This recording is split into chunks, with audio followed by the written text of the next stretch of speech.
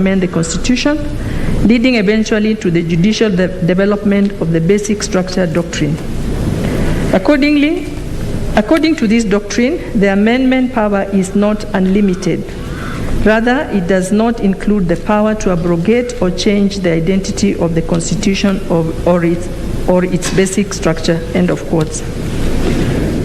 Yaniv Rosnai provides a further criticism of the Kesavananda case for failure to identify the unamendable clauses. He writes, the Kesavananda case did not provide a precise list of unamendable features that constituted the Constitution's basic structure, thus forming a sort of common law doctrine that develops on a case-by-case basis.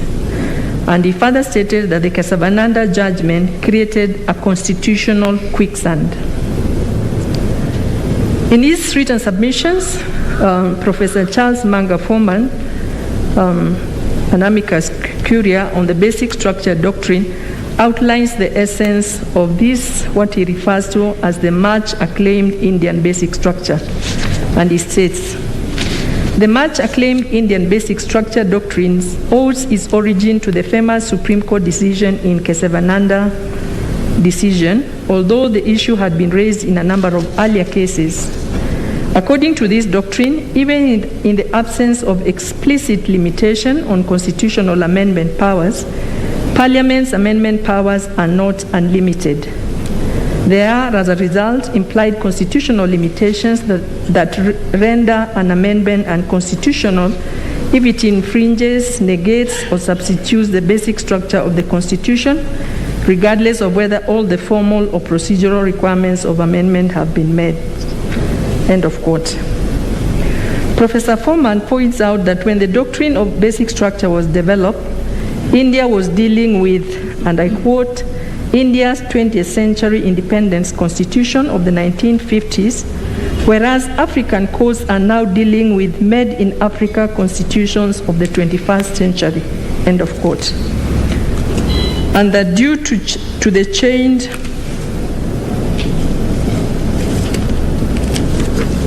circumstances, the Kesavananda decision is not relevant to our circumstances.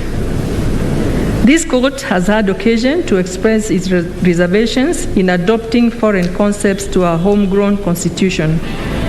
And I cite the case of Kenya Airports Authority versus Mitubel Welfare Society, where this court stated as follows: whereas citation and reliance on persuasive foreign jurisprudence is valuable, foreign experiences, values, and aspirations of other countries should rarely be invoked in interpreting the Kenyan Constitution. The progressive needs of the Kenyan Constitution are different from those of other countries.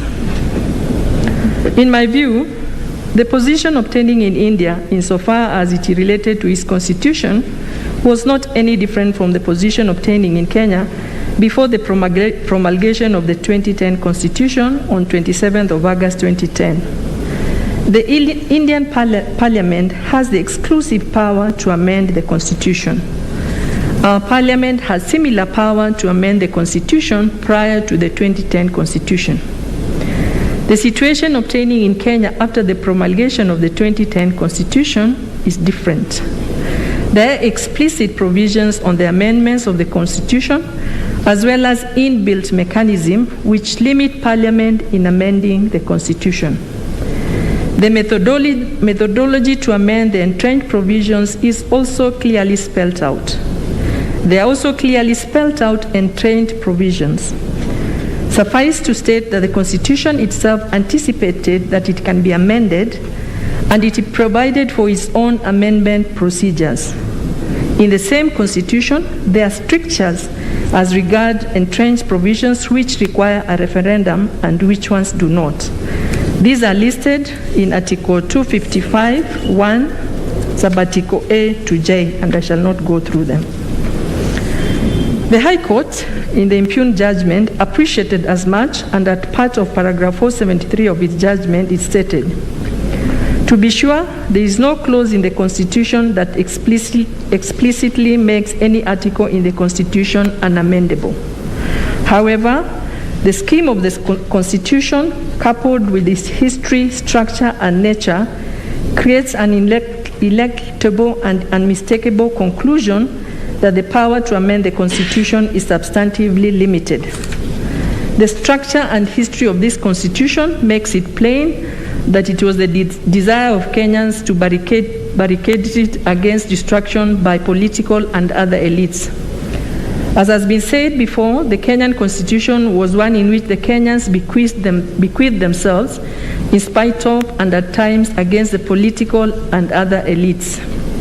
Kenyans therefore were keen to ensure that their bequests to themselves would not be abrogated through either incompatible interpretation, technical subterfuge, or by the power of amendment unleashed by stealth. End of quote.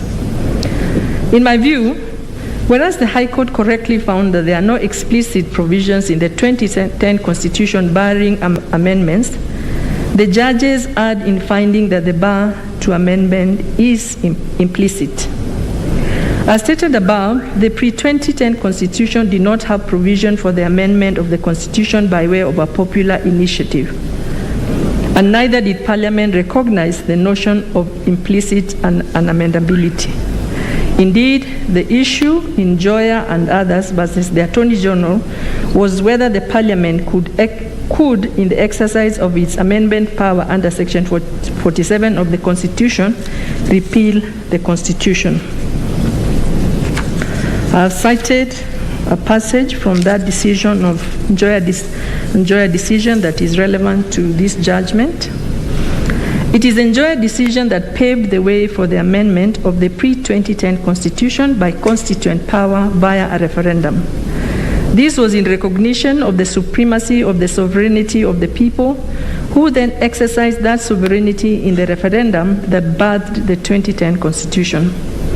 In my view, the Njoya decision was our Kesavananda moment, and to paraphrase Yaniv Rosnai, this may have been as a result of the late President Kenyatta's and the late President Moi's far-reaching attempts to amend the Constitution, and there was need to curb those excesses. As history will attest, the clamor for a new Constitution was long and arduous. But that notwithstanding, when the Kenyan people finally bequeathed themselves with a new Constitution, they ensured that it would be free from hyper-amendments. Indeed, the 2010 Constitution was informed by Kenya's dark past, and its citizenry were determined never again shall we have a Constitution that can be amended at will. In the formulation of the 2010 Constitution, a conscious effort was made to ensure that we do not have hyper-amendments. This conclusion is supported by findings contained in the final report of the Constitution of Kenya Review Commission, CKRC, which mirror Chapter 16 of our Constitution. I've reproduced part of the reports of CKRC that mirror Chapter 16 of our Constitution. Following the recommendations of CKRC and true to word, Chapter 16 of the 2010 Constitution is dedicated to amendment of the Constitution.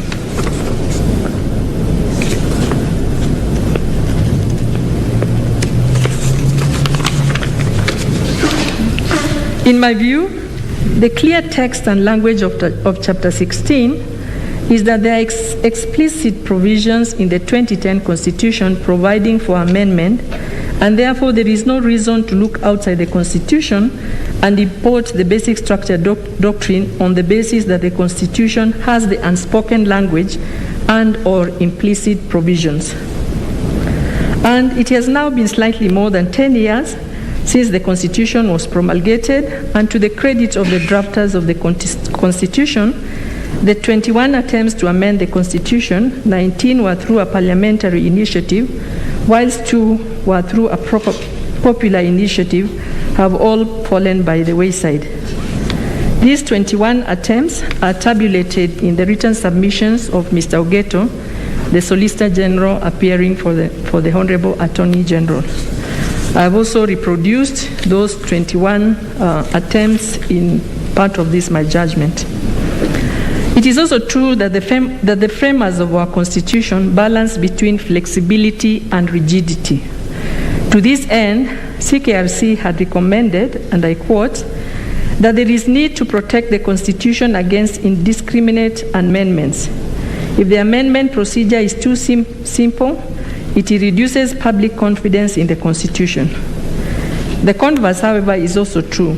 If the amendment procedure is too rigid, it may encourage revolutionary measures to bring about change instead of using the acceptable constitutional means. Thus, a balance must be struck between these two extremes. End of quote. Accordingly, a balance had to be struck to avert violent revolutions against abusive amendments. In an article, The Politics of Constitutional Change in Kenya Since Independence, 1963 to 1969, Professor Okoth Ogendo underscores the fate of post-independence constitutions. He writes, constitutional systems in Anglophone Africa have not had a happy history, especially during the last decade. Almost without exception, the independence documents have either ended up in military dustbins or have undergone change so profound and rapid as to alter their value, content, and significance beyond recognizance. End of quote. I hear the good professor saying the Independence Constitution was so badly dismembered, and that if they did not suffer the fate of dismemberment, it was more likely that the Constitution would find their way into dustbins following military coups. The writings of Professor Okoth Ogendo echo the profound words of John F. Kennedy in 1962 when he stated, and I quote, "Those who make peaceful revolution impossible will make violent revolution inevitable." End of quote. It is no secret that the framers of our 2010 Constitution struck a balance between stability and instability by providing for amendments in Chapter 16 of the 2010 Constitution, and this being the supreme law of the land, it was desirable to give it a more stable character and free it from hyper amendments. This is important as no society is static, and what is good for one generation may not necessarily be good for the next.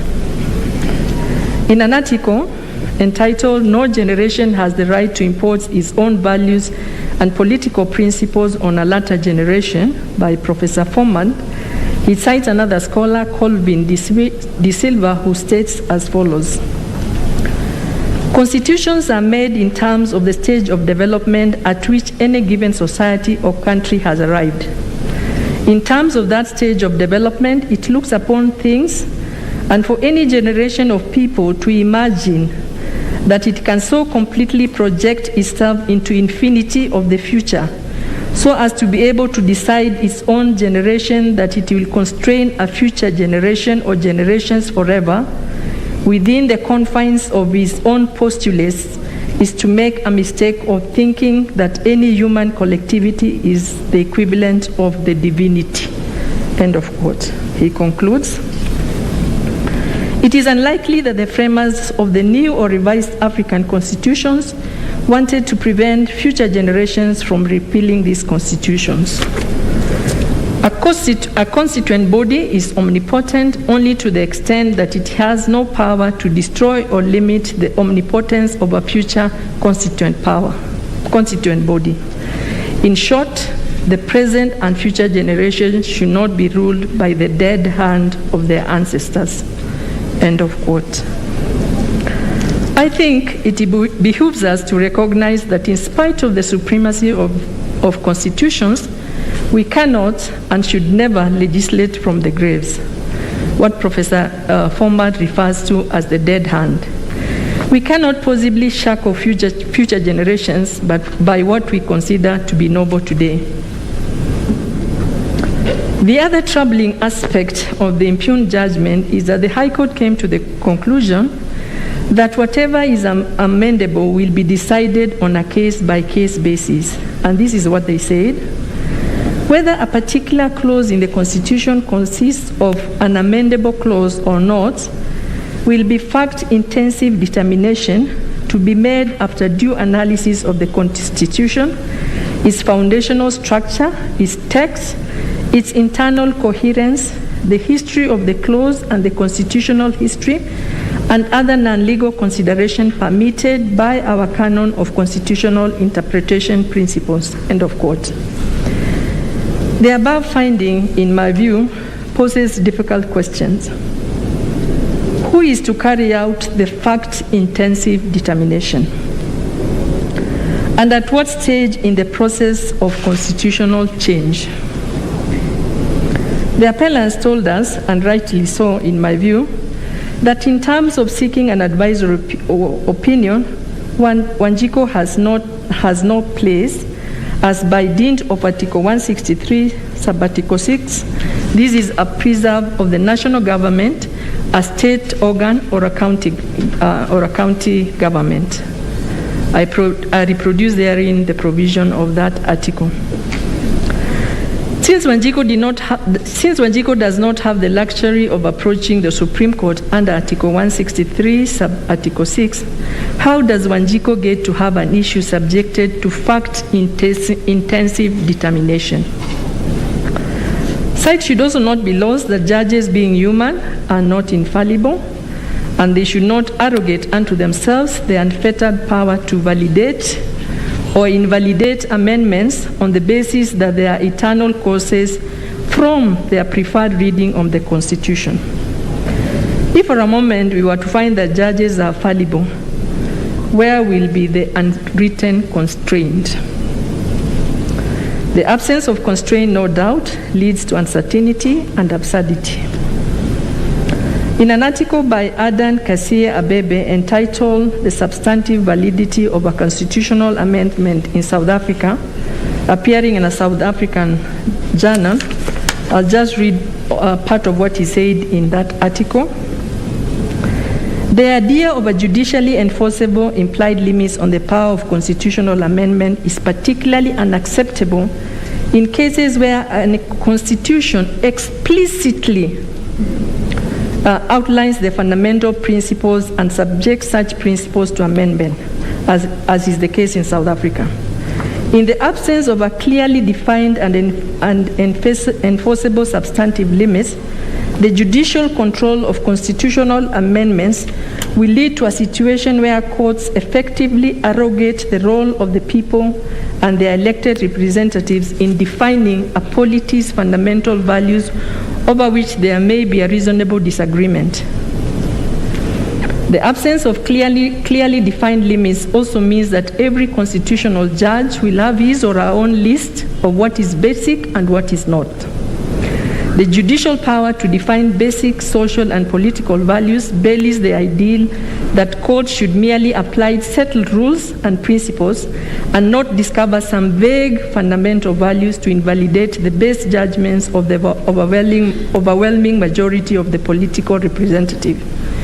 In the absence of clearly established substantive limits and an explicit jurisdiction to enforce substantive limits on constitutional amendments, the power and responsibility of ensuring compliance with any desirable substantive limits lies beyond the courtroom.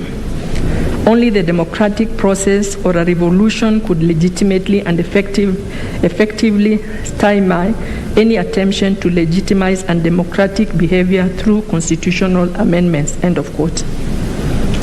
Similar sentiments on infallibility of judges are expressed in an article entitled "The Conundrum of Unconstitutional Constitutional Amendments" by Paul Jen Yap, and he states, "The people may not always be right, for popular sovereignty is not an absolute guarantee of substantive justice, but neither are judges infallible in their moral deliberations.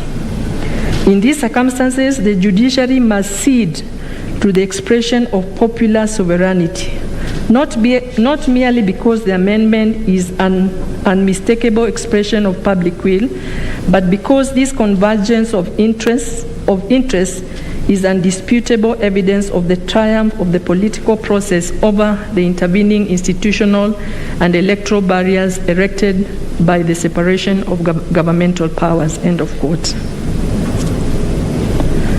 In my view, it is not correct to elevate judges to the status of demigods, and just as it is possible to have a distrustful and rogue parliament, it is also possible to have a rogue and distrustful judiciary, more so bearing in mind that the latter are not elected as the people's representative.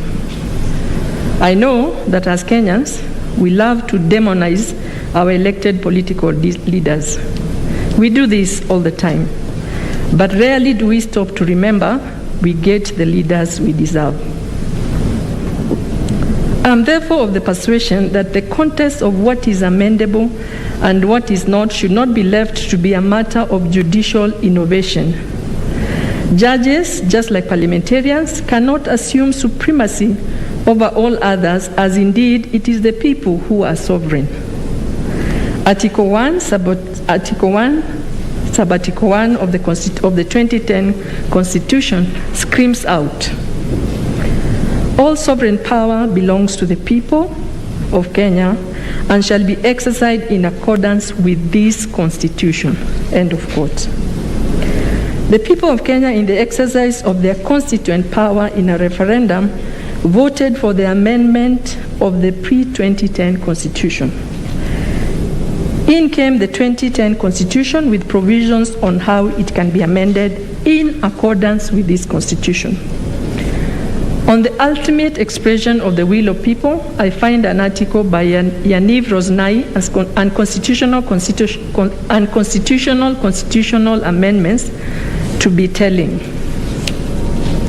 And allow me to read this passage. He says, constitutional amendment seems puzzling.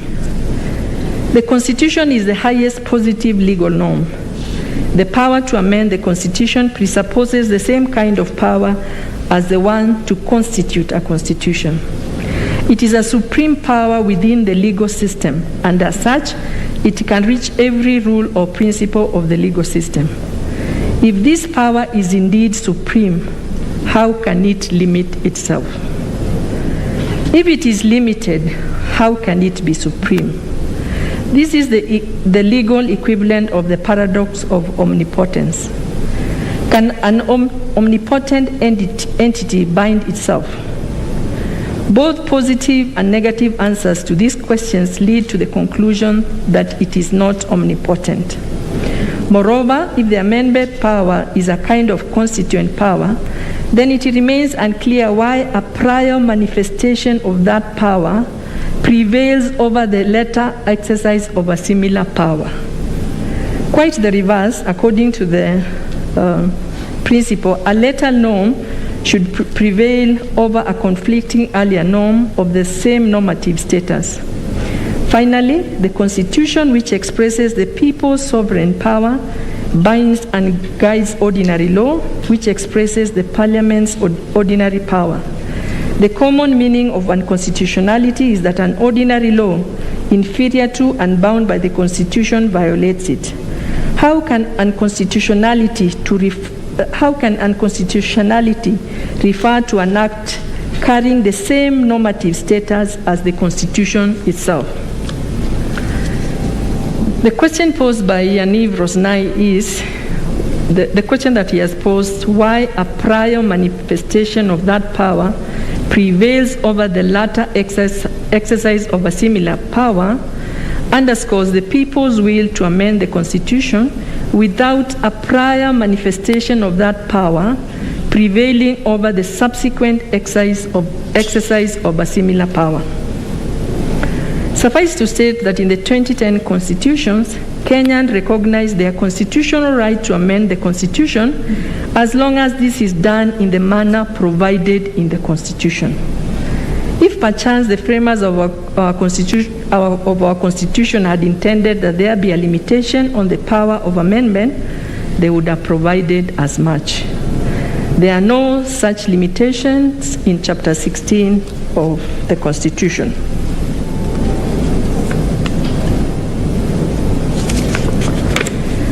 And at the risk of being repetitive, I reiterate there is no clause in the 2010 Constitution that prohibits amendments, but there is an inbuilt mechanism that provides safeguards, and I'm of the persuasion that the High Court erred in imposing another hurdle on the basis of an implied provision anchored on the spirit or overarching theme of the Constitution. In my view, the High Court erred in invoking the spirit of the Constitution without the need to do so, given the clear and ambiguous language of the 2010 Constitution on amendments. It is also my view, as explained above, that the findings of the High Court were not supported by the context, structure, and history of the Constitution 2010. The upshot of the above analysis is that the appellant's appeal on the non-applicability of the basic structure is for allowing. However, this is subject to the majority decision of this court. So much as relates to the issue of the basic structure. The next, I shall then proceed now to look at the role of the President, the role of His Excellency the President in the BBI process.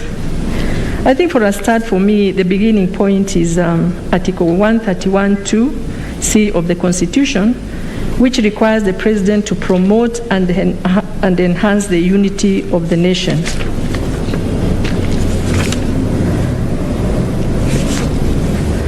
And with the noble intention, on 9th of March 2018, His Excellency the President, Uhuru Muigai Kenyatta, held talks with the former Prime Minister Raila Odinga that culminated in what is now commonly referred to as a handshake.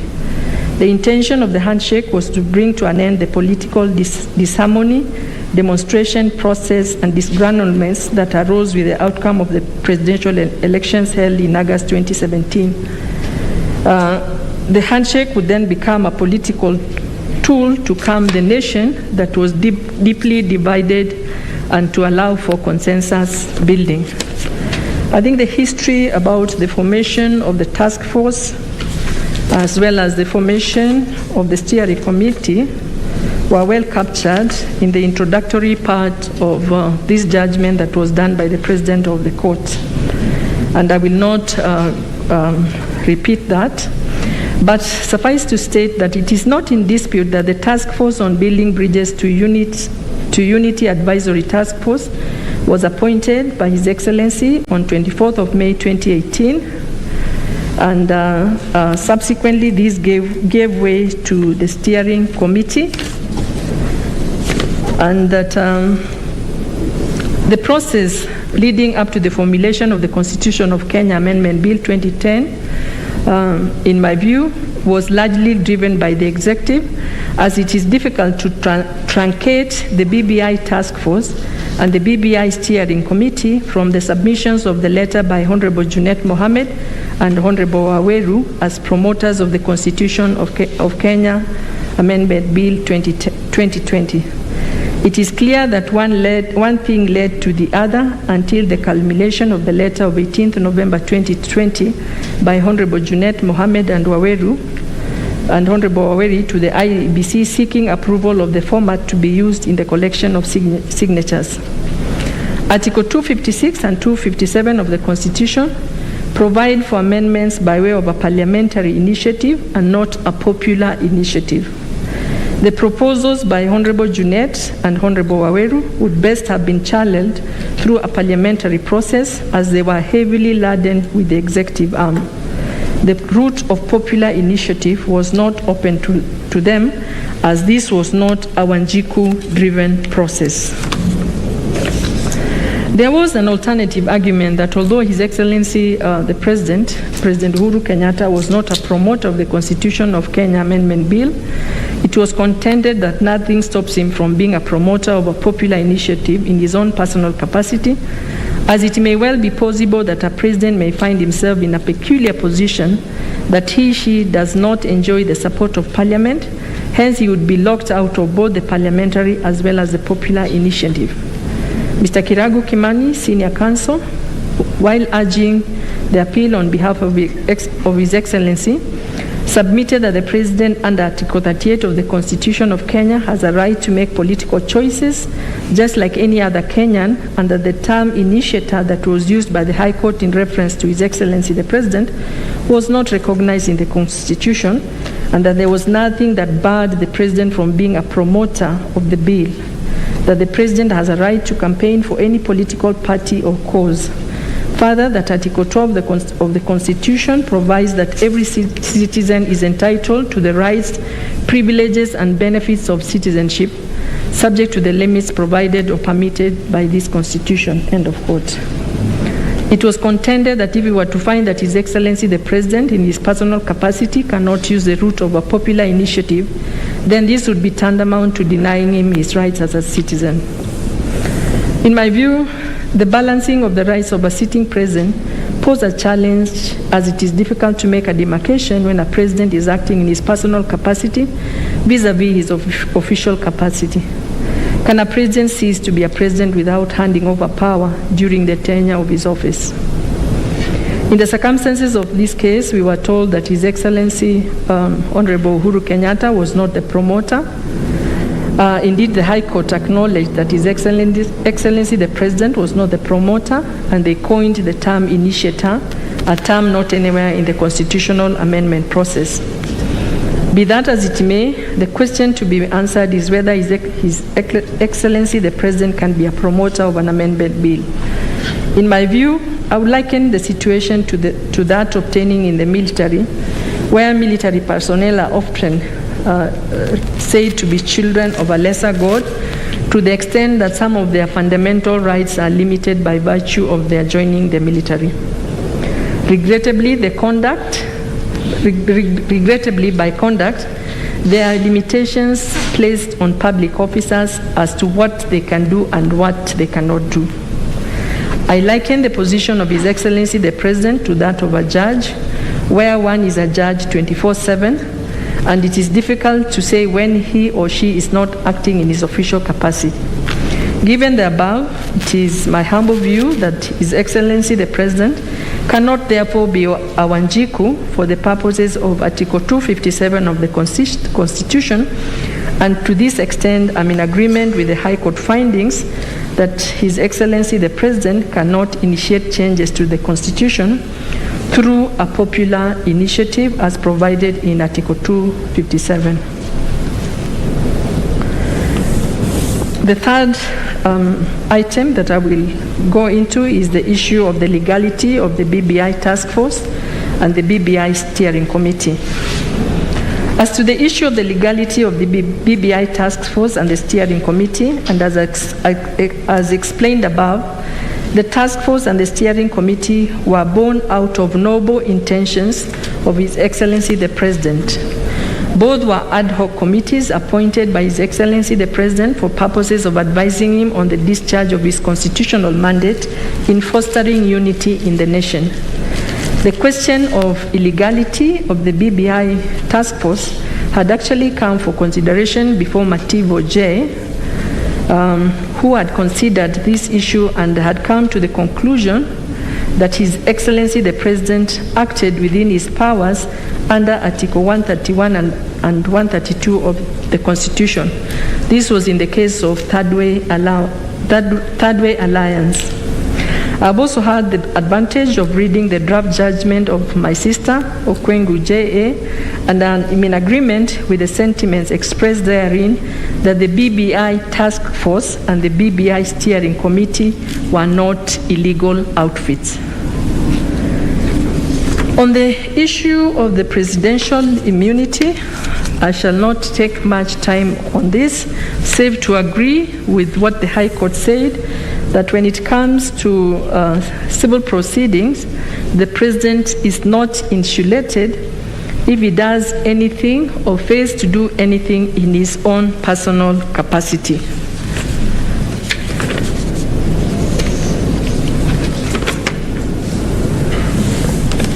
Then there is the issue of the quorum of IEBC. On the question of quorum of IEBC, the appellants and the respondents in support of the appeal challenged the High Court findings that the IEBC was not quorate for purposes of its business, including the verification of signatures in support of the Constitution of Kenya Amendment Bill 2020. For a start, the IEBC is an independent constitutional commission established pursuant to Chapter 15 of the 2010 Constitution. Article 250, Sub-Article 1 sets out the composition of an independent commission. It reads, each commission shall consist of at least 3, but not more than 9 members. On the other hand, Section 5 of the IEBC Act provides that the commission shall consist of a chairperson and 8 other members appointed in accordance with Article 250, Sub-Article 50 of the Constitution and the provision of this Act. What I would like to say as regards this issue, or my finding, is that the IEBC, as currently constituted with 3 members, cannot be said not to be constitutionally compliant. And the question that I ask myself, if with 3 members, the commission is constitutionally compliant, and it can continue to operate because it is constitutionally compliant.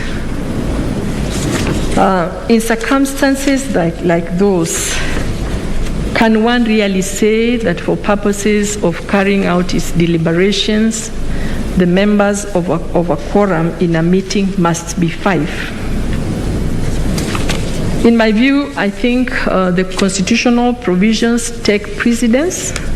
And if the commission, as currently constituted, is constitutionally compliant, it can carry out its mandate with the 3 members of the commission.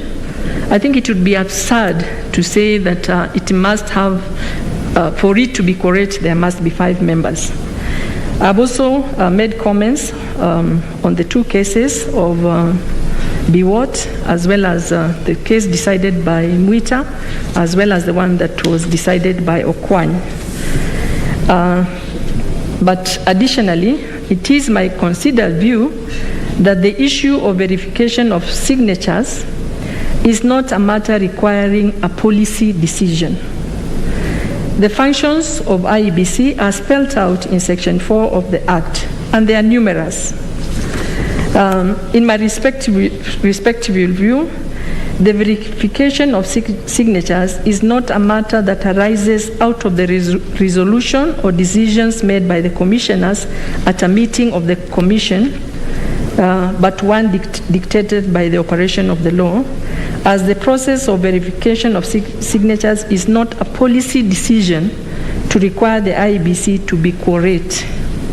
In my view, it cannot be said that in performing such mundane tasks as the continuous education of voters would require the commission to be quorate, more so bearing in mind that the commission has a secretariat that undertakes its day-to-day operations.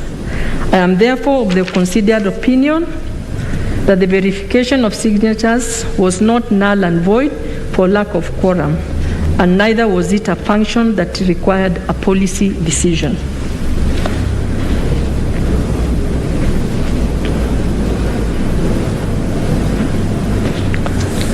Then there was the question of the role of IEBC in a popular initiative. In paragraph 733 of the impugned judgment, the High Court found that the IEBC's role include verification of signatures and not mere ascertainment of numbers of registered voters whose signatures accompany the popular initiative bill. It would follow that the IEBC would need some legal or regulatory framework to guide it in its operation. On the other hand, if the IEBC role is the venial administrative task of ascertaining numbers, then perchance no further legal or regulatory framework would be required. The court proceeded to define what verification is, and this is what they said. The only reasonable meaning of the term verify, as used in Article 257(4) of the Constitution, includes both the ascertainment of numbers and confirming the authenticity of the signature submitted.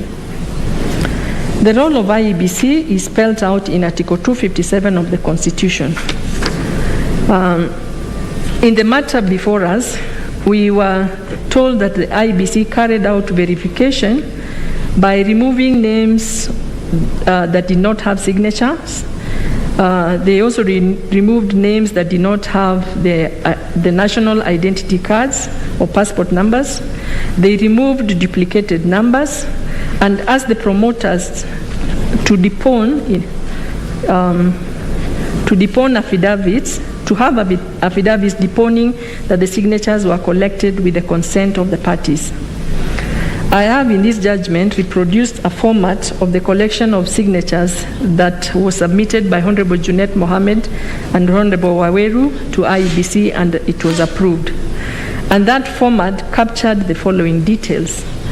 One had to include their name, their ID or passport number, their county, their constituency, their county assembly ward, the polling station, their mobile numbers, their email address, and then they also had to sign or to thumbprint. Article 257, Sub-Article 4 did not, in my view, envisage a forensic examination on the authenticity of the signatures, more so bearing in mind that IEBC does not have a repository of signatures. But even if it had, in my view, it would be a Herculean task to undertake. For instance, the verification would require that IEBC obtains non-signatures of those who appended their signatures to the initiative. The non-signatures would then be subjected to forensic investigation by handwriting experts. Given that the IEBC published the list of those said to have supported the initiative, what was so difficult for one to say that they did not append their signatures? In my view, to place near impossible demands on IEBC would, as it were, greatly cripple the operations of IEBC. On the question of continuous voter registration, the High Court found that there had been no evidence that the IEBC had sensitized citizens that there was continuous voter registration. It is this finding that led to Declaration Number 9 in their judgment, wherein the court declared that the Constitution of Kenya Amendment Bill cannot be subjected to a referendum before the IEBC carries out nationwide voter registration exercise. Mr. Morara Omoke, the 76th respondent, urged us inter alia that the IEBC could not conduct a referendum before conducting nationwide voter registration, as this would disenfranchise many voters. The IEBC, on the other hand, argued that it had been continually conducting voter registration at the constituency level. Article 88, Sub-Article 4 requires IEBC to undertake continuous registration of citizens as voters. Suffice to state that this is an ongoing process, and it is upon every Kenyan who attains the age of 18 to register as a voter. It is the same registered voters who vote in an election that also vote in a referendum. Indeed, the 1 million persons who support an initiative are registered voters. Further, there is a distinction between the time and place of an election vis-a-vis the time and place of a referendum in the 2010 Constitution provides for an election cycle. We know that elections are carried out after every 5 years. Not so when it comes to a referendum, as there is no defined time when a referendum is to be held. In my view, the fact that IEBC carries out continuous voter registration, it cannot be said that they fail to carry out nationwide voter registration when we know that the time and place of a referendum, unlike an election, is not known and cannot be defined with specificity. Then, on the question of creation of new constitution, as regards the issue of creation of 70 new constituencies, in Declaration Number 14, the High Court held that the Constitution of Kenya Amendment Bill is unconstitutional insofar as it proposed to predetermine the allocation of 70 more constituencies. It held it is unconstitutional for a Constitution of Kenya Amendment Bill to directly allocate and apportion constituencies in contravention of Article 89 of the Constitution. Indeed, that provision was in Clause 10 of the Amendment Bill. Article 89, Sub-Article 1 of the 2010 Constitution provides that there shall be 290 constituencies for the purposes of the election of members of the National Assembly provided in Article 97(1)(a). The respondents opposed to the appeal contested this part of the bill on the basis that it sought to amend Article 89(1) of the 2010 Constitution. Firstly, it is important to say that the High Court held that Article 89, Sub-Article 1 of the 2010 Constitution is not what they were calling an eternity clause, and they said that it is amenable to amendments subject to due process being followed.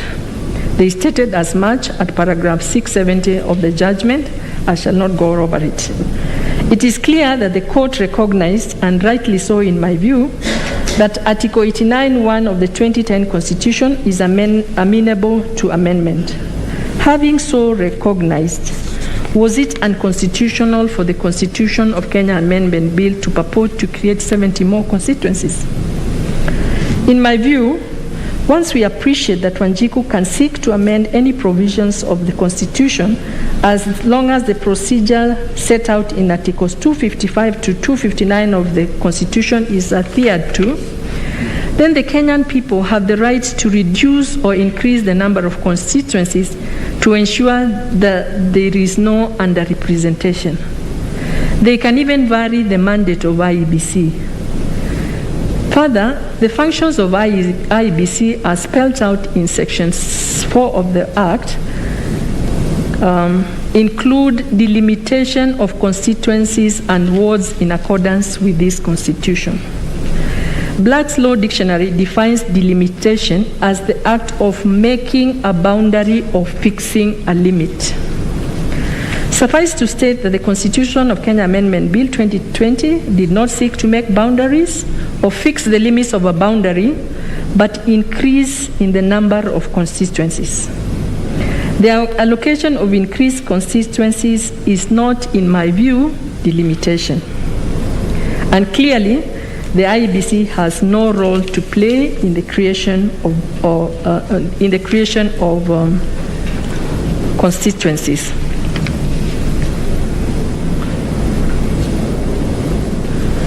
And the upshot of the above analysis is that the second schedule to the Constitution of Kenya Amendment Bill 2020 in seeking to determine the creation of 70 more constituencies, in my view, not unconstitutional. We shall then look at the IEBC regulatory framework, and I will not go into great details on this, but suffice to state that the Constitution, the IEBC Act, the Elections Act make provision as regards the conduct of a referendum.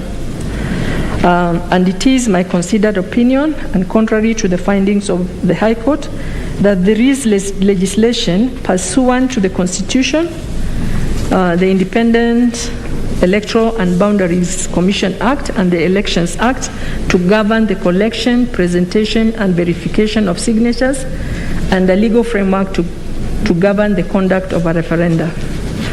Indeed, the High Court appreciated as much when at paragraph 783 of the judgment they stated as follows, and I quote, "Notwithstanding the absence of an enabling legislation as regards the conduct of referenda, such constitutional process may still be undertaken as long as the constitutional expectation, values, principles, and objects, especially those in Article 10 of the Constitution, are met." End of quote.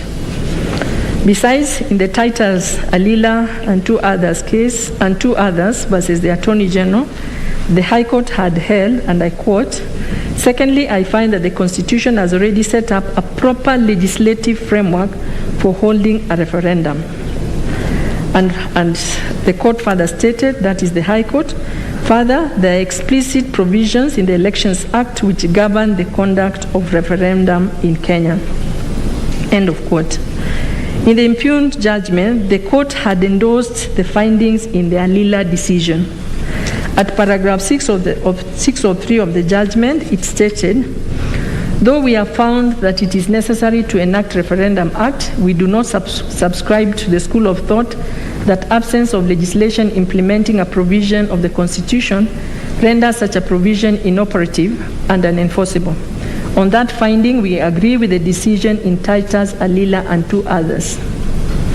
And at paragraph 6 of 6, the court stated, it is, however, our view, and we hold that notwithstanding the absence of an enabling legislation as regards the conduct of referenda, such constitutional process may still be undertaken as long as the constitutional expectation, values, principles, and objects are met. End of quote. In my view, it is surprising that having found so, the High Court proceeded to make a declaration to the effect that a declaration is hereby, this is what they said, a declaration is hereby made that the absence of legislation or legal framework to govern the collection, presentation, and verification of signatures and the conduct of referenda in the circumstances of this case renders the attempt to amend the Constitution of Kenya through the Constitution of Kenya Amendment Bill 2020 flawed. End of quote. In my view, it is my view that the IEBC existing statutory framework as well as the administrative procedures established therein was sufficient for purposes of carrying out a referendum. However, I am alive to the fact that there are 2 referendum bills that are pending before Parliament. It is my considered opinion that notwithstanding the fact that these bills have not been passed and fully debated by Parliament, it cannot be said that there was no regulatory framework to govern the conduct of a referenda. Consequently, it is my finding that there is legal framework to govern the collection, presentation, and verification of signatures, as well as the conduct of referenda. The other aspect is the issue of whether His Excellency, the President, was served with the petition and the hearing notices. And in my view, I think this is a fairly straightforward matter. There was at no point was the High Court told that shown any return of service or affidavit of service in respect of service upon His Excellency. What Mr. Oluchwer had said is that he had used an email address, and although Mr. Oluchwer had said he sued him in his personal capacity, that address seemed not to have been a personal address. But even notwithstanding that, it was imperative upon the court, once it came to the conclusion that the Attorney General could not appear for the President, to have ascertained at that point in time that His Excellency the President had been served with the hearing notice or with the petition. In my view, His Excellency the President was entitled to equality and freedom from discrimination as per the dictates of Article 27(1) of the Constitution, which provides for equality and freedom from discrimination. And then there is also Article 25(c), which provides for a fair trial as a fundamental right. In my view, the right to be heard is enshrined in the 2010 Constitution, and no one can be deprived of this right. This court has underscored the right to be heard in the decision of Onyango Olo versus the Attorney General when it held that the principle of natural justice applies where ordinary people reasonably expect those making decisions which will affect others to act fairly, and they cannot act fairly and be seen to have acted fairly without giving an opportunity to be heard. A decision in breach of the rules of natural justice is not cured by holding that the decision would otherwise have been right, since if the principle of natural justice is violated, it matters not that the same decision would have been arrived at. Denial of the right to be heard renders any decision made null and void ab initio. In my view, it matters not that His Excellency Honorable Uhuru Muigai Kenyatta is the President of the Republic of Kenya. He is entitled to the protection of the law, as the law protects the weak as well as the strong. It was wrong for the High Court to have proceeded with the hearing and thereafter make adverse findings against His Excellency Honorable Uhuru Kenyatta without ascertaining whether he had been served, either with the petition and or the subsequent hearing notice or hearing notices. With regard to issues raised by Mr. Morara Omoke, whether the bill violated Article 43(1)(a) of the Constitution in view of the COVID-19 pandemic, whether both or either of the houses of Parliament were infirmed from considering the constitutional amendment bill in view of the Chief Justice's advisory opinion for the dissolution of Parliament, and whether the petitioners had made out a case for disclosure and publication of the BBI Steering Committee's financial information. I've had the advantage of reading the lead judgment by Musinga J.A., the President of the Court, on these issues, and I entirely agree with him. I've made a few comments, but in the interest of time, I will not go through those comments.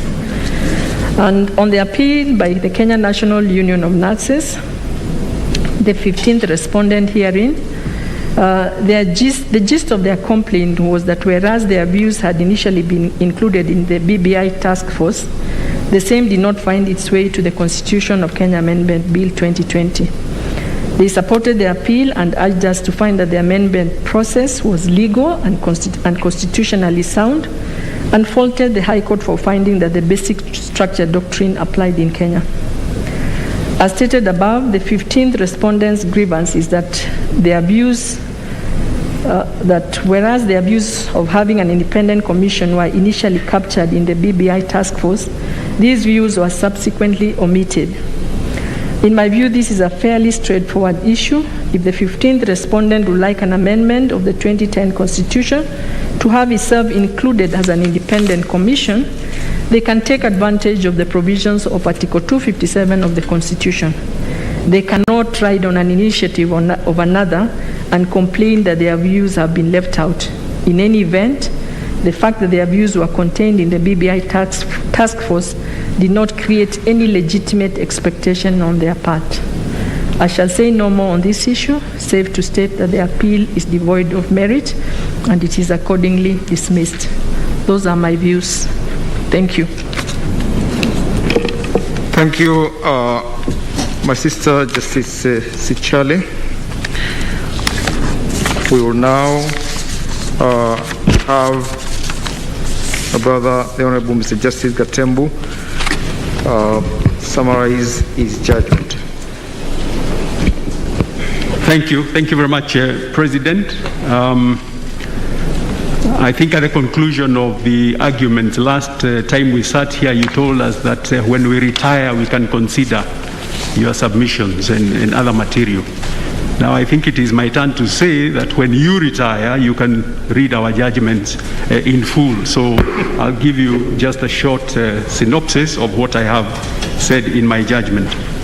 So this is what I have said. In this judgment, I only address some of the issues arising from the consolidated appeals. I do so under 6 broad themes.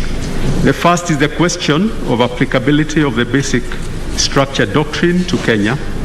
Second is the question of the scope of popular initiative under Article 257 of the Constitution and the place of public participation in that regard. Under that, there is a question whether it is open to the President to propose or initiate amendment of the Constitution through popular initiative route, and whether the amendment process used in this instance, the BBI process, is constitutional. The third area I will address is in relation to IBC, its role in the popular initiative process, whether there is adequate legal infrastructure to enable IBC to conduct the referendum under Article 257 of the Constitution, whether IEBC's administrative procedures are adequate to enable it to undertake its verification role, whether it had quorum to conduct business in that regard, and whether it is under a duty to conduct nationwide voter registration before carrying out the referendum. I'll also address under this theme the question of whether a single or multiple questions should be framed for the referendum. The fourth area is in relation to matters concerning the President. Does the President enjoy absolute immunity from civil proceedings under Article 143 of the Constitution? And was his right to fair hearing violated, and was he condemned and heard? And the fifth area I will touch on is on the amicus curiae, whether the High Court was wrong in admitting them in the proceedings. And sixth is the question whether the High Court wrongly exercised jurisdiction in the matter by reason of doctrines of mootness and ripeness, political questions and constitutional avoidance, and deference to other state organs. So I begin with the basic structure doctrine, and I reproduce there, and I will not read what the High Court said.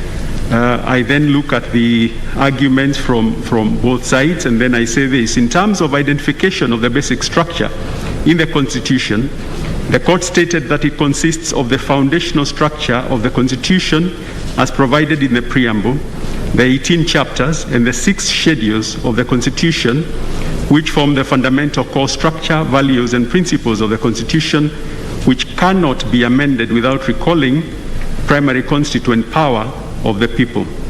This structure, the Court stated, outlines the system of government Kenyans chose, including the design of the judiciary, parliament, the executive, the independent commissions, and other offices, and the devolved system of government, and includes the provisions on land and environment, leadership and integrity, public finance, and national security. I then reproduce there at length what they say. To illustrate the distinction between unamendable and amendable constitutional provisions, the Court cited Article 2(1) of the Constitution, which provides that the Constitution is the supreme law of the Republic and binds all persons and all state organs at both levels of government, as an example of an amendable or eternity clause, which can only be changed through exercise of primary constituent power on the ground that it expresses a core and fundamental principle of the Constitution. In contrast, the Court stated Article 2, sub 5 of the Constitution, which provides that the general rules of international law shall form part of the law of Kenya, is also part of the basic structure, and that the spirit or the core meaning or value of that clause cannot be changed without involving the primary constituent power. It may, however, be amended through the secondary constituent power under Article 255 to clarify its meaning. The other example given is Article 89(1) of the Constitution, which provides that there shall be 290 constituencies, in respect of which the Court expressed that its core meaning and import can only be changed through primary constituent power, but the actual number of constituencies can be increased or reduced through either secondary constituent power or constituted power. I then set out the arguments that have been made on either side on applicability of the doctrine, and then I go on to say as follows. Having considered those arguments, the question whether the High Court correctly determined that the doctrine of basic structure is applicable in Kenya is a difficult one. The arguments advanced by learned counsel on both sides are powerful and most persuasive. The following, however, is the view I take. In his book, Constitutional and Administrative Law, D. Smith argues that although written constitutions differ widely in their purposes, form, and content, they will normally be found to have two characteristics in common. Namely, there will be the fundamental law of the land, and there will be a kind of higher law and the legal source of legitimate authority. A higher kind of law in that the law set out in the Constitution will be hierarchically superior to other laws and will not be alterable except by a specially prescribed procedure for amendment. Chapter 16 of the Constitution, titled Amendment of this Constitution, prescribes the procedure for amendment of the Constitution. Article 255(1) stipulates that a proposed amendment to the Constitution shall be enacted in accordance with Article 256 or 257 and approved in accordance with Clause 2 by a referendum. If the the amendment, relates to the matters that are set out under that article, which I then reproduce. Article 256 sets out the amendment process through a parliamentary initiative, while 257 sets out the amendment process by popular initiative. On the face of it, those provisions of Chapter 16 of the Constitution would appear clear and unambiguous, and construed in their natural and ordinary sense would mean that every provision in the Constitution is amendable, provided the stipulated process of amendment is followed. However, Article 259 of the Constitution commands that the Constitution shall be interpreted in a manner that promotes its purposes, values, and principles, advances the rule of law and human rights and fundamental freedoms in the Bill of Rights, permits the development of the law, and contributes to good governance. Article 10 of the Constitution commands that in applying or interpreting the Constitution or any law, the national values and principles of governance set out in that article, including the rule of law, democracy, and participation of the people, bind all organs, state officers, and all persons. Earlier, the same principle of constitutional interpretation was expressed by the Court of Appeal in Tanzania in the Dianabo case, and I have reproduced portions of that. I have also cited the Supreme Court decision in the matter of interim independent commission, which expressed that rules of constitutional interpretation do not favor formalistic or positivist approaches, and that every style of constitution compels a broad and flexible approach to interpretation. And I reproduce segments of that judgment there. Given those principles of constitutional interpretation, the High Court was right in the methodology it employed in interpreting the constitutional provisions from a historical and contextual perspective, and the complaint that the court misapprehended the methodology applicable is not well-founded. What then is the doctrine of basic structure, and was the High Court right in holding that it applies in Kenya? In an article for the Center for Public Interest Uganda titled "The Basic Structure Doctrine and Constitutional Restraint, Take Away from Age Limit Decision," Benson Tusariwe writes that the doctrine of basic structure holds that the Constitution has certain basic features which underlie not just the letter, but also the spirit of that Constitution.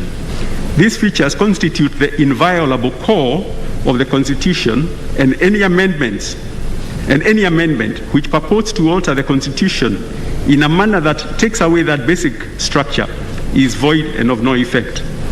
That even without explicit limitations to the constitutional amendment power, there are implied constitutional limitations to the nature and scope of constitutional amendments by which the Constitution should not be amended in a way that changes features of the Constitution that form its basic structure. The doctrine rests on the distinction between original or primary power to make or effect radical changes in the Constitution vis-a-vis secondary power to amend or effect minor changes on the Constitution. Under the doctrine, the decision to make fundamental changes to the Constitution is a matter solely reserved for the people, the Constituent Assembly. Courts may invalidate any exercise of the derivative amendment power that proposes to violate the Constitution's basic structure. Constitutional amendments may be found to be infirm because of the actual proposed content of the amendments that will replace the Constitution and not just amend it. Yaniv Rosnai, who was widely quoted by counsel in both sides in this case, states in his book, Unconstitutional Amendments, The Limit of Amendment Powers, that under the doctrine, the amendment power is not unlimited. Rather, it does not include the power to abrogate or change the identity of the Constitution or its basic features, and that any organ established within the constitutional scheme to amend the Constitution, however unlimited it may be in terms of explicit language, cannot modify the basic pillars underpinning its constitutional authority so as to change the Constitution's identity. The other phraseology used in reference to the doctrine of basic structure is quote-unquote unconstitutional constitutional amendments, UCA. In the article, Democratic Erosion, Populist Constitutionalism, and the unconstitutional constitutional amendments doctrine, Yaniv Rosnai again with Tamar Brandes argue, and I quote, "One feature of modern constitutionalism that is especially relevant for constitutional change is that of constitutional unamendability. Constitutional unamendability refers to the limitations or restrictions imposed upon constitutional amendment powers from amending certain constitutional rules, values, or institutions." End of quote. They argue that unamendability may appear in the form of an explicit, unamendable constitutional provision, or may also be judicially imposed when the court derives such limitations implicitly from the Constitution, declaring that certain constitutional changes are strictly prohibited. They say that unamendability aims to protect the core values of the Constitution that express, in a way, its constitutional identity. And again, I have quoted from their work there at length. The doctrine, therefore, distinguishes amendment, properly so-called, and dismemberment of the Constitution. Again, I cite a passage which I think has already been referred to by one of my colleagues from Richard Albert, Constitutional Amendments, that makes the point. As is evident from the material presented by both sides of the argument, the doctrine of basic structure is not new to our jurisprudence.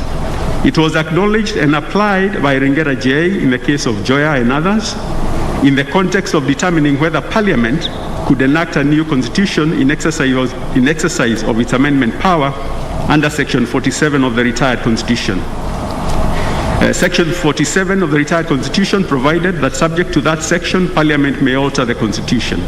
Justice Rengera found that Parliament had no power under the provisions of Section 47 of the Constitution to abrogate the Constitution and or enact a new one in its place.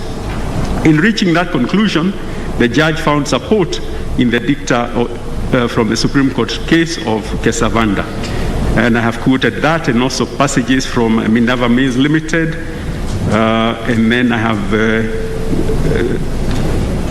said as follows. In the end, Rengera J endorsed the view that every provision in the Constitution could be amended, provided in the result the basic foundations and structure of the Constitution remains the same.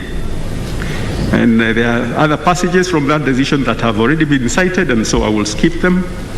There is also the decision of the High Court in the case of Commission for Implementation of the Constitution versus National Assembly, where Lenaola J, as he then was, expressed that the basic structure of the Constitution, which is commonly known as the architecture and design of the Constitution, ensures that the Constitution possesses an internal consistency deriving from certain unalterable constitutional values and principles, and that where the basic structure of the design and architecture of our Constitution is under threat, this court can genuinely intervene and protect the Constitution. In short, the doctrine of basic structure and the pillars on which it is founded has been recognized and applied by our courts and is very much part of our jurisprudence. It is not as alien a concept as perhaps some of the appellants argued in this case.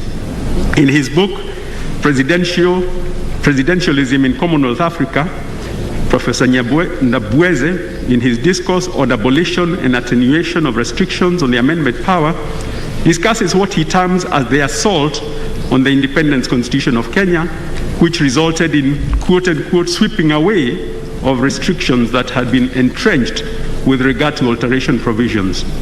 He states that the assault, culminating with what he refers to as the final stage, where an amendment could be made by a unicameral National Assembly with 65% majority, less than the usual two-thirds.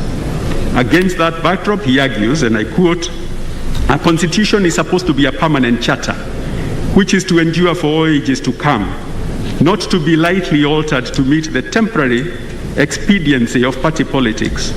If the procedure for its amendment is not sufficiently rigid, and the temptation to alter it in accordance with the fancy or interest of the party in power is succumbed to over readily, the Constitution loses its sanctity in authority of the bedrock of constitutionalism and may become instead a mockery of the very idea of a government of laws. This is not to say that a constitution should be made unduly rigid, since that might invite its overthrow by revolutionary means when a genuine need for change has risen and cannot be effected constitutionally. He goes on to say that it may even be conceded that the need for a constitution that is able to evolve with changing social and political conditions is perhaps greatest in a developing country. And then says that the really fundamental aspects of a constitution should be immune from alteration without reference. The really fundamental aspects of a constitution should be immune from alteration without reference to the people. He goes on to note, to give experiences, I think, from other jurisdictions in Africa, and I therefore then conclude that there is abundant authority, therefore, based on which the High Court concluded that the doctrine of basic structure applies in Kenya. What does all this mean in the context of the Constitution and the present appeals? It is perhaps in the manner of the application of that doctrine in the context of Chapter 16 of the Constitution where my perspective somewhat differs from that of the High Court. The journey of the Constitution of Kenya 2010 is well documented in the final report of CKRC as well as the final report of the Committee of Experts on Constitutional Review. The High Court, in this case, also gave that account. The Committee of Experts concluded in its report that, quote, the new Constitution of Kenya is a compromise and none of the interest groups, including the Constitution, the Committee of Experts itself, politicians and the religious sector, and the Kenyans at large got all that they wanted. But Kenyans must stand tall in the knowledge of having bestowed on themselves and future generations a constitution of their own and one that corresponds to their will and aspirations for a better, peaceful and prosperous future. And that what remains is to be vigilant in ensuring that the new constitution is implemented in the way in which it is designed to be. As I have already stated, the High Court in the present case found that in the making of the Constitution of Kenya 2010, Kenyans were insistent on the four sequential processes in the form of civic education, public participation and collation of views, constituent assembly debate, consultations, public discourse, and ultimately a referendum to ratify the Constitution. According to the High Court, Kenyans intended that the constitutional order they so painstakingly made would only be fundamentally altered or remade through a similarly informed and participatory process, and that it is clear that Kenyans intended that each of the four steps in the constitution making would be necessary before they denatured or replaced the social contract they bequeathed themselves in the form of Constitution of Kenya 2010. I understand the High Court to say that in making the Constitution of Kenya, Kenyans adopted a rigorous process involving the four stated steps to make it. To remake it or to fundamentally alter it, an equally rigorous process, as was used in making it, must be undertaken. In that finding, the High Court appreciated, correctly in my view, that a distinction must be made between amendment of the Constitution and abolition or annulment of the Constitution. For if what is proposed as an amendment is not in fact an amendment, then the provisions in the Constitution on amendment cannot be used to abrogate the Constitution. In his article, Constitutional Amendment and Dismemberment, Richard Albert argues, and I quote, the impetus behind the theory of constitutional dismemberment is that some constitutional amendments are not amendments at all. They are self-conscious efforts to repudiate the essential characteristics of the Constitution and to destroy its foundations. They dismantle the basic structure of the Constitution while at the same time building a new foundation rooted in principles contrary to the old. These constitutional changes entail substantial consequences for the whole of law and society. End of quote. Abolishing or abrogating provisions of the Constitution in such a way as to alter its foundation and structure is therefore not envisaged under Chapter 16 of the Constitution. That is a preserve of the people exercising sovereign power, which belongs to them in accordance with Article 1 of the Constitution. To that extent, I am in agreement with the High Court. As I have stated, it is in the manner of the application of that doctrine, given the text of Chapter 16, where I take a different path. According to the High Court, the identification of whether a provision of Constitution is part of the basic structure is a matter of analysis on a case-to-case basis. In the words of the High Court, quote, whether a particular clause in the Constitution consists of an amendable clause or not will be fact-intensive determination to be made after due analysis of the Constitution, its foundational structure, its text, its internal coherence, and the history of the clause, and the constitutional history, and other non-legal considerations permitted by our canon of constitutional interpretation principles, end of quote. On my part, I am persuaded that the framers of the Constitution identified for all to know what the basic structure of our Constitution is. In what learned counsel referred to as the hierarchy of norms, the framers set out in Article 255(1) of the Constitution what they identified to be the fundamental pillars that define the Constitution. Those provisions are amendable in the sense in which I have referred to that word as meaning minor revision, addition, or modification in contradistinction to dismemberment in accordance with Article 257. Provided the amendments proposed do not amount to an abrogation or dismemberment of the Constitution, they are permissible. But even then, such amendment not amounting to dismemberment of the matter set out in Article 255(1) of the Constitution must be done in accordance with Article 257. In other words, the doctrine of basic structure, as I understand it, is a complete bar to dismemberment or abolition of provisions of the Constitution in the name of amendment. Abolishing or abrogating those provisions cannot be an amendment within the purview of Chapter 16 of the Constitution.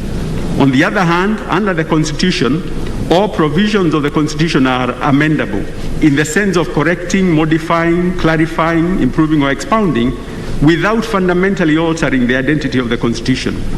The matrix, as I see it, is that if a proposed change to the Constitution is a dismemberment of the Constitution, then Chapter 16 provisions are not available. If, on the other hand, the proposed change is an amendment, properly so called, then the next question is whether it relates to a matter set out in Article 255(1) of the Constitution. If so, then the provisions of 257 must be invoked. If it does not touch on any matter set out in 255(1), then the amendment may be pursued via the parliamentary initiative route under 256. Ultimately, however, whether a particular proposed amendment is strictly that or a disguised attempt to abrogate the Constitution is a matter for judicial interpretation. Based on the foregoing, my conclusion in relation to the basic structure doctrine is that it is applicable in Kenya. In its application in the context of our Constitution, it bars the dismemberment, replacement, or abolition of the Constitution in the name of amendment. The Constitution does not envisage, contemplate, or permit its replacement, abrogation, or its dismemberment. That is a preserve of the people and can only be done by the people outside the framework of the Constitution, following the procedure used or akin to that used to make the Constitution, and which must include civic education, public participation, collation of views, constituent assembly debate, and ultimately a referendum. The doctrine does not, in my view, prevent genuine amendments to the Constitution. The framers of the Constitution identified the matter set out in Article 255(1) of the Constitution as the core or the basic structure of the Constitution, and any amendments properly so called to the Constitution relating to or touching on those matters can be done in accordance with Article 257, infused with the national values and principles. Whether a proposed amendment amounts to a dismemberment, abolition, or derogation of the Constitution is, as I have stated, ultimately a matter of judicial interpretation.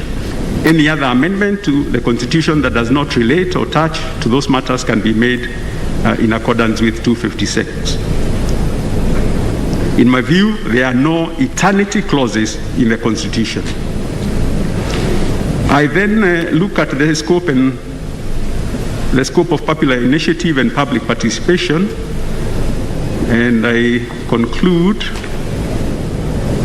as follows. Having considered the rival arguments on the remit of popular initiative and popular participation, the issues arising are whether an amendment of the Constitution by popular initiative is a preserve of the citizen, whether the president or the executive can initiate amendments through the popular initiative, who was the promoter in this case, what is the scope of public participation in that regard. And I set out the provisions of Article 257, which I will not read. And I then say that on the face of those provisions, there is no qualification of who may or may not promote a popular initiative. As correctly submitted by counsel for the appellants, there is no explicit bar against any person, including the president, from promoting a constitutional amendment by popular initiative. It is not, as it were, in the black letter of Chapter 16 of the Constitution who may or may not propose an amendment. It is a matter of interpretation in accordance with the principles of constitutional interpretation to which reference has already been made. And then I go on and say, in the end, the framers of the Constitution separated the route which the elected representatives can take for amending the Constitution through parliamentary initiative under Article 256, and the route which the citizen can take through popular initiative under 257. Although the phrase popular initiative is not defined in the Constitution, the background I have set out above and the lexical meaning of the word popular lend credence to the conclusion reached by the High Court that the amendment by popular initiative under Article 257 is the preserve of the citizen.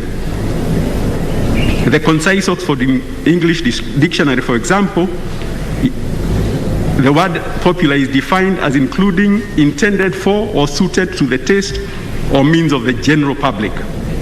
Merriam-Webster Dictionary also defines the word popular to mean of or relating to the general public. In both definitions, the phrase general public features, and I do not think the president or the executive would fall under the category of general public.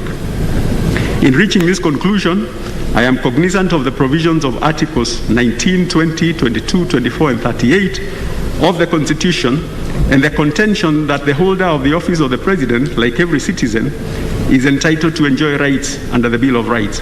However, it seems to me that the curtailment in certain respects of those rights in relation to the holder of the office of the President is sanctioned by the Constitution, given the constitutional role assigned to the holder of that office in the process.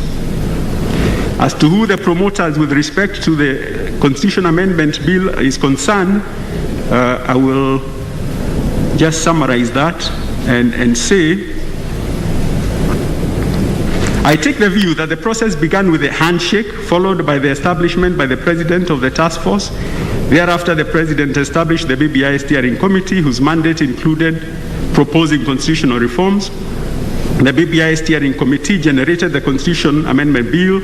The President and Honorable Raila Odinga then flagged off the signature collection. The Constitution Amendment Bill and the list of voters supporting was then delivered to IEBC by Honorable Mohammed and Honorable Aweru, the co-chairs of BBI National Secretariat. And I then say it is a continuous process, it is a continuum. It is unnecessary, in my view, to attempt to split that process to justify the claim that the process towards initiating the popular initiative began with the delivery of the draft amendment bill and supporting signatures to IBC, and to ignore what preceded that. The delivery of the draft bill and supporting signatures to IBC was part of a process that had begun before the generation of the draft amendment bill by the steering committee. In my view, all the players in that process, beginning with the President, Honorable Raila Odinga, the BBI steering committee, Honorable Mohammed, Honorable Aweru, qualify as promoters in a continuum that preceded the delivery of the bill. I do not think there is merit in the contention that the President's involvement in the amendment process was in his capacity as a private citizen. The material presented shows otherwise. The Kenya Gazette notices based on which the task force and steering committee, whose mandate, as I have mentioned, included consideration of proposals for amendment of the Constitution, are testament that the President was acting in an official capacity. And then regarding public participation, I have made reference to the guidelines that were given by the Supreme Court of Kenya in the British American Tobacco case, and I have set those out. And then I have said that there can be no question, therefore, that public participation is a fundamental constitutional principle in our country, a major pillar and bedrock of our democracy and good governance, to quote the words of retired Chief Justice Mutunga in the matter of the National Land Commission. It is a constitutional command that it must be infused or integrated into the amendment process under Chapter 16. And then I set out other arguments, and then I conclude that I am therefore in agreement with the High Court that there is a legal requirement under Article 10 of the Constitution for voters to be supplied with adequate information to make informed decisions. There is no evidence that that was done in this case. I would not go as far as the High Court did in prescribing in minute detail how public participation might be undertaken. As the Supreme Court stated in British American tobacco case, allegation of lack of public participation must be considered within the peculiar circumstances of each case, and the mode, degree, scope, and extent of public participation is to be determined on a case-to-case basis. It is perhaps also a matter for the legislature to prescribe in appropriate legislation the scope and breadth of public participation, short of which the court is left to apply the standard of reasonableness on a case-to-case basis. To be clear, I take the view that amendment, properly so called, of matters touching or relating to Article 255 is achievable through what the High Court referred to as secondary constituent power, namely public participation and referendum. And then I deal briefly with the issue of verification.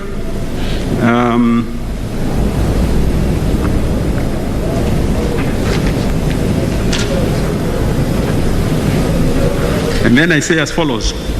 Having considered the arguments, I take the following view.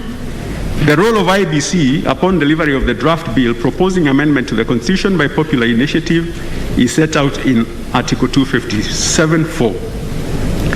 In an affidavit sworn on 25th of February 2021, Michael Goa, a Director of Legal and Public Affairs of IEBC, deposed that IEBC received the draft amendment bill on 10th December 2010, accompanied by 4.4 million supporters' signatures, upon which it issued a press release on 18th December informing the public of the same.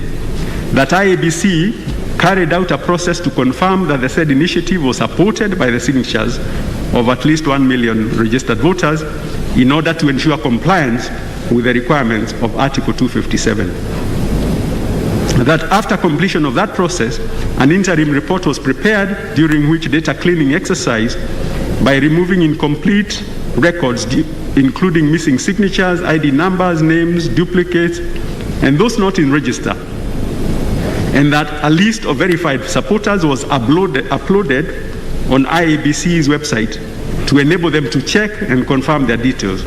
That the purpose of uploading the list of verified supporters on the website was to provide an opportunity for objection by anyone who had been captured as a supporter without their consent.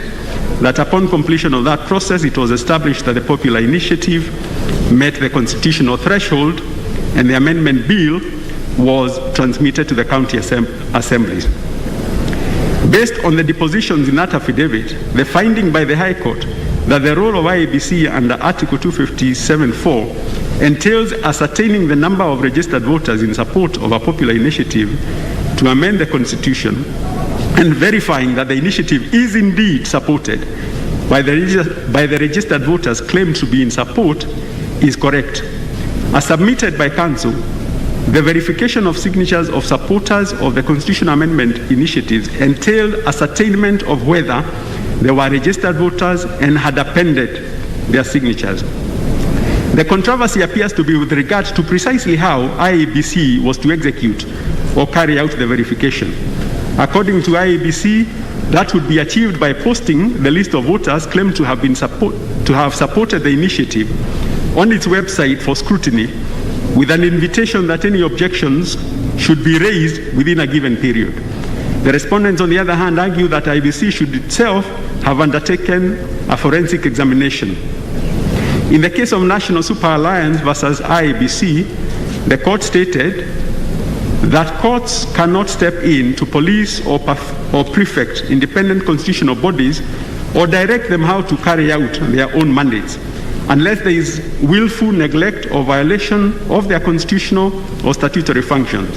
And the independent commissions are clothed with discretion and latitude to decide the governance process or the procedure to employ as to how and when to execute their mandate, as long as it is within the law, and that this operational and functional independence has constitutional underpinning. So guided, the question is whether IEBC properly discharged its verification mandate under Article 257(4). The record shows that IEBC uploaded the list of signatories in support of the initiative on its website on 21st of January 2021. The closing date for scrutiny and for any objections to be taken was indicated to be Monday, 25th January. Under item Q and R of Part B on verification procedure of IEBC's administrative procedures, it states that after actual signature verification exercise and documentation, the compiled list of supporters is published in the Commission's website for information and verification for 2 weeks. Publishing the list of supporters over a weekend was clearly in violation of IEBC's own prescribed time frame of 2 weeks. The time provided for scrutiny and for raising objections was grossly insufficient. Why IEBC was in such a rush is not clear. Secondly, there is the question whether merely uploading the list on IEBC's website without more is sufficient. Would it have been more effective for IEBC to, in addition to uploading the list on its website, to publicize the matter in other media as well? These questions are germane and bolster the argument that a comprehensive legal or regulatory framework for the conduct of referendum is important. In my view, had the IEBC given sufficient notice, opportunity, and means to the public to interrogate the list of verified supporters of the initiative, it would perhaps have been considered to have been discharged its duty of ascertaining and verifying that the registered voters who had indicated as supporting had indeed done so. That said, the conclusion by the High Court that IEBC's role under 254 involved both ascertainment of numbers of registered voters in support of a popular initiative to amend the Constitution, as well as verification of the authenticity of those signatures, is partially correct in my view. Yes, IEBC is required to ascertain that the threshold of 1 million registered voters is met. Secondly, it must verify or establish or confirm that those voters whose names that have been submitted have in fact endorsed the initiative. That, as I have stated, is in my view achievable if IEBC affords reasonable means and opportunity for the voters to interrogate and confirm their endorsement of that initiative. That said, this discussion is further testimony of the need for legislative and regulatory framework for matters relating to Article 257. I then move on to look at the regulatory and legal framework, and I think I'll just go to the conclusion. And I say this, there is undoubtedly, therefore, some legal framework, albeit not an elaborate one, for the conduct of referendum, even though it may not specifically address or fully address all aspects of a referendum, including matters of collection, presentation, and verification under Article 257 of the Constitution. I do not doubt, as I have mentioned, that it is important to have specifically tailored legislation that specifically and fully addresses matters relating to Article 257. Indeed, there is realization in that regard, as it was demonstrated that there are 2 pending bills before the National Assembly in that regard. That said, I agree with the High Court that notwithstanding the absence of an enabling legislation as regards the conduct of a referendum, such constitutional process may still be undertaken as long as the constitutional expectations, values, and principles and objects are met, and that in doing so, the process must be in strict compliance with inter alia Article 10 of the Constitution, which prescribes the national values and principles, and that those principles must be infused at every stage of the process. That statement is consistent with the legal principle exemplified by a decision of this court in IEBC versus National Super Alliance, where this court reversed a finding by the High Court invalidating procurement of ballot papers without legislative framework to facilitate a meaningful program of public participation. In doing so, this court expressed, and I quote, "The absence of a legal framework for public participation is not an excuse for a procuring entity or a state organ to fail to undertake public participation if required by the Constitution or law. A state organ or procuring entity is expected to give effect to constitutional principles relating to public participation in a manner that satisfies the values and principles of the Constitution." End of quote. Equally, the absence of a legal framework per se cannot be a basis for asserting that IEBC should not discharge its constitutional mandate under Article 257.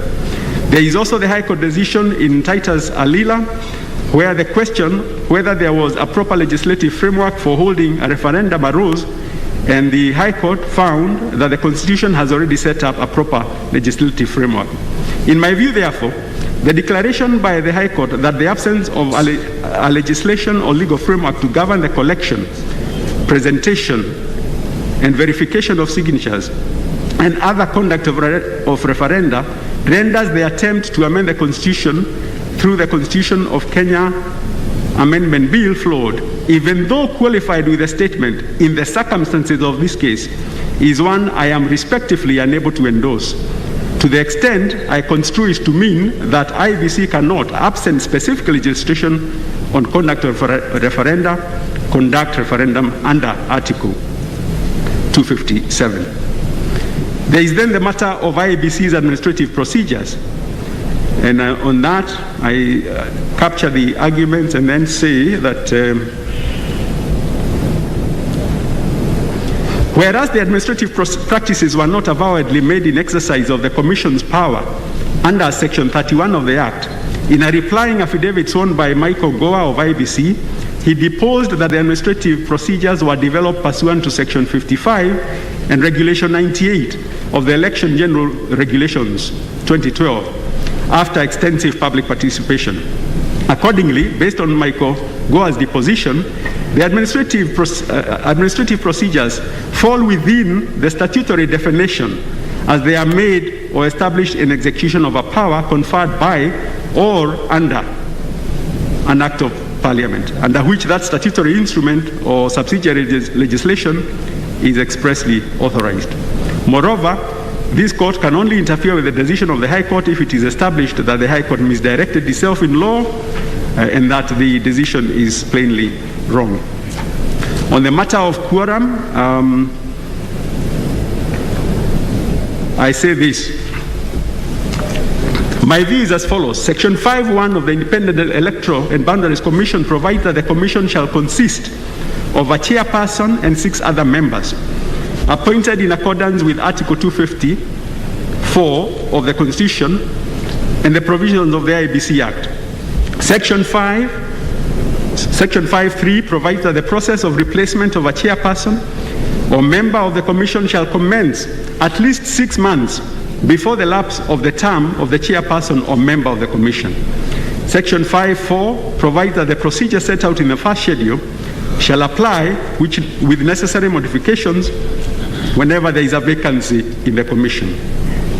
Section 7A of the IEBC Act provides that the office of the chairperson or a member of the Commission shall become vacant if the holder dies, resigns from office, or is removed under circumstances specified in Article 251 and Chapter 6 of the Constitution. Under Section 7A(2) of the IEBC Act, the President is required to publish a notice of vacancy in the Gazette within 7 days of the occurrence of such vacancy, and the process of recruitment, quote, shall commence immediately after the declaration of the vacancy by the President, end of quote. Section 8 of the Act provides that the conduct and regulation of the business and affairs of the Commission shall be as provided for in the second schedule, but subject thereto, the Commission may regulate its own procedure. Paragraph 5 to 7 of the second schedule, prior to amendments introduced through the Election Laws Amendment Act number 34 of 2017, provided, and I have reproduced those provisions there, I will not read them, and then I say that through Election Laws Amendment Act 34, paragraphs 5 and 7 of the second schedule are repealed and replaced with those provisions.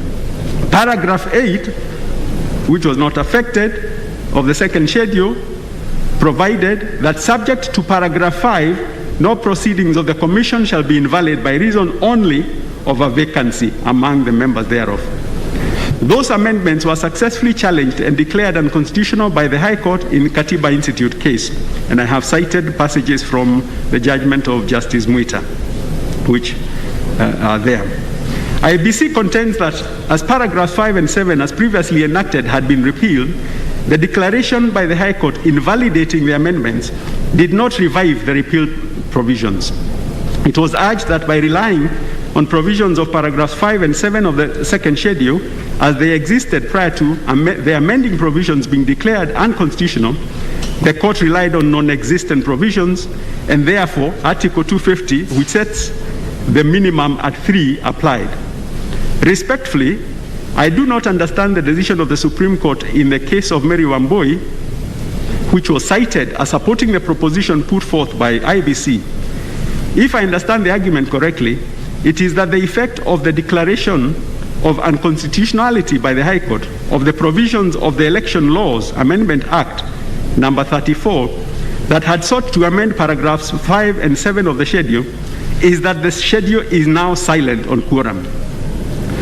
That there is in effect no longer a provision at all in the schedule on quorum, and therefore recourse must be had to Article 250. I am not entirely persuaded by that argument. Article 250 of the Constitution does not, with respect, address the question of quorum of the Commission. It is a provision on composition.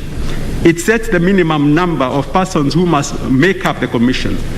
Quorum speaks to the minimum number of commissioners that must be present to make a binding decision. It speaks to the number of commissioners who, when duly assembled, are legally competent to transact the business of the Commission. As defined in Black's Law Dictionary, it is the minimum number of members who must be present for a deliberative assembly to legally transact business. Article 250 of the Constitution cannot therefore fill the gap which the IEBC says was created by the declaration of unconstitutionality of the provisions that had sought to amend paragraphs 5 and 7 of the second schedule. In the case of Mary Wambui, the Supreme Court in paragraph 87 of the judgment expressed as follows: however, while we have pronounced ourselves on the issue of invalidity of section 76(1) of the Elections Act, in line with the Constitution, this court is not precluded from considering the application of the principles of retroactivity or proactivity on a case-to-case basis. I then look at the decisions they cited there, including the decision by Justice Kriegler in the South African case of Sias Moyes, and I then go on to say that the decision of the High Court in the case of Katiba Institute was silent on the effective date of the declaration of unconstitutionality. Based on the decision of the Supreme Court, I take the view that the default position is that the declaration of unconstitutionality related back to when the unconstitutional provisions were enacted, with the result, in my respective view, that the status quo ante was restored. Therefore, the requirement of quorum of 5 applies. I am therefore in agreement with the High Court that when it pronounced in the judgment that IEBC Act categorically places the quorum of IEBC for purposes of transacting business at 5 commissioners, and that IEBC did not have that quorum at the time it made the consequential decision related to the Constitution of Kenya Amendment Bill. IEBC also contended that the impugned decision of the High Court runs afoul of a subsisting decision in rem in a constitutional matter, in the case of Isaiah B. Watt, which has been extensively cited. And I'll cut through and just say,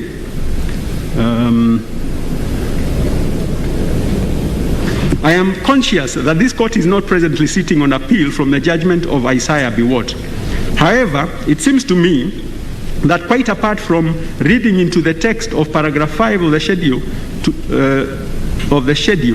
the words policy decisions, and apart from mixing up composition with quorum, the learned judge appears to have either overlooked or infused statutory provisions with what she considered to be common sense when she stated, quote, My take is that the issue of quorum, apart from being a matter provided for under the statute, is also a matter of common sense and construction, depending on the total number of commissioners.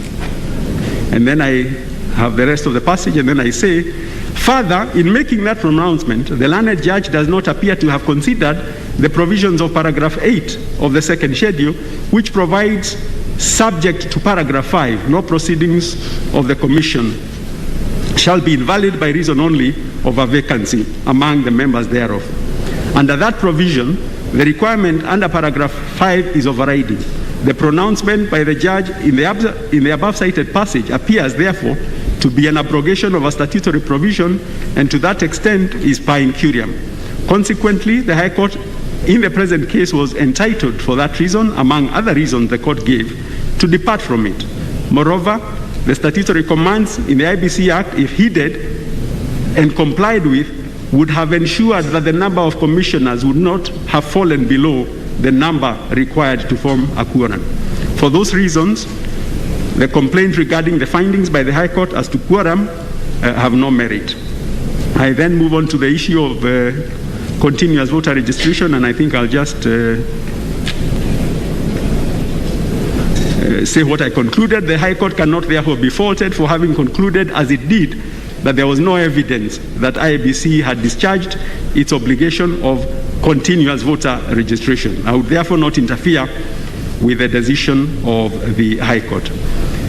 The last aspect I think I'll look at, separate and distinct referendum questions. On that I say, in my reading of those provisions, that is of the Constitution, it is the bill in which an amendment proposal is contained that is submitted to the people to vote on in the referendum by indicating whether they agree or disagree with the amendment proposal, much in the same way as the members of the county assemblies and members of the Houses of Parliament would have signified their approval or disapproval of the amendment process in the draft bill. It seems to me, therefore, that under Article 257(10) of the Constitution, as read with other provisions in that article, what is envisaged of the voter at the referendum is for the voter to make a choice to ratify or not to ratify, to approve or not to approve the amendment proposal in the draft bill. However, that choice, in my view, is rendered nugatory, inoperative, and consequential if the voter is called upon to vote on an omnibus draft bill that contains a raft of numerous, diverse, and unrelated proposed amendments to the Constitution, in this case over 70 proposals, that cut across the entire spectrum of the Constitution. And I cite the passage there from the High Court decision entitled Alila. The argument made for the respondents on the principle of unity of content or single subject matter, that constitutional amendment through a referendum should deal only with one main issue, is one I find most attractive and persuasive. It was argued that under that principle, the proposed amendment should deal with one subject only to allow the voter to form and express their opinion freely and genuinely.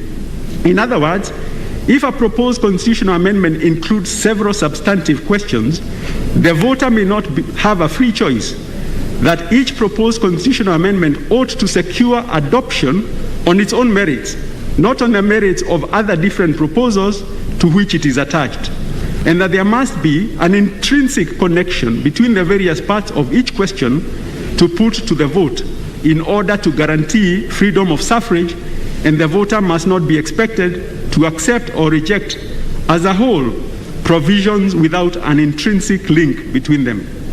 I would venture to suggest that what is envisaged under Article 257 is an amendment bill on single thematic topic to which the provisions in the draft bill must relate.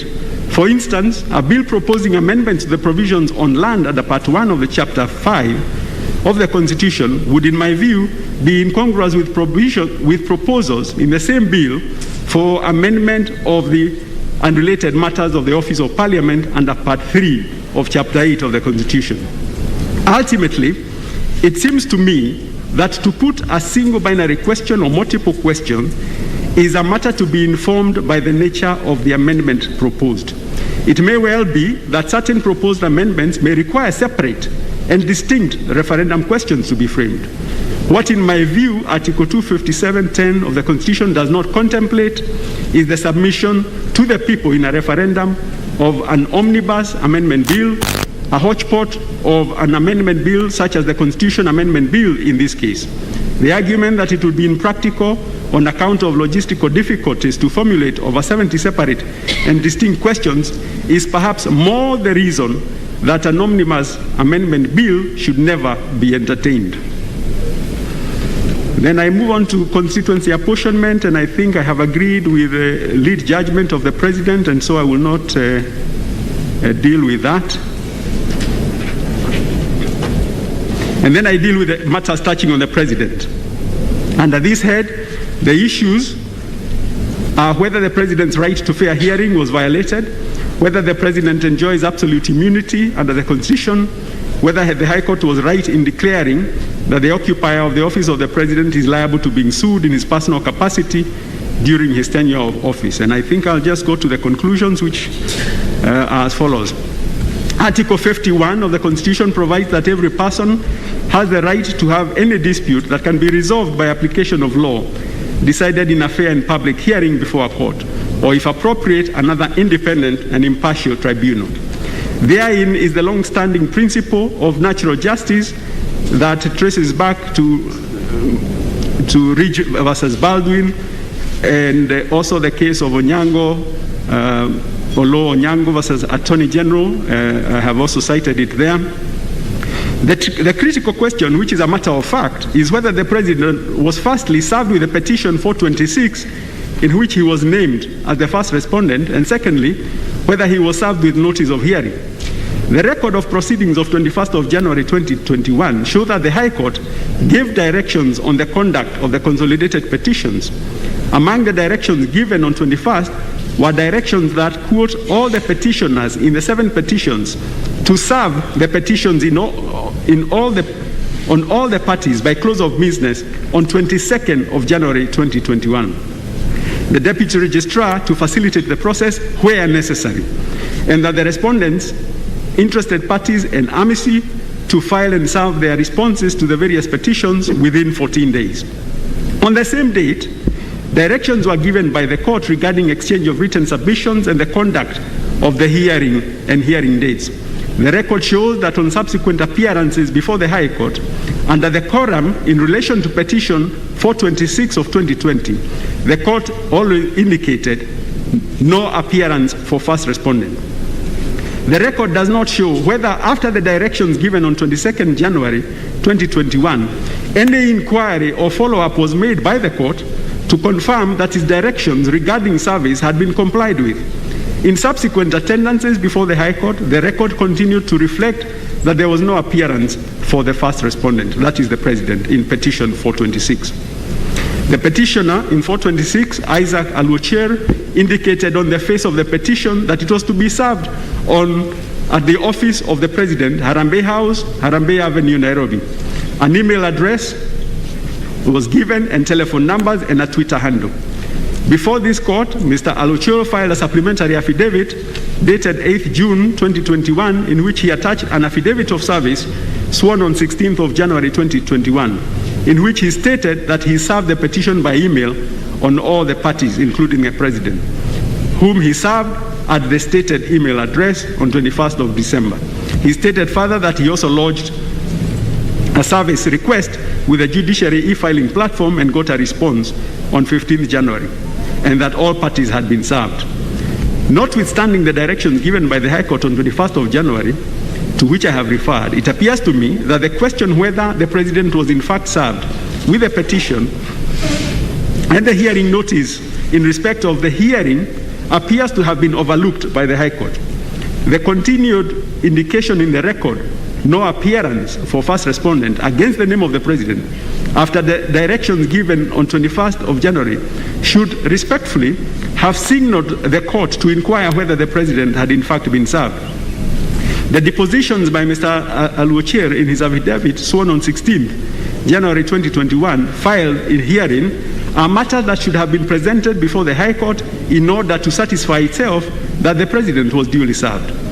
In paragraph 537 of the judgment, the High Court observes that the President did not enter appearance in these proceedings, and neither did he file any grounds of objection or replying affidavit to contest these proceedings on the ground of misjoinder or any other ground.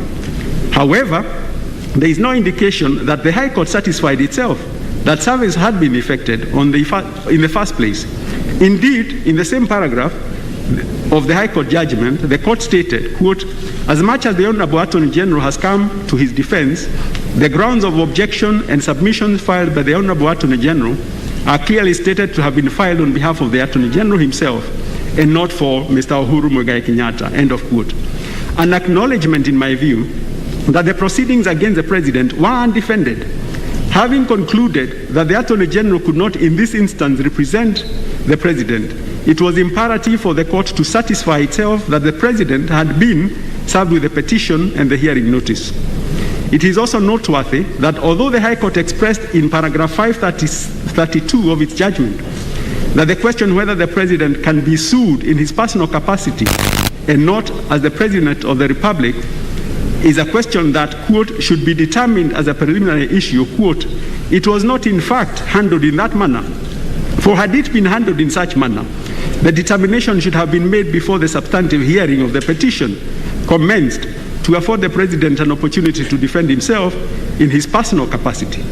By making the determination in the final judgment, that opportunity was lost. All in all, I am not persuaded that it was satisfactorily demonstrated that service on the President was effected, and for that reason alone, I would set aside the orders made by the High Court against the President in Petition 426 of 2020. On the presidential immunity question, I have indicated that I sat in the judgment of this court in Kenya Human Rights Commission and another versus Attorney General, and my views have not changed that the decision of the High Court is right in that regard. I still hold, therefore, and agree with the pronouncement by the High Court in the present case that the President can be sued in his personal capacity during his tenure because the protection afforded under Article 143(3) of the Constitution extends, quote, anything done or not done in the exercise of his power under the Constitution. On the issue of the amicus curiae, I have referred to the Supreme Court decision of Trusted Society of Human Rights and the extensive guidelines that were given there, and I have concluded that it was not demonstrated that the High Court exercised its discretion wrongly in admitting the amici. On the issue of justiciability, I have said that the matter was ripe and that it was not prudent for anybody to wait until the provisions became the Constitution and then have to contend with Article 2(3) of the Constitution, which prohibits any challenges to the Constitution. So with that, I will end it there and hand it over back to the President. Thank you. Thank you very much, my brother Justice Gatembu. It is now 1:40. We shall adjourn for 1 hour, and so we will be back at 2:40. The court will adjourn.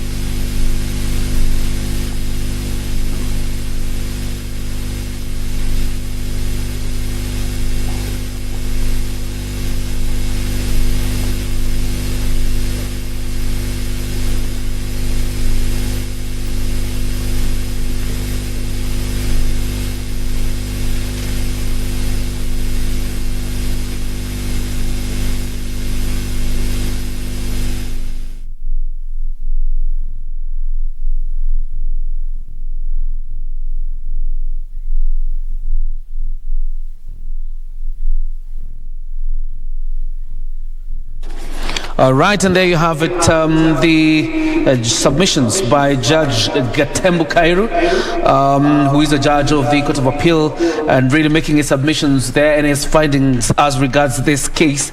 And it's quite interesting now because going by references made by Judge Francis Tuyot, you would see probably on the question of basic structure is probably where there's a lot of contention, and having referenced Judge Kiage as well as Judge Musinga, who is a presiding judge, and now the submissions by Gatembu Kairu, probably that puts then the judges that agree that a basic structure can be applied in the Constitution to 4. So how many are remaining? 2. Why? Because Fatuma Sichale had already made her submissions earlier. So we just need to know the positions of the 2 in terms of the basic structure, but there are several other things they're making rulings on. I'm still with Wakili Stephen Mogaka. But Wakili, before we even get to some of the decisions made by the 2 judges, I'm not a lawyer myself, but I'm fascinated by the depth of submissions being made by these judges when it comes to these matters that they are adjudicating upon. Serious work has been put into what is being read as a determination today, and thanks to the new constitution that provided for researchers for our judges, and I think serious research and background work has been done for each of these judges, and I just want to thank the president of this, the Court of Appeal for making each judge do their own judgment on this particular matter, because then it brings in what in law we describe as the legal philosophy of a particular judge, because every judge is known for their legal philosophy. There are those judges who say if it is not written in the law, it does not exist, and there are judges who are naturalists who would say what did the writers of this law intend it to be, and they would want to interpret the law as it should be, not necessarily as is, so that even this question of the basic structure, which is not expressly in the Constitution, is being imported by those who are saying what is the law, what is the law supposed to be like, and therefore breathing in a provision like the basic structure, which most of these judges have agreed on. But I agree with you, a serious, very robust research has been done, and the journey has just started. By the time the president comes back to summarize what is the final decision of the court, I am sure a lot of English will have been spoken. Absolutely, there will be a lot of English walking in the corridors of a Court of Appeal. Before we analyze Fatuma Sichale's judgment thus far, because there are 2 judges now, Judge Gatembu Kairu and Judge Tuyot, who have already made a determination that the IEBC did not have quorum in terms of making that decision. And I'm sitting here wondering then what happens to the by-elections they have conducted and any other thing they have done once then the court has determined there was no quorum on the part of the IEBC? I'm telling you, that is the elephant in the house, because clearly, and I like the boldness of the judges in interpreting the law, and on the question of IEBC, they have come out very clear that the IEBC is supposed to have 7 judges, rather 7 commissioners, and you cannot talk of quorum when you don't even have half of them. You cannot take the minimum, the very minimum for all other commissions, and say that so long as you have that minimum, then the IEBC was quorate. I think the position the court is taking is the position as it should be, so that all of us Kenyans must understand that where you hold a public office, that you are required to do, you are obligated to do. Otherwise, you are jeopardizing the entire country. Now, talk of what ramification that would have if indeed it were held that IEBC has so far never had that decision were to act retrospectively, meaning that all activities that included police intervention by IEBC are null and void as long as they do not have quorum, and which is really a very, very dangerous precedent, and that might have serious ramifications on both the careers of some results of by-elections, leave alone decisions that have been taken by IEBC so far, including that of recruiting advocates to defend themselves, because that requires a board resolution, and a lot of money is being expended in paying the advocates that are going to appear for IEBC. So it is a serious issue, and we will one day come to ask, why are we here? All right. Looking at, let's just get into, Fatuma Sichale's, because I found it quite interesting. And first of all, it talks about the basic structure being borrowed, from the Indian constitution, or even from the Indian setup. But then says you cannot use, foreign jurisprudence to interpret the 2010 constitution. Wasn't that quite interesting in terms of interpretation? Very interesting indeed. Remember, Jacob, that the constitution at Article 2 allows applicability of foreign treaties and laws in the country. And therefore, to the extent that the High Court relied on a judgment from India, which is also a Commonwealth country, and through which the English law came to Kenya, it is clear that Indian law and practices, as well as jurisprudence, is applicable in Kenya. But I saw a departure from a very curious departure by Her Ladyship Justice Sichale by saying you cannot import foreign concepts and things of that nature. But one very interesting reasoning behind her holding in that manner is that India, as it is today, is not comparable to Kenya. Because in India is where we were before the 2010 constitution, where Parliament of India can amend the constitution as they wish. And she is clearly saying that was Kenya as it then was. And since we are past there and we have the 2010 constitution, you cannot import India's jurisprudence to Kenya. And that is the basis on which she was hosting the application of that Indian case, that Indian jurisprudence on which that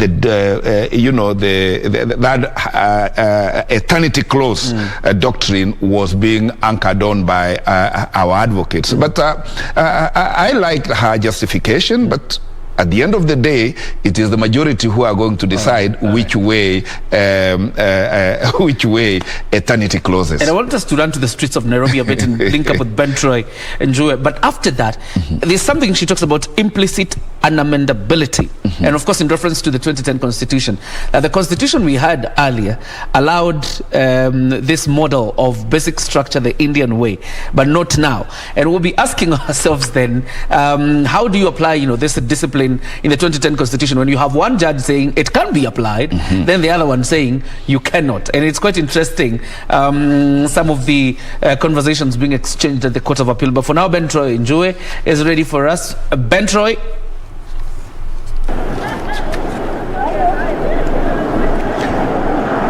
Thank you so much, John Jacob Curia, back in studio. And as you can see, we are just outside, just opposite the main entrance to the Supreme Court. Right behind me, you can see a white tent. That is where the magic is happening, just outside the Supreme Court, CJ's Gardens, where the Court of Appeal is having their sitting in regards to today's judgment. And as you can see, just beside me, there is a police vehicle standing right next to me, meaning that the security is still beefed up. Since morning, as you can see, is that there are police vehicles this side and actually outside the main gate to ensure that everything goes on smoothly. But I can tell you for a fact, John, is that I've been working in the court for a couple of years now, and whenever we have a high-stakes ruling or judgment, there are always a lot of people milling around the judiciary or the Supreme Court. But today is quite different. As you can see, Kenyans from all walks of life are actually continuing with their business. Rest for a few minutes, let's say like 30 minutes ago, where we had some members from the Bunge la Mwananchi who had come with placards saying that we need to pass the BBI. And talking to some of them, they alluded to the fact that the court should ensure that the will of Kenyans has prevailed today, because they say in regards to each and every election cycle, we have the country and the economy is usually polarized, and sometimes we have violent cases in regards to the election. So they are calling upon the 7 judges of the Court of Appeal to ensure that the will of the Kenyans prevail, quoting Article 1 of the Constitution, which gives Kenyans the supreme power to govern this country.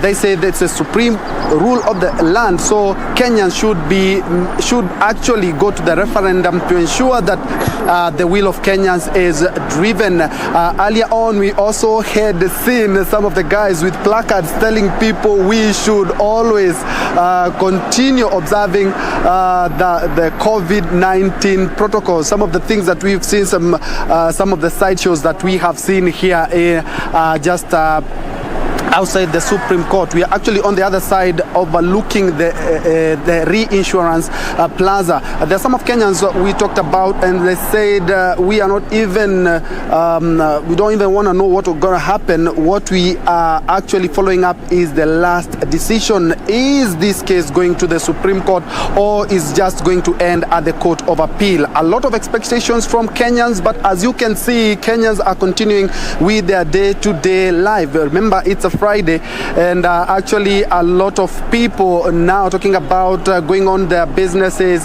Some had talked about they thought that we are going to be having a lot of people milling and actually following it up. And even inside, there are we don't have a lot of lawyers or counsels for that matter. We've seen counsels led by lawyer James Orengo just pass by us going for lunch. We are expecting to be headed back to the Court of Appeal session in the afternoon after Gatembu Kairu, who is a Court of Appeal judge, read his findings on the same. Of course, we are keeping a keen eye to see what else is happening outside the Court of Appeal, of which is housed in the Supreme Court.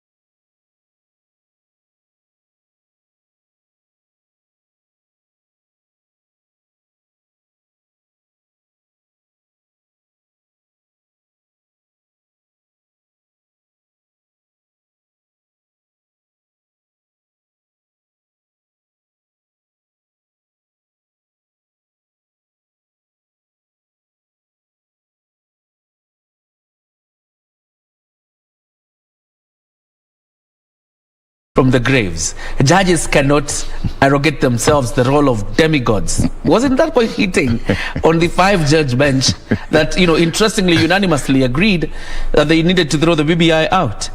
Oh, certainly. By the way, Judge Charlie almost cleared all hurdles on the way of reggae, because she blow by blow tackled like this question of basic structure.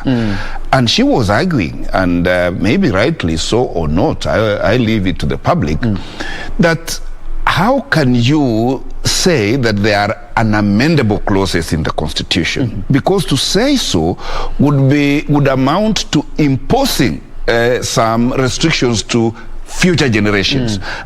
She was arguing that society is not static. What was good for us in 2010 may not be good for us now. So you cannot therefore say that there is an unamendable clause.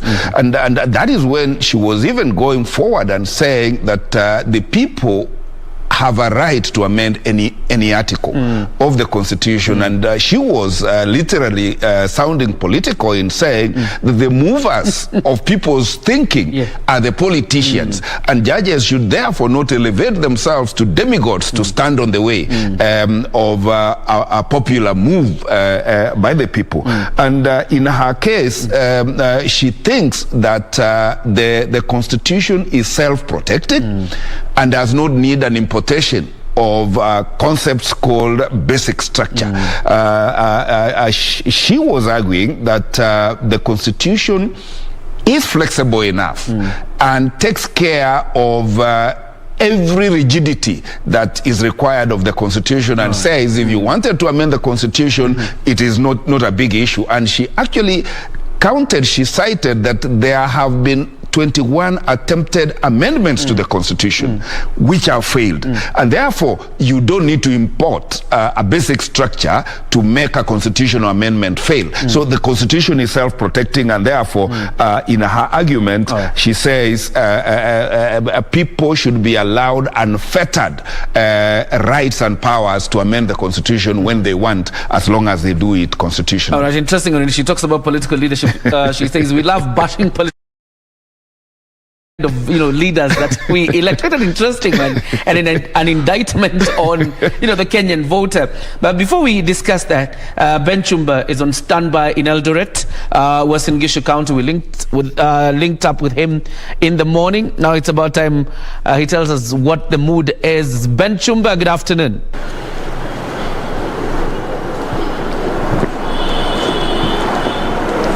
Shukran jazila mwenzangu Jacob John Kioria ukiwa hapo studio. Ni kweli kabisa, niko katika eneo la Eldoret, kaunti ya Uasin Gishu, kujaribu kufuatilia na kuwapa watazamaji wetu habari ya kiki na tendeti kuhusiana na hisia za wenyeji hapa kuhusiana na mchakato mzima, ikiwa majaji 7 wa mahakama ya rufaa wanatoa uamuzi wao. Hali ni shwari katika kaunti ya Uasin Gishu, kuna manyunyu kidogo, huenda kukawa na mvua kutoka sasa. Wenyeji hapa baadhi yao wamekuwa wakishughulika na shughuli za kila siku. Kuna wale pia ambao wamekuwa wakifuatilia matukio moja kwa moja kutoka mahakama ya rufaa, kuangalia na kuweza kujua mbivu na mbichi kuhusiana na mchakato huo. Hapa nilipo ninaye katibu mkuu wa chama cha ODM kuhusiana na masuala ya ugatuzi katika eneo la North Rift, na tutakuwa tunazungumza naye kuhusiana na mchakato huu mzima. Labda mwanzo ujitambulishe, na hadi kufikia sasa wewe mwenyewe umekuwa ukiangazia na kufuatilia matangazo ya moja kwa moja kutoka mahakama ya rufaa. Hadi kufikia sasa ni nini maoni yako kuhusiana na mwelekeo wa uamuzi wa leo? Asante sana. Vile nimeangalia ni kwamba kwa hiyo mjadala unakuta judges wengine wanasema wana support sehemu zingine, wengine wanakataa.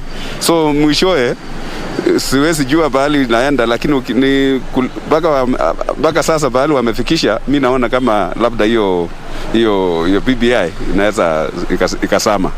Na hata ikisama haimaanishi ya kwamba yale maneno yote ilikuwa kwa BBI haikuwa maneno mazuri.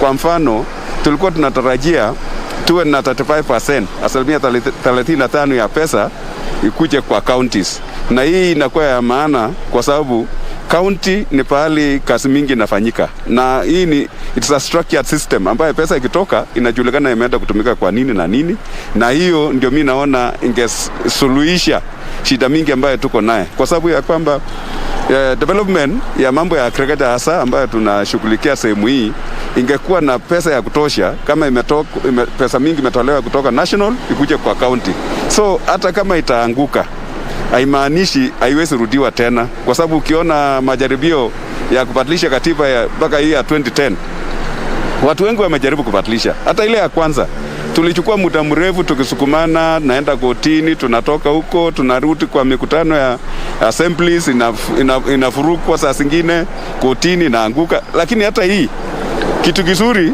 haiwezi patikana tu kwa njia rahisi, na kulingana na ile mabadiliko tumekuwa naye na ile msukumo tumekuwa naye na ile miaka na siku imechukua, hii haina tofauti na vitu ya muhimu bado siko kwa hiyo BBI, na ikiwekwa hapo nyuma kidogo tumalize mambo ya election, bado itarudishwa baadaye.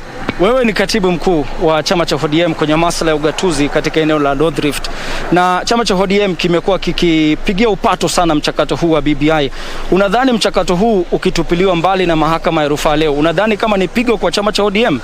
Haiwezi kuwa viko, kwa sababu haijazuia sisi tuendelee na kazi zetu, na haikuwa ya ODM, ni ya Wakenya wote. Huwezi sema uone chama peke yake, kwa sababu tulipokuwa tukipigania 2010 constitution tulikuwa tumesema baada ya muda fulani tufanye marekebisho, na hiyo muda ilikuwa wakati huu, na kama haitawezekana haimaanishi yale matakwa ambayo Wakenya walikuwa wanahitaji haitafanyika, itaendelea. Na sasa kwa ODM, kwa sababu amekuwa kipaumbele kwa hii mabadiliko, hata ukirudi hapo nyakati za nyuma, imekuwa kazi ya ODM kuhakikisha tunasukumana kwa hii mambo ya mabadiliko, kwa sababu unajua Mheshimiwa Raila amekuwa ni mtu wa mabadiliko, na tunaendelea na yeye kusukumana na hii mambo ya BBI.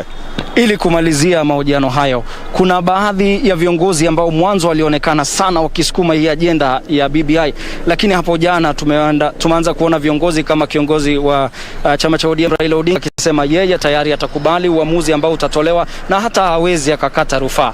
Ni nini unadhani inafanya baadhi ya wanasiasa kubadilisha mtazamo wao kuhusiana na swala nzima la BBI?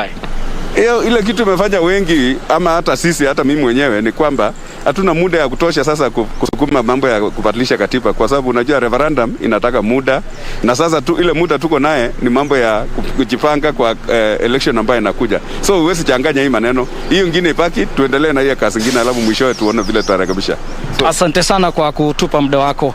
Amekuwa ni Kipkorir Menjo ambaye ni katibu mkuu wa chama cha ODM katika eneo la North Rift, na yeye anahusika na masuala ya ugatuzi. Sina la ziada mtazamaji, ila tu kukuarifu kwamba tunafuatilia na kuhakiki matukio yanavyojiri kutoka hapa kaunti ya Uasin Gishu, na matangazo haya yanakamilika kwa sababu hapa ninaona tayari manyunyu, mvua inaanza kunyesha. Kwa hivyo narejesha matangazo haya kwako Kioria. Kwa heri. Asante sana mwenzangu Ben Chumba ukiwa katika mji wa Eldoret, kaunti ya Uasin Gishu, kwa ripoti hiyo kuhusu maoni ya wananchi na haswa katibu wa chama cha ODM katika jimbo hilo. Na kweli kuna mengi ya kusema about we're looking at about another 40 minutes. The judges of the Court of Appeal will again come into the courtroom.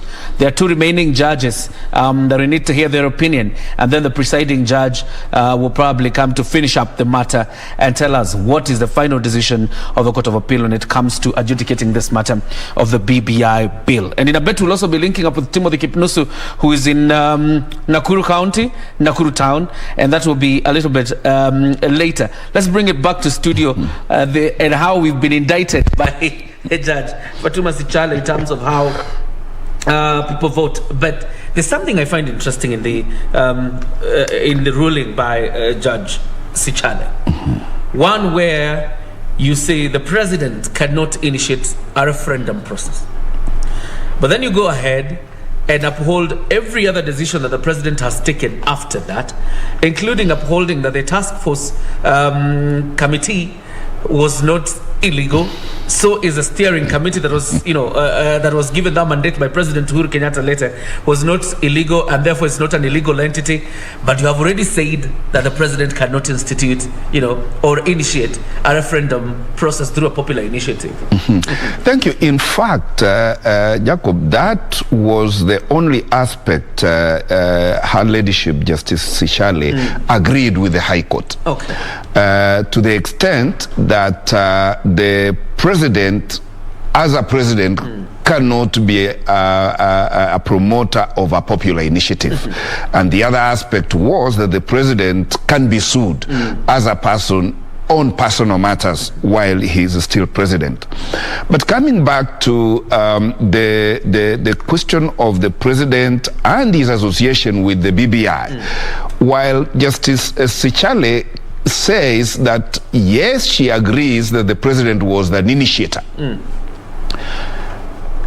she distinguishes that and says the president was an initiator and not a promoter. Because as a promoter, there are Honorable Junet and Honorable Dennis Waweru are the promoters according to her finding.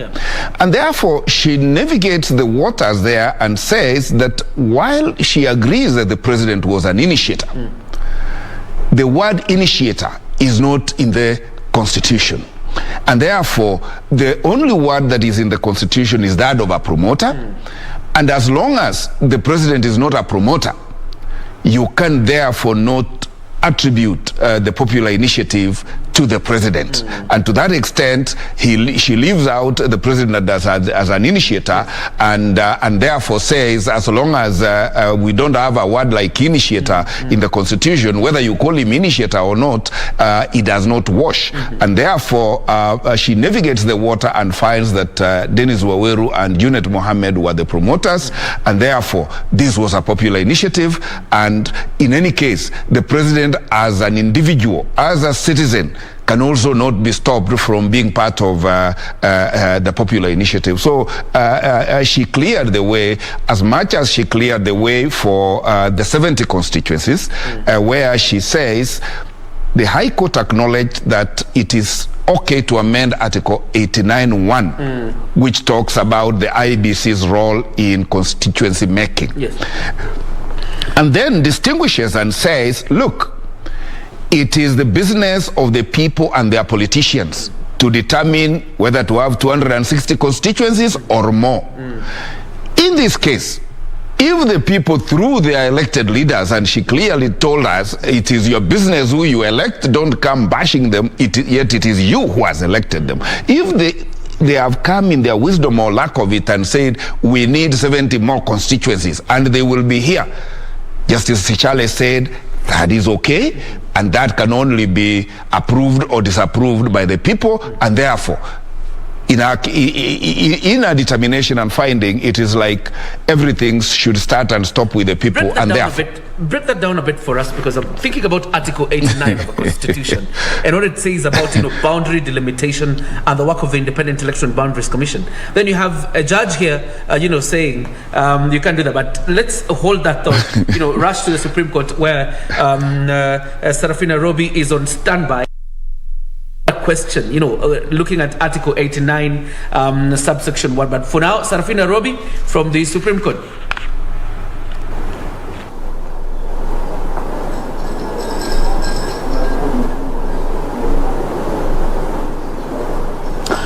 Indeed, a very good afternoon, JJ. We are still coming to you live from the Supreme Court precincts. And as you can see, we are at the tent whereby the proceedings of the Court of Appeal, BBI appeal, is going on. And as at the moment, the court has been adjourned for apparently 1 hour. And then they'll be back to continue with the proceedings whereby the judgments are being read by a 7-judge bench led by the President of the Court of Appeal, who is Daniel Musinga. So far, we've had judgments from 3 judges who include Justice Francis Tuyot, Justice Fatuma Sichale, and Justice Gatembu Kairu, whereby they've given their judgments, and some of them are dissenting. They're not unanimous from the beginning, as we have seen matters that have been mentioned so much, including the matter that includes the matter of basic structure doctrine, whereby Francis Tuyot seems to agree with the judgment made by the High Court, as well as Gatembu Kairu. But you've seen the judgment by Fatuma Sichale is dissenting from what was issued by the High Court. And also we've had other judgments, including matters touching on the quorum of the IEBC, whereby we've seen that some are agreeing with the judgment issued by the High Court and some are dissenting. Thereafter, we are expecting 3 more judges, or rather 4 more judges, to give their judgments here at the Court of Appeal on some of the 23 issues that had been raised in reference to a judgment that had been issued on the 13th of May by the High Court in regards to the Constitutional Amendment Bill 2020, popularly referred to as the Building Bridges Initiative. Here at the Supreme Court, I'm also with my other court reporter, Ben Troy Njue, and he's also going to give the view. How have you found the atmosphere outside the courts? Outside the court, actually, there are some views that we cannot put on air, and we were afraid that some of the people are expressing some very radical, like when we talked to some members from the Bunge la Mwananchi, they were talking about elections, how we cannot have elections without having proper structures. I've just tried to sanitize it, but some of the issues they raised were very pertinent. But also they talked about the decision by Fatuma Sichale regarding the Kenya National Union of Nurses petition, who had petitioned that we have the Health Commission. And of course, Fatuma Sichale has talked about it was not actually a must that it be included in that, and she ruled against it. So mostly they're touching on matters election. They want us to go to elections, but we do not want to be always having the same issues when we come to elections, election cycle, violence sometimes, even sometimes death.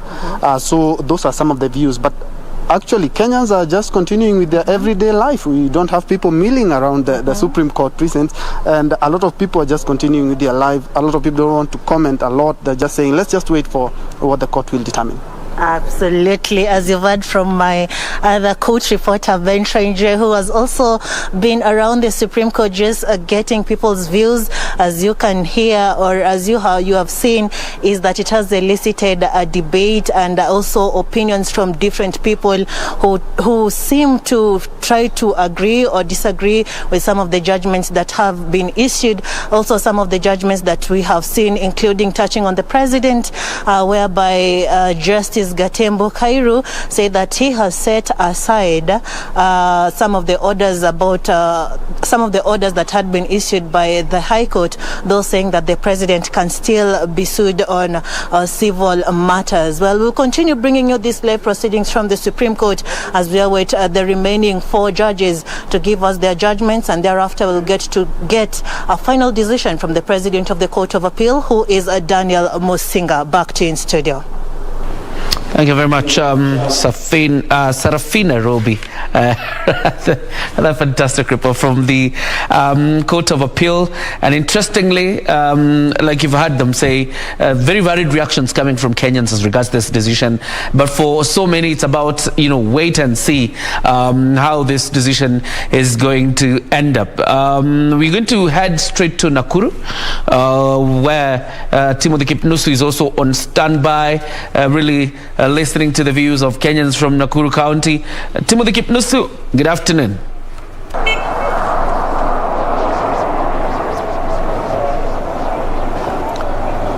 A very good afternoon to you, Jacob Kioria, back there at the broadcasting house. Yes, indeed, just as you mentioned, coming to you live from Nakuru County, which is the bedrock of Kenyan politics, bearing in mind that it is the 3rd largest county in the Republic of Kenya after the counties of Nairobi and Kiambu, having 949,681 registered voters based on the report from Independent Electoral and Boundaries Commission. And I'm here to have a feel of the views from the residents of this particular county in regards to the judgment that will be given by the appellate court, which is led by the presiding judge Daniel Musinga, bearing in mind that already 3 judges have made their judgment. That is Fatuma Sichale, of course Francis Tuyot, and Gatembo Kairu. And of course, Kioria, very much important to note, this is one of the counties that passed the BBI bill when it was subjected in the Nakuru County Assembly, though there was a bit of chaotic after a section of members of County Assembly tried to interrupt that particular session, saying that it needs to go through the public participation so that it is going to be a document that is going to be accepted by Kenyans. Let me have a feel of what residents of this county are saying in regards to the BBI. Are they having some hope that this particular document will go through, or are they actually giving a note that we need to go to a referendum? Thanks indeed, gentlemen, for joining us. What is your views about the BBI? Do you think the judges will uphold the decision of the High Court, or they will overturn that matter? Thank you very much. Thank you very much. My name is Chege, resident of Nakuru. Nataka kusema hivi kwa maoni yangu. BBI ilikuwa na maoni mazuri sana. Maoni ya kuleta umoja Kenya. Kumbuka wakati tulipitisha BBI 2010 not the BBI, the constitution. Tulisemekana kuna sehemu ambazo natakiwa kuangaliwa. Kulingana na mimi, hii ilikuwa nafasi ya kuangalia sehemu mbaya na turekebishe hizo vipengele zilikuwa mbaya, ndio tuwe na Kenya yenye umoja na Kenya tunaweza kujivunia. Kwangu mimi sijui kama utaratibu ulifuatwa vile natakiwa, lakini kwangu mimi nasema BBI ilikuwa sawa. Ilikuwa na maoni mazuri kwa wananchi. Yes. Na pengine kuzungumzia kuhusiana na kaunti hii ya Nakuru ambayo vile vile wamezungumzia kuhusiana na kuongeza kwa kaunti 5, BBI ikidokeza kwamba itasaidia kuhakikisha kwamba kuna maendeleo, na swala hili la mgao wa fedha ambayo inapelekwa kwenye serikali za kaunti kutoka 15% hadi 35%, unaona kwamba itakuwa ya manufaa kwa wananchi wa kawaida? Yes, itakuwa manufaa sana. In fact, hiyo ni mambo tu ya devolution ambayo kuongeza pesa katika devolved counties. Kwangu mimi ilikuwa ya manufaa sana kwa wananchi, because tunapozungumza kwamba pesa zije kwa mifuko, tunazungumza pesa zitoke serikali kuu zije mashinani. Na kama BBI iko na huo mpango, tunashukuru. Nitasikitika sana kusikia kwamba haitapitishwa. Na pengine swala hili la ajira na masuala kuhusiana na kuhakikisha kwamba vijana wanahusishwa katika masuala ya maendeleo, na mtazamo kuhusiana na siasa za mwaka 2022, na kwamba masuala ambayo yalikuwa yanazungumziwa 9 ya kuhakikisha kwamba tunapoelekea katika uchaguzi kukuini chaguzi tatanishi, kwa maoni yako itaweza kushughulikia masuala haya? Nafikiri hilo jambo tuliachia wanasiasa, kwa sababu unajua tuna MCAs, tuna MPs na nini. Hao tuliwachagua wahusishe vijana wetu katika maendeleo. Na kama tuliwachagua wakaenda kulala, basi 2022 tutachagua wengine. Naweza nikasema hivyo. There you have it, one of the residents from Nakuru County who is giving his opinion in regards to the Building Bridges initiative, and they are actually giving a note saying it is a document that is going to address so many issues here in the country that bedevils this country, especially where we enter the electioneering period, bearing in mind that our elections is normally polarized. Remember also 3 days ago the ODM leader, who is the former Prime Minister Raila Odinga, was here to stamp his authority here in regards to the Building Bridges initiative, and he unveiled his 2022 strategic plan dubbed Azimio la Umoja na maendeleo, together with a number of leaders, the ODM brigade, and a number of leaders who are actually supporting the Building Bridges initiative. And when he was here, he said he's optimistic that the 7-judge bench will actually give Kenyans an opportunity to go to the referendum to amend the 2020 constitution, which really is a document that will talk about so many issues. And I'll be here pitching camp to get views from a resident of this particular county, county number 032, and of course I'll be able to give our viewers, keep our viewers abreast in regards to the judgment that will be given by the 7-judge bench. Back to you, Jacob Kuria. Asante kijana kazi, Timothy Kipnusu from Nakuru County. And clearly, as you can see, it's quite an emotive issue. You've had that reverend say there, he really hopes the Court of Appeal will overturn the decision of the 5-judge bench of the High Court that nullified the BBI process. And while we wait, it's not far off. By the end of the day today, we will know whether it is being overturned or the reggae will continue stopping. But Wakili, before we went to the streets of Nairobi and the Court of Appeal.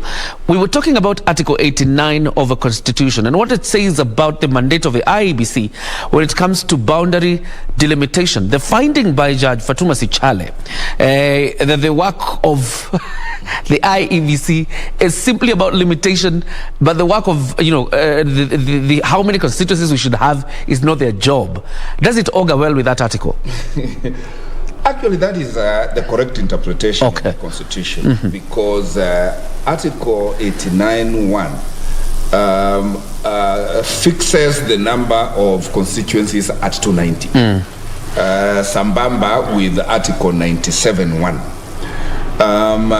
Curiously, and I don't know why the drafters of the Constitution did this, they therefore gave no mandate to IEBC to decide as to how many constituencies we shall have. Okay, let me interject you just a bit, because we have a problem with the microphone, so that we can fix it. But just as it is, in about how many minutes from now? We're looking at about 20 minutes from now. We'll be heading back to the Court of Appeal when the judges retreat to continue reading their judgment. How many judges do we have remaining? We have about 4 judges. You're looking at 3 judges who have to make this, and then the president of the Court of Appeal, who is Daniel Musinga, will make his judgment. So far, we have listened to submissions or the delivery of judgment by Francis Tuyot. We have also heard from Fatuma Sichale. So we're waiting for Judge Roslyn Nambuye, Judge Hannah Ukwengu, Judge Patrick Kiage. So far we've also heard from Judge Gatembu Kairu, and finally Judge Daniel Musinga, who of course did some introductory remarks and then set the pace for the case, and giving us a history of where the BBI case has come from all the way until ending up here. He's the one who set the mood for the delivery of this judgment, and he will come back later to read the majority decision, if indeed it's a majority decision or if it is a unanimous decision. But going by the judgment delivered by Judge Fatuma Sichale, clearly this will not be a majority, it will not be a unanimous decision, because you can see Fatuma Sichale has taken quite an interesting path in terms of the judgment she has made on the several issues that were before her, or before the 7-judge bench. So far we've seen some kind of consensus between Judge Francis Tuyot and Gatembu Kairu. And the question then that we ask of what we are seeing this afternoon is whether we have thematic differences between the judges of the Court of Appeal, or what we have is actual differences in terms of opinion and legal grounding for this particular judgment, and particularly the question of basic structure and the composition of the IEBC in terms of its competence to handle issues referendum, the verification of signatures, and whether they were ready or legally constituted to do that job. Wakili, I believe now we are okay, so we can go back to the issue of revisiting Article 89 vis-a-vis what Judge Sichale has said about the IEBC. Thank you, Jacob. Indeed, as Justice Sichale has put it, Article 89(1) talks of there being 290 constituencies, which agrees with Article 97(1). And what Judge Sichale is saying, that the question as to how many constituencies will be in Kenya is a political question that has only to be driven and promoted by the politicians. And I think that is the point at which he was indicting Kenyans, that you keep bastardizing your leaders, yet you created them. And curiously, that is what I was saying, that the drafters of this constitution only limited the mandate of IEBC to reviewing the names and boundaries of constituencies, unlike the power they have over wards, because IEBC has the power over the number of wards that we shall have within the counties. So that therefore, when Sichale was pronouncing herself, she said this Hulabalo, about 70 constituencies, is neither here nor there, because it is the business of the people to decide how many constituencies they require and where the constituencies will be deposited. And therefore, BBI was not overreaching in marketing the 70 constituencies and their location. And she ruled that the business of IEBC is to come in and now delimit the boundaries of the constituencies once approved by Kenyans. Quite a departure from what has been mounted as arguments all along, that the business of constituency boundaries or electoral units is the exclusive business of IEBC. Quite far from it, according to the judgment, and indeed according to the black letter of Article 89.1 and Article 97.1. And it's actually interesting because, again, that also, faults a decision or a long-standing position by the IEBC that the job of boundary delimitation is exclusively their mandate. Clearly, that has been revised today by Judge Fatuma Sichale. But that is if her decision is upheld by others. By the others. Yeah, because the bone of contention was more on the quorum of IEBC, and we have seen two judges already saying IEBC had no quorum, so we need two more. If we have two more, then we are saying, sorry, we will have to do signature collection and re-verification if we must continue with reggae. And her catchy phrase was, those who cannot allow a peaceful revolution, or who don't make a peaceful revolution possible, make a violent revolution possible. Quite an interesting observation, coming from a judge. But let's go to Gatembu Kairu and some of the submissions or what his judgment when it comes to the issue of basic structure. And the judge holds that basic structure applies to our constitution. But if you compare his submissions with those of Francis Tuyot, you see a little bit of a departure between his application of basic structure in our constitution and Tuyot's understanding of application of the basic structure, although all of them agree that it is applicable to the constitution. Oh, indeed. And all routes lead to Jerusalem, and that is why judges should write their own understanding of a case and the evidence brought before them. And even if the ultimate decision or determination is the same, it is important for judicial minds to explore their reading, research, and get there.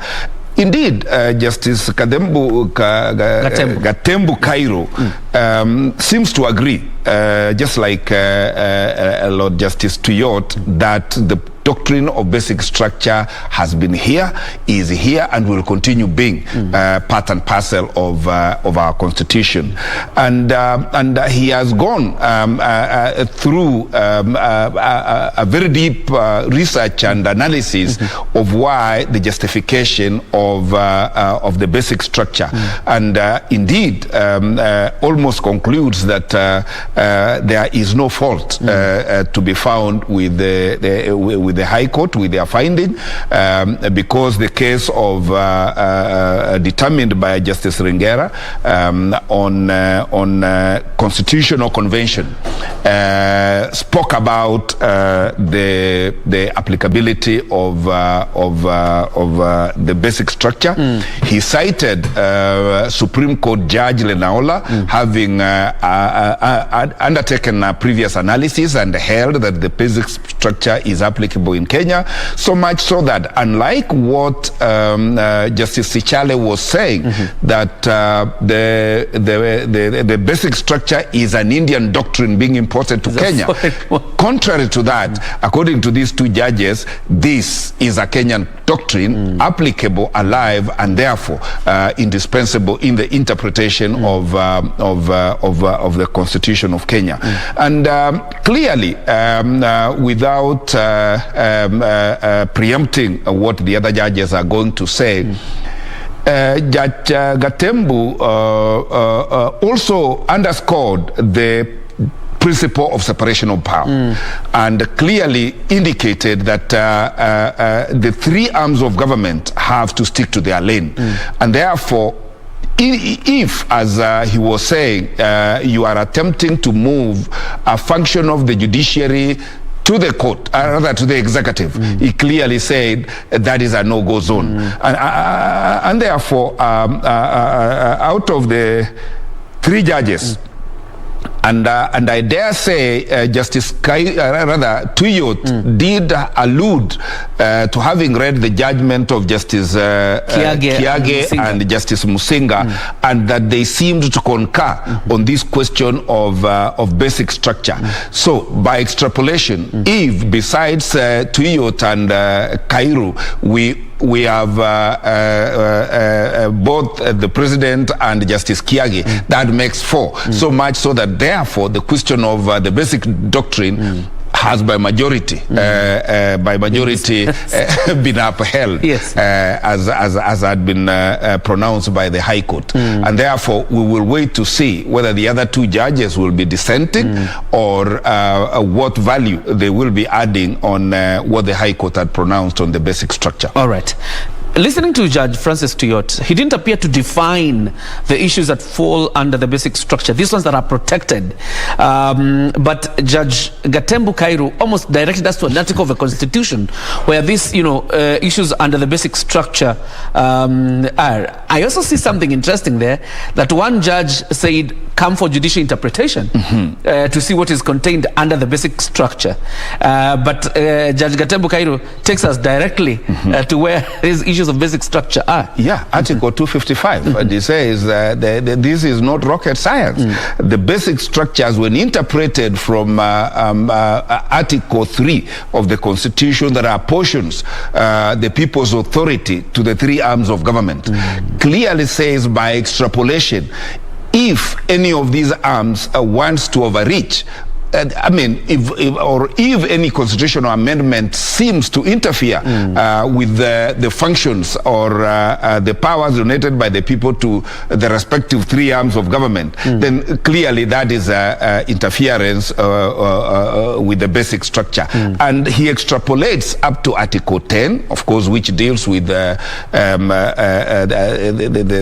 various aspects of governance, deals with Chapter 6, deals with Chapter 16 itself, and Chapter 16 is the one dealing with the constitutional amendment, and says the Constitution has provided articles on how to be amended, and any attempt to touch those particular articles of amendment to the Constitution, that also constitutes a basic structure, which is a no-go zone. So therefore, clearly, whether or not the other judges come out fighting, it is clear that about 4 judges so far, before all the judgment is written, are agreed on the question of the basic structure.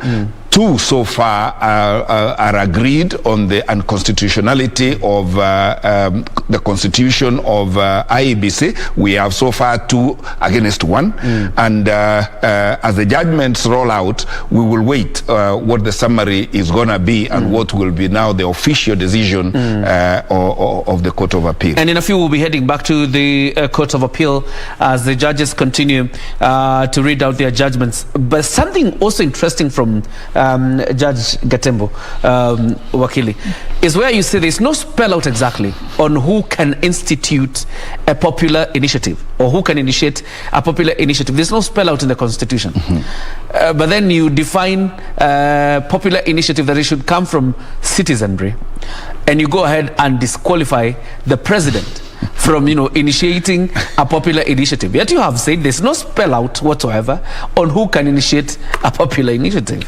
Well, this is now a judicial interpretation, but looked at it, it is the way Judge Gatembu, Kairu has laid down his judgment. Clearly, there is no provision in the Constitution that names who will be in the popular initiative or in the parliamentary initiative, because indeed even a private member can bring a private member's motion in parliament to start a parliamentary initiative. But it was curious how Judge Kairu analyzed himself in saying, while at the face of it there is no provision that bars the president from initiating a popular initiative, he progresses to say clearly there is a path delineated for Wanjiku, and there is a path delineated for people who are basking and enjoying power. And on that, he clearly then pronounces himself that the president does not qualify to be our Wanjiku.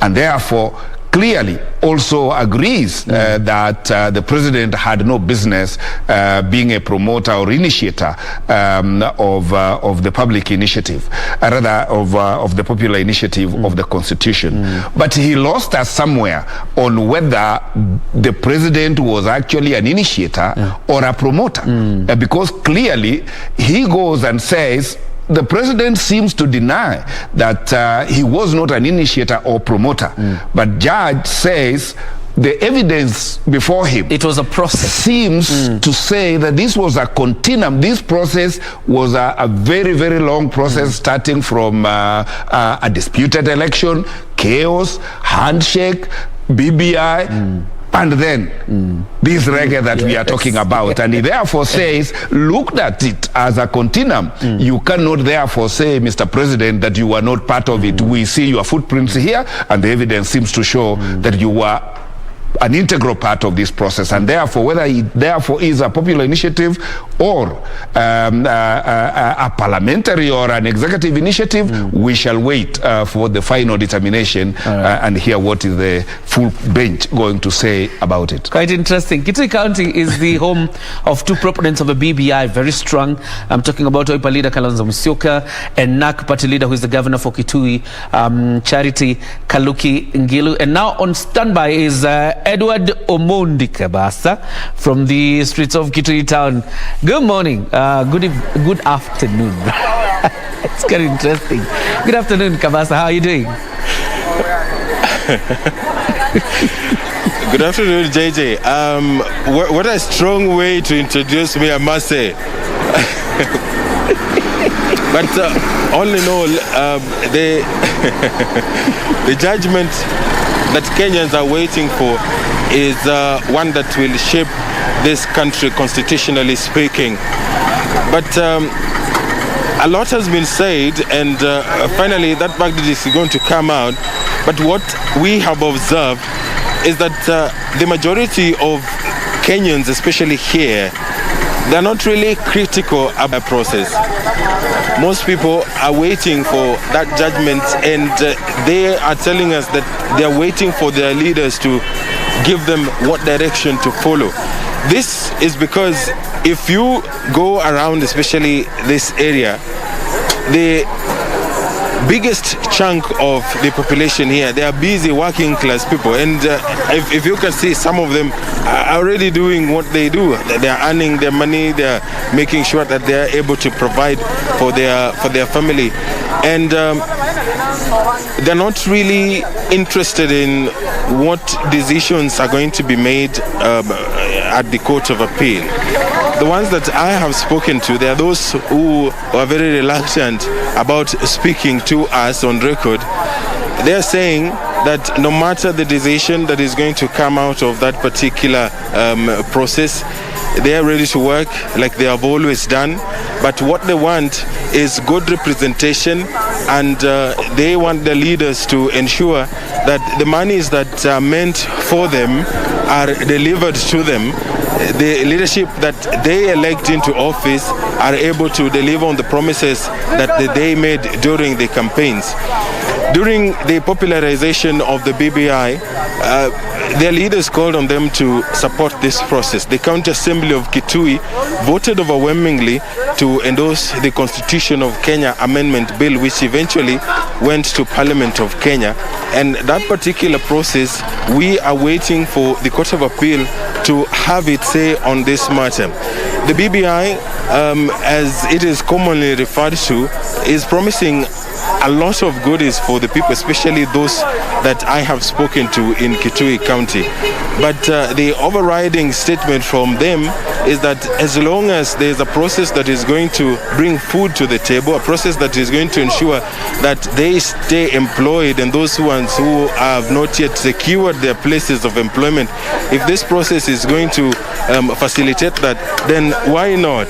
So we are waiting for the final judgment to be issued at the Court of Appeal. Of course, it has been a very long day and we still have a couple of hours to go, and we'll still be here to get the reaction. We have been trying to reach the County Assembly representative, of course, from the majority side. We have not been able. Our phone calls are not being answered, but we are still trying to ensure that we get a hold of them, because they played a critical role in ensuring that the Constitution of Kenya Amendment Bill sails through the Kitui County Assembly.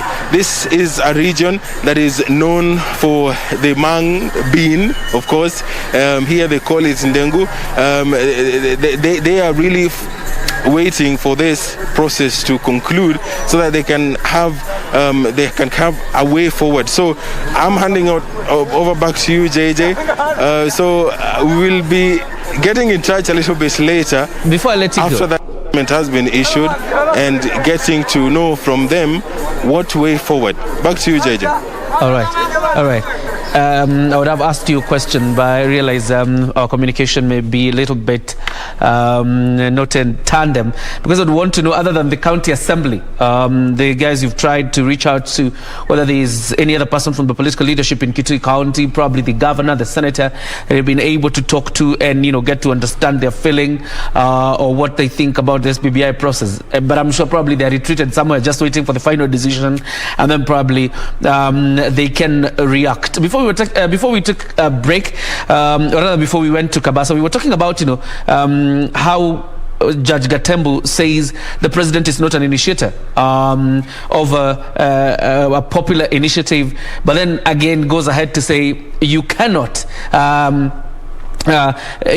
then tell us that you came into this process, or this process was half and you handed it at some point. And I think by in one way or another disabusing this notion that the promoters of the BBI process are Honorable Dennis Oweru and Jeanette Mohammed.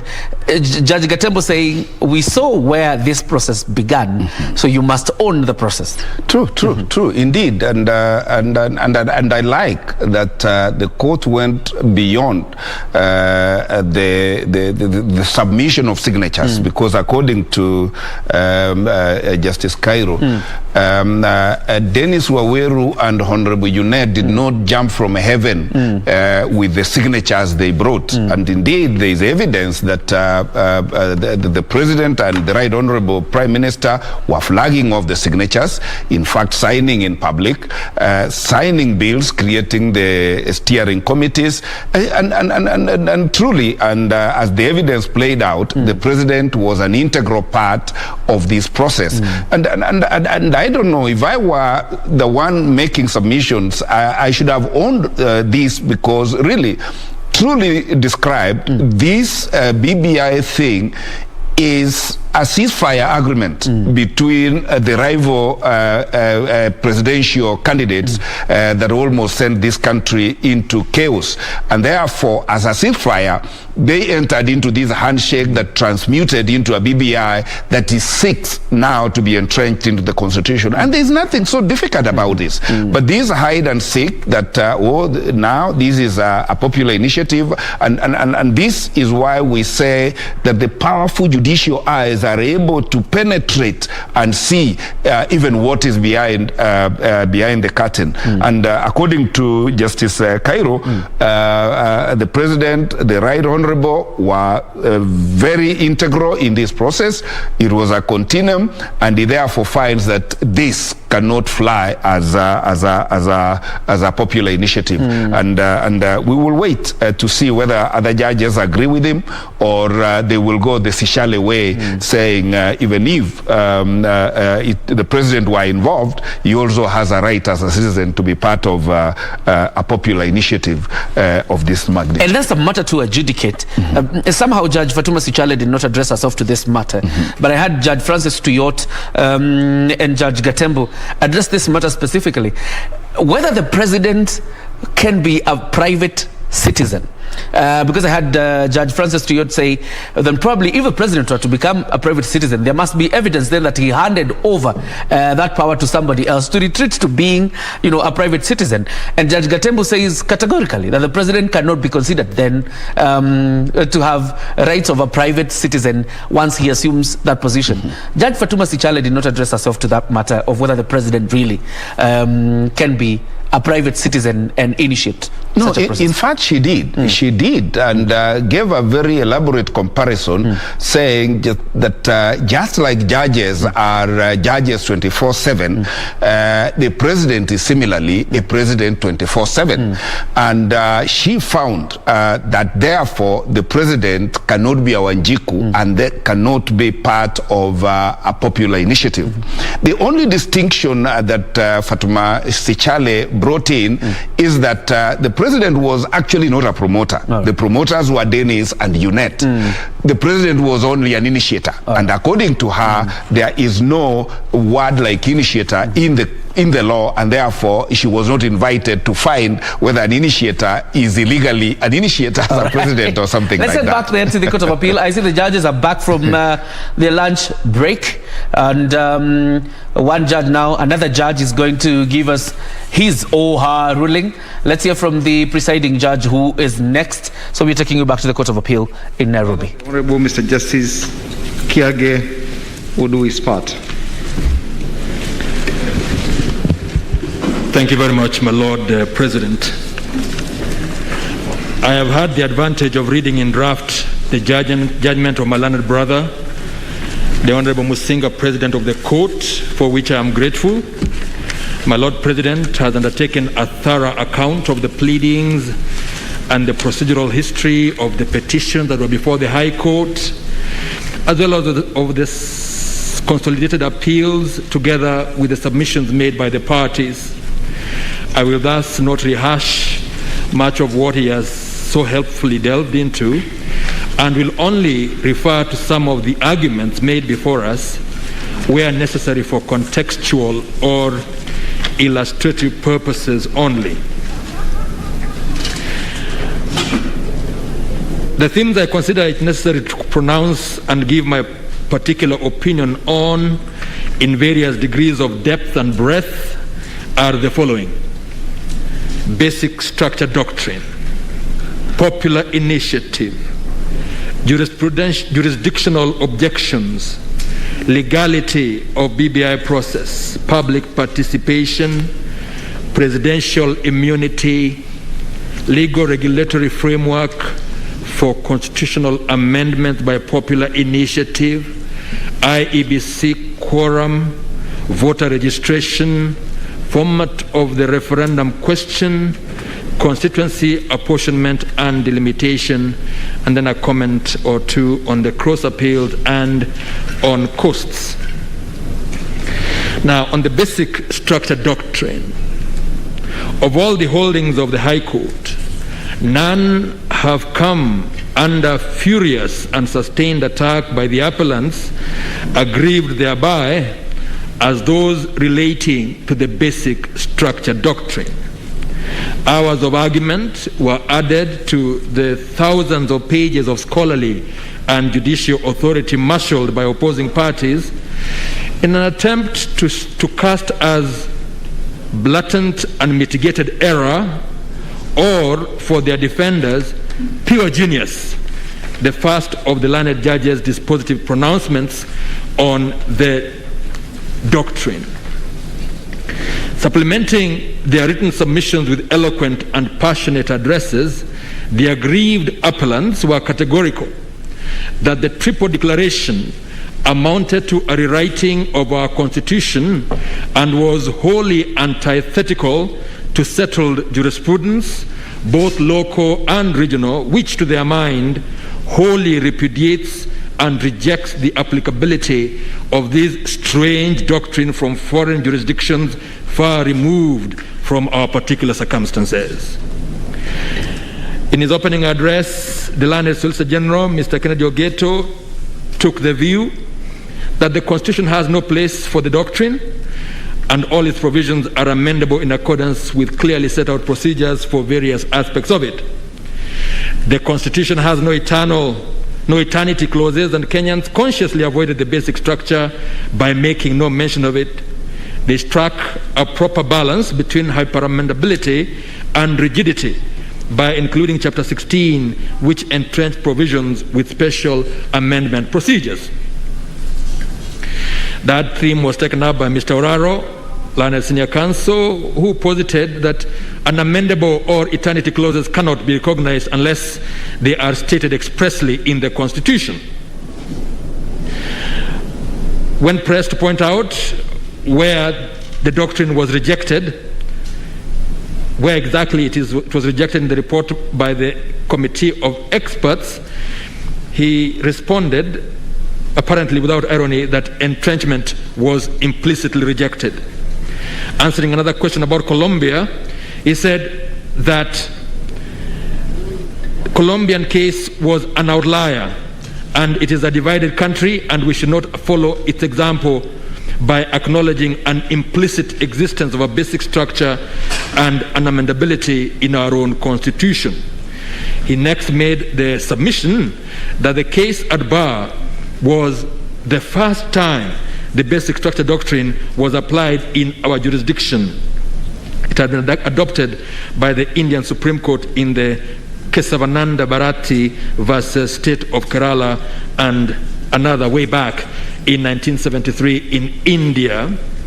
And even though it was accepted in Bangladesh, Council's view was that it has been rejected elsewhere and it is inconceivable that we can introduce it in Kenya. Mr. Oraro was emphatic that our constitution provides for its alteration, and that as such the people can make any amendment they deign, including, should they so desire, an amendment to abolish Parliament. That being the case, it is not open for judges to unilaterally come up with standards not provided for in the Constitution, thereby raising the bar of amendability. He fervently lamented that the High Court, quote, wants us to be subject to an academic doctrine invented by the Indian Supreme Court, end of quote. Also opposed to that doctrine was senior counsel Mr. Orengo,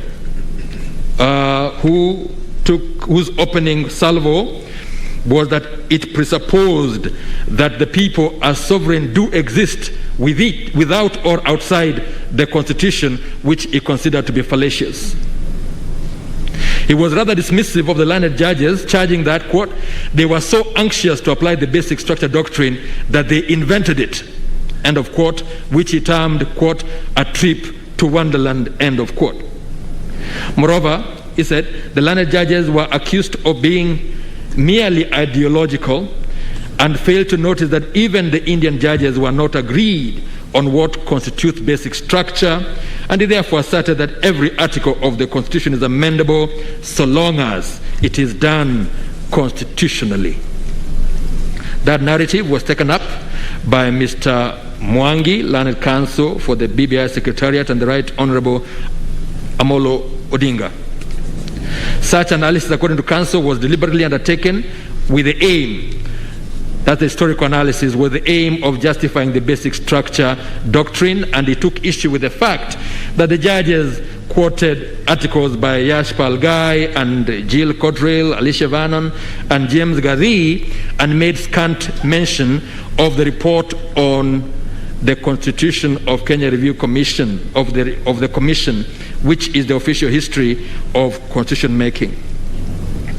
He sought to distinguish the Kesavananda case, which he stated has a dark past, as posited in the book The Indian Supreme Court and Politics. On the whole, counsel was derisive of the unamendability doctrine as, quote, the product of New Age scholars, end of quote, whose concepts, quote, are not employed elsewhere in Africa, end of quote. And he urged us to follow the example of Uganda, which rejected it and ruled what he saw as foreign ideas being tried on us. Turning to theology, he pleaded that to accept the notion that certain parts of the Constitution cannot be changed would amount to idolatry, under which we would have hoisted the Constitution to a position that is higher than man, and thereby will have made ourselves servants, yet the law is made for man, not the other way around. He urged caution lest the spirit of the Constitution should create a legal theology. Dr. Otiende Amolo, senior counsel, also took that view, but seeming to make so slight a concession that the doctrine does apply, learned senior counsel asserted that even then the learned judges treated it as in a wholly unsatisfactory manner that left it in, according to him, utter confusion. Even though the IBC, whom he represents, did not directly appeal against the basic structure doctrine, learned senior counsel Professor Githu Muigai still made submissions germane to the issue. He made the bold assertion that the 2010 Constitution did not rewrite the foundations of the law of Kenya, which remain the same as they have been since 1897. He then complained that the learned judges adopted an approach that supports the view that nowadays all political, social, and economic grievances are being taken before the court, yet the High Court has limited jurisdiction to entertain constitutional grievances where a clear cause of action exists and brought by people who have standing. To entertain such grievances and make such orders at large leads to an erosion of the dignity and sanctity of the court. And then he asserted that 9 out of 10 of the learned judges' orders are opinions born of their acceptance of an invitation to act as a philosophical tribunal. Mr. Kuyo, the learned counsel for the National Assembly, also urged rejection of the doctrine, but in the present case he considered, as he had to, that 74 amendments proposed in the BBI bill were numerous. He nonetheless invited us to reject the doctrine unless we should find that there is a threat of hyper-amendment of the Constitution. For the Senate, Mr. Learned Counsel, Mr. Job Wambulwa, was also against the doctrine. He urged us not to follow Indian jurisprudence on the subject, given the fundamental textual and contextual differences between our constitutions, with the Indian one reposing amendment powers with Parliament by a simple majority. For the county of Kiambu, Ms. Njoki Mboshe, who, in support of the appeal, declared that nobody can legally, by eternity clauses, oust Wanjiku's sovereign right to self-determination, went on to emphasize that the basic structure has no place in Articles 255 and 257 of the Constitution. She urged us to exercise abundant caution in borrowing foreign jurisprudence. For the County Assembly of Kirinyaga, Land Council Mr. Ndegwa Njiru was equally opposed to the doctrine. And returning, he made reference to the Kivuitu, Priscilla Ndululu Kivuitu and another versus the Attorney General, and he said that he considered that the court there did recognize the basic structure doctrine, but added that once the people were involved through a referendum, it was within their rights to alter the basic structure. Mr. George Albert, Land Council, was of the view that Kenyans chose 10 articles to protect from amendment by requiring that they be subject to a referendum. And according to him, the terms basic structure, eternity clauses, and unamendable clauses are used interchangeably. Against those attacks on the learned judge's acceptance and endorsement of the basic structure doctrine was an equally eloquent and impassioned battery of counsel. Mr. Harvey, appearing with Ms. Angawa as Land Counsel for the first to fifth respondents, extolled the 2010 Constitution as a perfect charter. He took grave issue with the BBI proponents who proposed, according to him, 74 amendments by a single stroke of the pen, thereby dwarfing the 38 amendments to the independent constitution carried out between the years 1963 and 1991. He was emphatic that the doctrine of unamendability and basic structure actually is implicit, and that changes to that core structure can only be effected through the exercise of constituent power with 4 features, namely civic education, public participation, debate, and referendum. He was quick to add that the constituent power is not textualized in the Constitution, but is definitely applicable, and he placed reliance on the judgment by Justice Ringera in the Njoya case. Pointing out that the constituent power did not originate with the Ringera J, Council made reference to John Locke's 2 treatises of government and Baron de Montesquieu's The Spirit of the Laws to assert that it is neither emergent nor alien, as it is rooted in antiquity as a feature of democratic governance. Pointing out that the basic structure is already part of the Kenyan jurisprudence, having made its first entry with the Njoya decision, he asserted that there are limits to amendability. Citing Nwabweze and referring to the preamble to the Constitution, he urged that the Constitution is indeed intended to endure for ages to come. It thus did not matter whether or not the basic structure was textualized as such, and he called in aid other doctrines such as the separation of powers, checks and balances, independence of the judiciary, etc., which, though not spelled out in the constitutional text, are nonetheless an integral part of the Constitution. Asserting that a strict scheme of amendment did not justify repeal of the Constitution, and that the two are in fact dichotomous, Mr. Harvey made an appeal to history, stating that amendment powers had led to effective repeal of the Independence Constitution. He pointed out that Justice Ringera had acknowledged that, but mentioned that there was no challenge to those amendments.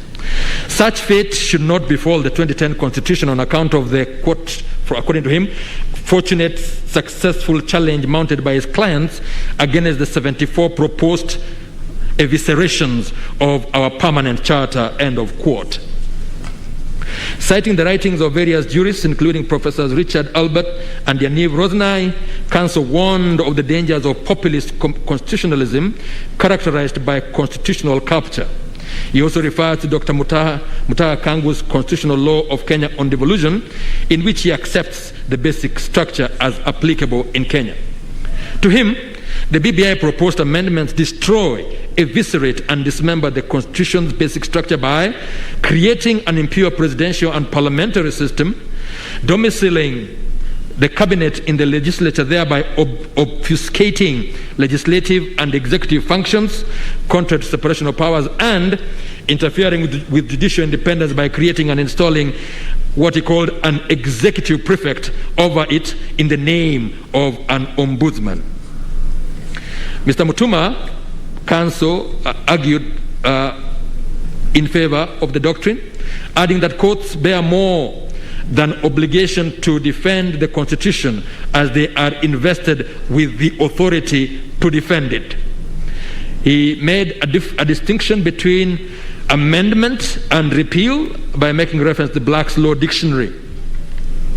So stating, he posited that the BBI initiative and Constitution Amendment Bill was an attempt to repeal the 2010 Constitution by implication. This is impermissible because the said Constitution is for eternity, which he explained to mean, quote, for as long as we have it. Next came Professor Kithure Kindiki Learned Counsel, who posited that there is a hierarchy of constitutional norms. And to demonstrate the basic structure, he posed the question whether one can amend the Constitution to change Kenya from a multi-party democracy into a constitutional monarchy, or alter its territory by having a part of it donated to another state, as had happened elsewhere in history. To him, such fundamental changes require a direct involvement of the people. He went on to say that the judges did not say that the basic structure cannot be altered, as the complaining appellant seemed to project, but rather that such changes must be subject to a deeper process involving the sovereignty of the people. He went on, indeed, appealing to us to dismiss the appeals with costs. he turned all spiritual, submitting that the BBI process was a botched attempt to overthrow the people and the Constitution, but, quote, by the mercy of Almighty God, the High Court intervened and declared it a nullity. Next came Dr. Mudhomi Thiakolu, who invited us to consider a quartet of questions. What kind of precedent do we want to create? What incentives for constitutional compliance will we put in place? How will future presidents treat the Constitution? Should we lend to this, according to him, illegality, judicial imprimatur? And how will politicians behave in the future? Resorting to Greek mythology, Council implored us to recall the Hydra of Lerna, that multi-headed sea monster, which he likened to the impunity that has stalked this land, and urged the judiciary to be as steady as the sword as was the hero Heracles, and so slay it by upholding the judgment of the High Court. Learned Senior Counsel Dr. Kaminwa was categorical that the 2010 Constitution came about in answer to our rotten past and in response to global jurisprudence. Quoting from various books, he said that the 2010 Constitution was Kenya's way to sending a never again message to all that had gone wrong with us before. He declared that the Constitution is unamendable by the methods proposed in the BBI initiative and bill. The basic structure is not confined to India, but has spread worldwide. He was categorical that the problem in this country is not with the Constitution, but with ourselves, and especially with the politicians, quote, most of whom are mere job seekers who stand for absolutely nothing, end of quote. He urged us to throw out this appeal as unmeritorious. Equally scathing was Ms. Martha Karua, Learned Senior Counsel, who appeared for the professors of law who had been admitted as amici curiae before the High Court, positing that constitutions exist to limit the excess of authority. He lamented that in Kenya, the executive, state entities, and state officers ignore the fact. Stating that under Article 165, the courts can make determinations whether anything done is constitutional, he pleaded with us to hold that the Constitution is yet to be fully implemented as the final word on its interpretation. She asked us to mark the beacons for excesses of power by the executive and to, quote, uphold and protect the basic structure which is part of the DNA of the Constitution, end of quote. She was joined by Ms. Nyanguto, Land Council, who argued that the basic structure is inherent in the Constitution and urged us to uphold it and thus protect the Constitution from the BBI bill, which, quote, portends the death of the 2010 Constitution by 1,000 deadly cuts, end of quote. Coming next, Learned Counsel Mr. Zebedeo Ongoya argued that the judges did not merely import the doctrine from India, from Indian case law, but rather found it in the history, text, and structure of the Constitution. In doing so, they developed a rich indigenous jurisprudence in a manner that was praiseworthy and not objectionable to deserve the attacks directed at them. He made reference to the decision of Lenaola J, which has been referred to in the Commission for the Implementation of the Constitution versus National Assembly. He went on to say that the learned judges were correct to delineate three types of sovereign power, namely primary constituent power, secondary constituent power, and constituted power germane to a determination of the questions at bar. This same theme was echoed by Learned Counsel Mr. Evans Ogada, who submitted that when the judges pronounced themselves on the basic structure doctrine, they were declaring a legitimate reality and were not merely engaging in lofty theory. Learned Counsel Mr. Ochel Dudley distilled three strange positions, according to him, that this court would have to simultaneously adopt in order for it to overturn the learned judges' findings on basic structure. Those three are: one, we would have to adopt textualism; we would have to elevate the political elite above the people; and finally, we would have to upset a settled theory of constitutional change. Referring to the case of Kesavananda, he indicated that our position is no less perilous than that faced the Indian courts, because we have 74 missiles that are trained at our constitution. To him, changing the constitution is not a normal state function, but an extraordinary authority. He pointed out that the power to amend is not authority to annihilate the constitution, which he warned could easily be abrogated by gradual amendments. He referred to the writings of Hans Kelsen to assert that the constitution is the Grun norm. It has to be accorded a more stable character. Thus, it is not enough for those intent on altering the constitution to just marshal the numbers, recalling that such formally compliant machinations have happened before. Land Council, Mr. Madenge, took the view that the text of the 2010 Constitution in fact supports the basic structure doctrine because the Constitution has a core content and contains fundamental prior principles that are immutable in character. Making reply to all that, Mr. Nyamodi contended that the basic structure and the basic structure doctrine are not synonymous. The former refers to fundamental entrenched provisions which the Constitution contains, while the latter restricts amendability of the Constitution, a notion he rejects, as all provisions, according to him, are amendable, albeit by use of a different procedure where entrenched provisions are concerned. Finally, he conceded that Professor Rosnai is undoubtedly an authority on the basic structure doctrine, but invited us to find that the intensity of judicial review of proposed amendments depends on the amendment process involved. Mr. Donald Kipkorir, Learned Counsel, maintained that the basic structure doctrine was inapplicable in Kenya. And he seemed to suggest that it would be archaic and anachronistic to insist on a phenomenon from classical Greece where constituent power was exercised directly. Professor Muigai, Senior Counsel, in reply, labeled this a case about theory and not a live one about live people. He repudiated the idea that a constituent assembly is any more effective an exercise of power and authority than the people's exercise of sovereign power to effect or ratify radical changes to the Constitution at a referendum.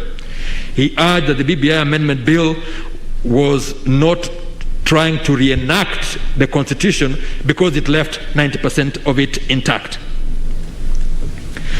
I have taken the trouble to set out only the oral submissions made on this fundamental issue of great significance, even though I have painstakingly read and pondered over the copious written submissions filed, as well as the numerous authorities cited.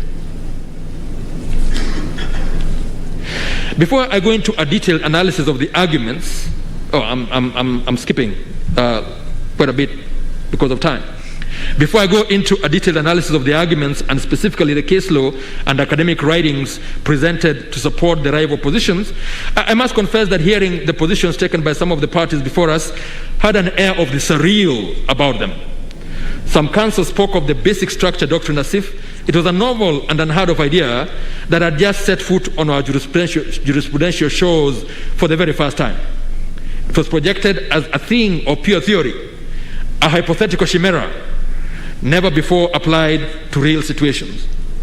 Moreover, the manner in which this country's long and painful search for a new constitution was projected by opposing parties left me wondering whether we had facts and alternative facts. Well,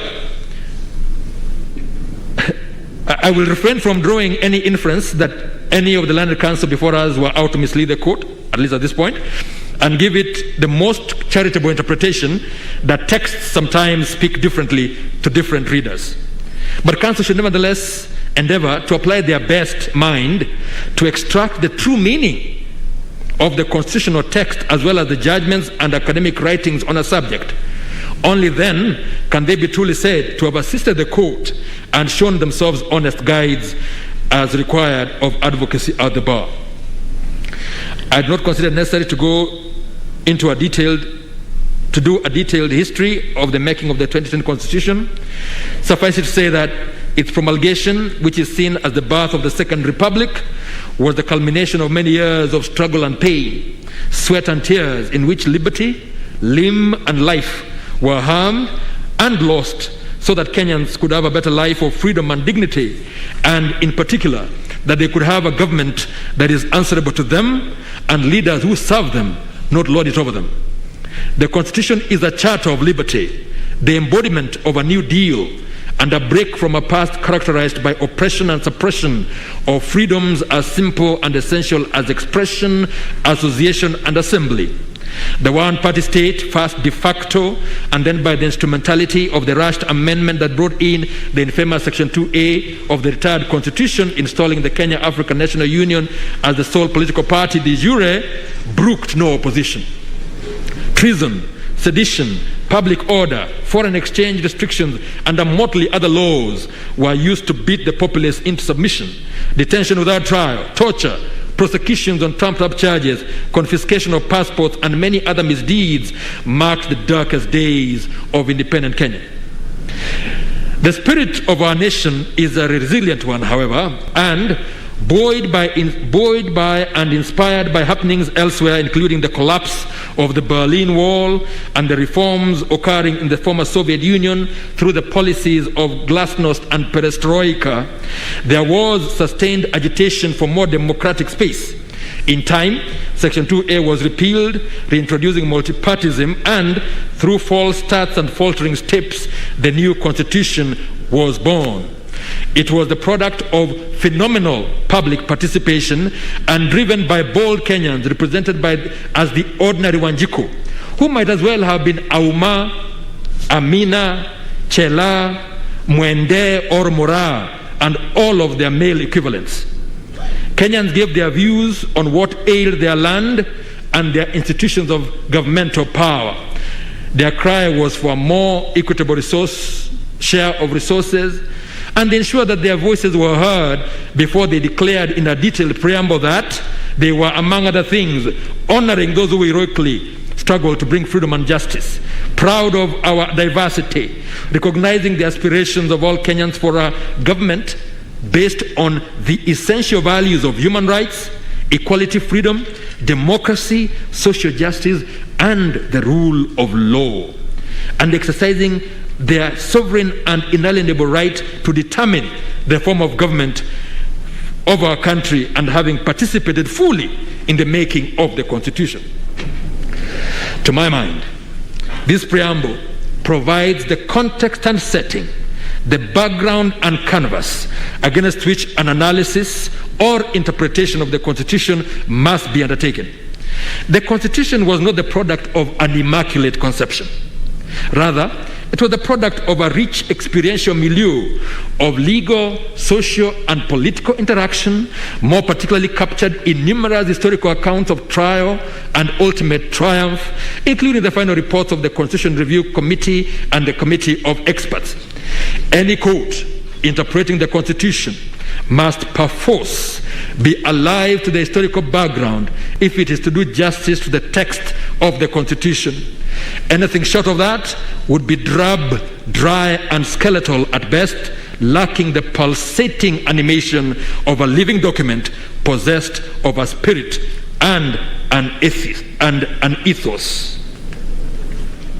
Indeed, as if fully aware of the easy slide to dry formalism in construction, an obsession with text and lexical renderings, oblivious to history and context, the Constitution itself provided the keys to its construction in explicit terms in Article 251(1), which is that it must be interpreted in a manner that promotes its purposes, values, and principles, that advances the rule of law and the human rights and fundamental freedoms in the Bill of Rights, that contributes to good governance, and every provision of this Constitution shall be construed according to the doctrine of interpretation that the law is always speaking.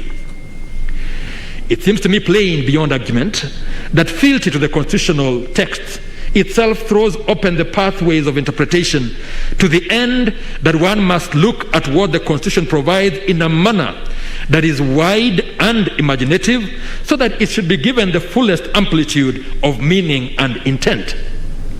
The interpreter must have the purposes, values, and principles of the Constitution ever in mind as he undertakes the task. What is called for is purposive, value-laden, and principled approach to constitutional interpretation as opposed to a narrow, neutral, and ultimately neutered formalism. Moreover, those charged with interpreting and giving effect to the Constitution cannot shut their eyes to, or be indifferent to, or worse, evince a hostility towards the rule of law, human rights and fundamental freedoms. The Constitution commands judges to be active participants in those causes, and it behoves us to constantly introspect and deliberately push forward the rule of law and the human rights project. It would be a serious dereliction of duty, productive of deleterious effects, were those charged with the solemn duty of advancing these causes to be found wanting through carelessness or inattention, thereby either stalling or reversing them. To me, stringent urgings for judicial restraint where the rule of law is under threat and human rights are abused are totally antithetical and anathema to the plain constitutional interdict. Where these matters are concerned, fealty to the judicial oath demands, nay, commands, conscious activism. We do not become judges to subvert the plain and uncompromising edict to advance the rule of law and human rights. To my mind, that the Constitution very deliberately calls me to be a warrior for the rule of law and human rights and to be both faithful and fearless in the cause is beyond question. Precisely because the law, as with life, is not static, the Constitution calls upon those who interpret it to do so in a manner that permits the development of the law. This is an acknowledgement that our knowledge of law is not at its zenith, and none can boast of having attained the acme of legal omniscience. This is where we are called upon to be open-minded, even to those concepts that may at first blush seem strange or challenge our long-held beliefs. We live in a globalized world, and courts will always be part of a continuing conversation on comparative constitutional law and practice. We are part of a global community of courts, and we definitely can and do benefit from a cross-pollination of ideas. We receive and consider those that have migrated to us, being careful to accept and incorporate those that can be said to be markers of positive development, even as we should think that our own progressive jurisprudence is solid enough and sufficiently persuasive to other jurisdictions. That, to me, is the constitutionally ordained interpretative prism and lens through which I must approach and decide the applicability of the basic structure doctrine to our Constitution. I proceed from the appreciation that the Constitution is laden with normative fecundity, which should vivify all persons who are charged with its application or interpretation. I've mentioned some provisions, and I say those provisions are couched in plain and peremptory terms, requiring no further exposition. I need only state that the obvious fact that this obligation, unquestionably binding as it stands, takes on a more solemn aspect, sacred even, in the case of those who occupy certain state offices by first swearing allegiance to the Constitution. Such oaths are of the gravest import and not to be lightly taken or regarded as mere formal incantations, empty rituals bereft of meaning or substance to be violated with no consequence. Those who swear by the Constitution must be prepared to live by it and defend it as commanded, or else give the officers that come with such burdensome demands on their loyalties and consciences a wide berth. It should be plain by now that the approach to constitutional interpretation that persuades, indeed binds me, is a purposive and holistic one, which repudiates the text as the alpha and omega on the divination of the meaning and intent of the Constitution. One needs only cast a glance at our history of constitutional jurisprudence to see the long shadow cast by a textualist obsession as exemplified in Republic versus Elman back in 1969. That approach, thankfully long interred, although every once in a while we hear its ghost clanging its chains, seeking a place at the interpretative table, declared that the Constitution was to be interpreted in the same way as any other statute and frowned upon any resort to the spirit of the Constitution in derisive and almost epithetical terms. The fortunes of Elman doctrine have been traced in Mudhomi Ntiankolu's Landmarks from Elman to the Saitoti ruling, searching for a philosophy of constitutional interpretation in Kenya. It is no wonder that for long periods of Kenya's post-independence history, constitutional guarantees of freedom and fundamental rights remained for the large part, mere pious platitudes. And I see this as an object lesson for those of us on whom falls the obligation to give meaning to what the Constitution provides. We must learn from the mistakes of history, lest we be doomed to repeat them. It only takes a restrictive, minimalist interpretation here and a textualist, formalist approach there for the spirit of the Constitution to be stymied and its lofty ideals to hemorrhage towards barrenness by a drip drop of near imperceptible clawbacks and innocuous seeming small steps of mark time, slide, and reverse.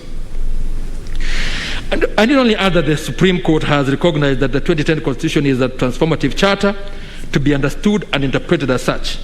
In much the same way as new wine cannot be stored in old wineskins, it would be totally illogical to try and squeeze a transformative constitution within the suffocating straitjacket strictures of formalistic or positivistic interpretation.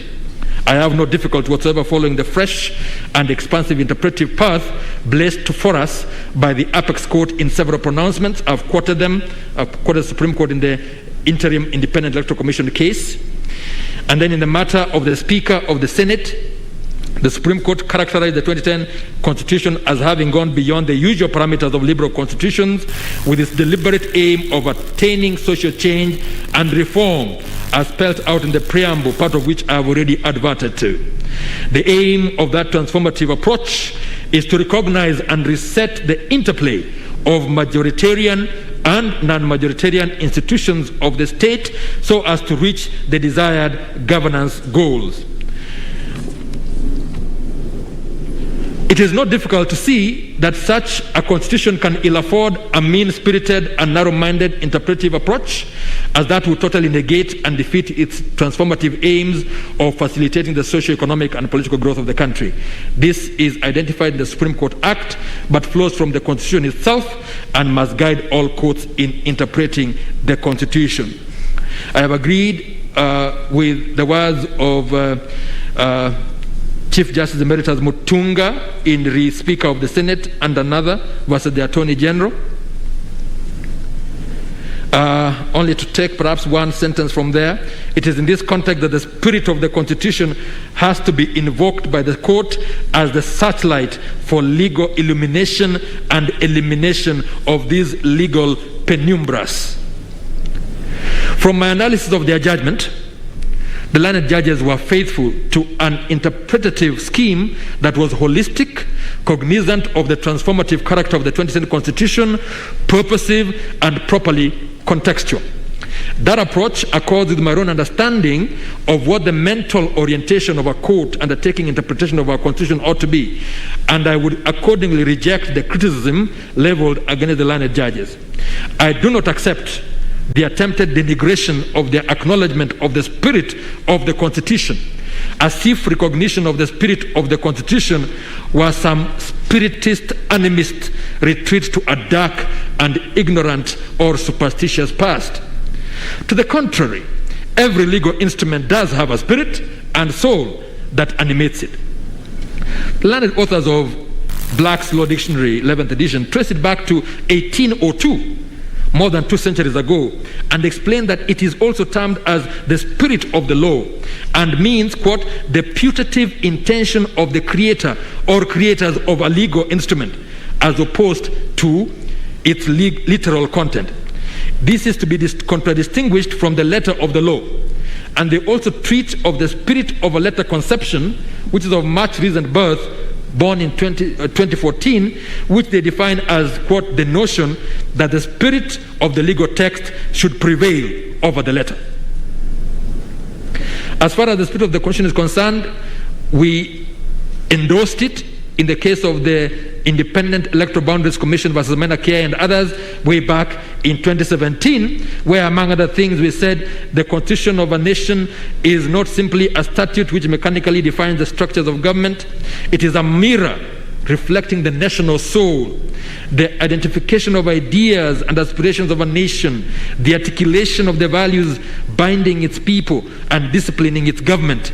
The spirit and tenor of the Constitution must therefore preside and permeate the process of judicial interpretation and judicial discretion. I believe in those words we were quoting the Supreme Court in the matter of the interim independent electoral commission.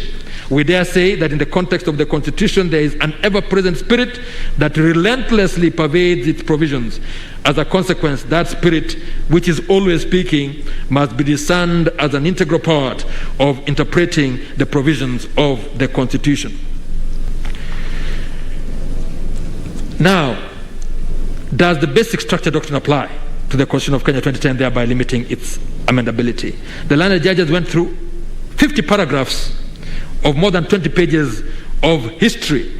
I do not wish to repeat that history. I've already given I've given a brief overview of the same, but some of the marks of it, some of the high points or low points include the CKRC draft constitution, the post-election violence of 07, Agenda 4, etc., etc.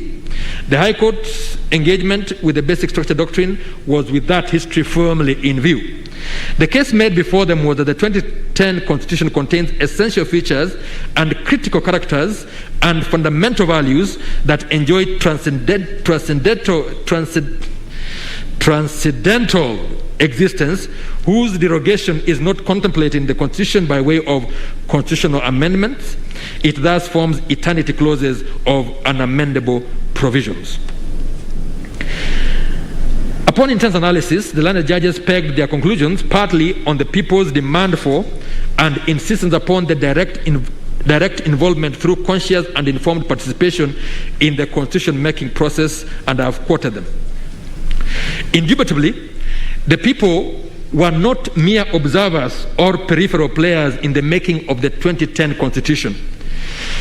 They were wielders and shapers of destiny, not mere instrumentalities for the formal adoption of a document conceived, gestated, and birthed by the political power elites of the day, only for them to attend and vote at a referendum that would be no more than a ritual naming of a product not their own.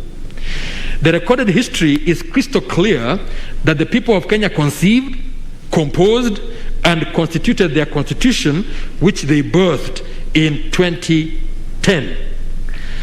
And it is only natural, in the way of the Swahili saying, uchungu wa mwana aujuaye ni mzazi, it's the mother who knows the pain of childbirth, as contrasted with my native Kisii saying that mwana ovandima miri makendu, another's child is but cold phlegm, that the people of Kenya were very particular that the child of their own making, in which resided their hopes, dreams, and aspirations, as well as a clear statement and architecture of how they wish to be governed, should not suffer the fate of the previous constitution. That other had been amended many times in a deliberate and systematic scheme to quarter it, water it down, dismember, and all but obliterate the promise of freedom for the citizens and limited government that it once had. They expressed their views to CKRC, which I have quoted, and the concerns about constitutional dilution, abrogation, or capture through amendments were also captured. Indeed, they said, considering how quickly and fundamentally the Independence Constitution was amended, how can we protect the new Constitution from a similar fate? I'm quoting from the CKRC report. And then they also asked, how can we prevent the decay of constitutional institutions and state organs, as has happened with the institutions of the present Constitution, the past Constitution? Now, it is a sad blight on Africa's post-independent experience that no sooner did the nations gain independence than the power elites embarked on diluting and dissolving all restraints on power and authority, a blurring and final obliteration of checks and balances, and a concentration of power in the presidency. They did this principally through facially legal and constitutionally compliant changes to their constitutions. I have immersed myself in the writings of Professor Nabueze relevant to this subject and taken account of his description in excruciating detail and depressing detail of the manner in which power became so concentrated in the hands of the founding fathers, the heroes of independence, to the detriment of good governance and the rule of law and the liberty of citizens. In Presidentialism in Commonwealth Africa, for instance, he dedicates chapter 5 to the office of the president and starts off under the head "The Extent and Reality of Presidential Power" by pointing out that the most striking feature of the presidency in Africa is its tremendous powers. He goes on to state, which I consider germane to quote in extenso for a full appreciation of the reality that informed Kenya's search for a new constitutional paradigm. He said many things, but just one sentence I will quote there. The Africanness of the presidency in Africa refers to the fact that it is largely free from such limiting constitutional devices, particularly those of a rigid separation of powers and federalism. Now, he talks about aggregation of power, concentration, etc. So, that aggregation and concentration of power, with the attendant creation of imperial presidency, was achieved mainly by constitutional amendments. To achieve them, the restrictions to the amending powers built into the independence constitutions were assaulted and successfully abolished or attenuated. Ghana, the first country to attain independence in 1957, was quick to abolish all the restrictions to amendability, even and especially of entrenched provisions, the very next year by the Constitution Repeal of Restrictions Act of 1958, which was passed strictly in accordance with the prescribed procedure. Thereafter, a simple majority sufficed for every constitutional amendment. The proponents of the abolition of restrictions to the amendment power, including Nkrumah himself, castigated them as a colonialist imposition, an affront to the sovereignty of the new state, and a perversion of the democratic state. I must confess, it did give me an uneasy sense of deja vu when I heard similar arguments made before us in condemnation of the learned judges for deigning to find that there is a limitation to amendment of the 2010 Constitution. Nobeza then recounts the Kenyan experience under which the provisions relating to entrenchment and thus restriction of amendment power were systematically removed or watered down. I believe this particular part was also quoted by my learned brother, Mr. Justice Gatembu. I will not go over it again. After detailing the same trend in Uganda, Tanzania, Malawi, and Zambia, the author observed quite correctly, in my view, that whereas amendments per se may not be objectionable, quote, too frequent amendments may tend to reduce the Constitution to the level of an ordinary law, depriving it of any claim to respectability and devotion, which might in time earn for it a status akin to sanctity. Kenyans were keen to ensure that the 2010 Constitution did not suffer the same ignominious fate as its predecessors, and they told the CKRC that its amendment had to be restricted. And I have quoted the report on what the people said and the commentary by CKRC, where indeed they concluded the people therefore wanted a fairly rigid arrangement, the amendment of which would require their participation in some form. In their view, the new constitution should only be amended in the same way in which it is made. I have laid emphasis on the last part of the commentary because, to my mind, the people of Kenya were quite clear that they were not going to cede the constitution to the vicissitudes and vagaries of political expediency. Having birthed it, they were prepared to nurture it and protect it from mutilation or dismemberment. They desired to be involved in its fate and fortune, and were essentially saying that only as they made it could it be substantively altered with their full and informed participation. It is clear to see, therefore, that the people, as creators of the Constitution, were exercising a power that was without and above the Constitution. They could not have been creating it pursuant to any of its provisions for the rather commonsensical reason that it was not existing at the time, not having been constituted. The power to constitute a constitution predates the Constitution, and it is, with great respect, quite absurd to seek constituent power within the Constitution. The power is original, a priori, primordial, and is inherent in the sovereignty of the people. It is not subject to the Constitution, which is but an emanation of it. This is the constituent power with which the people themselves, acting directly, can both make and replace a constitution. I've quoted Nabweze. The Njoya decision, which Ringera actually quotes Nabweze, was never appealed against and has remained the law on this subject, followed and reaffirmed on many occasions over the last 15 years.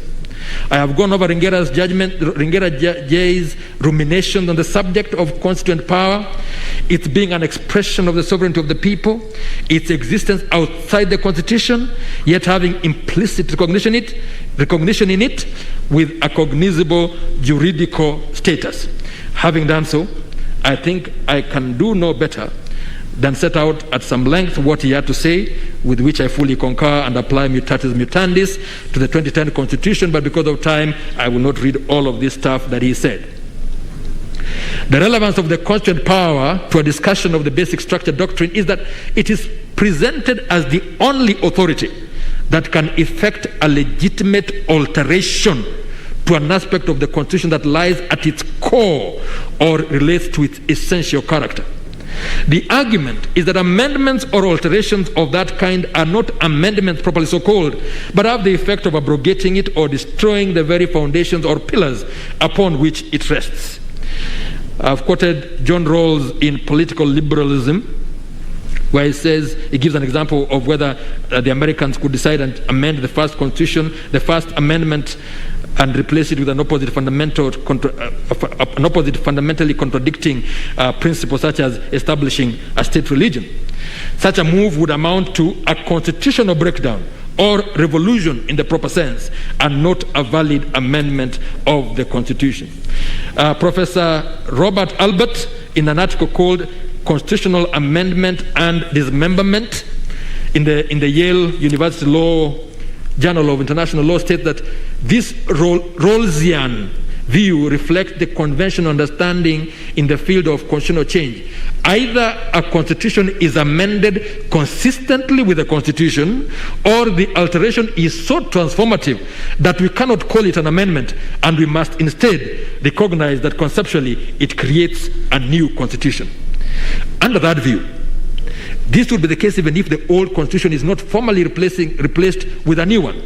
It can safely be argued that any amendment that alter the core aspects of a Constitution, changing its character and ethos in a radical manner, is essentially changing its basic structure, and in all but word abrogates or dismembers the Constitution.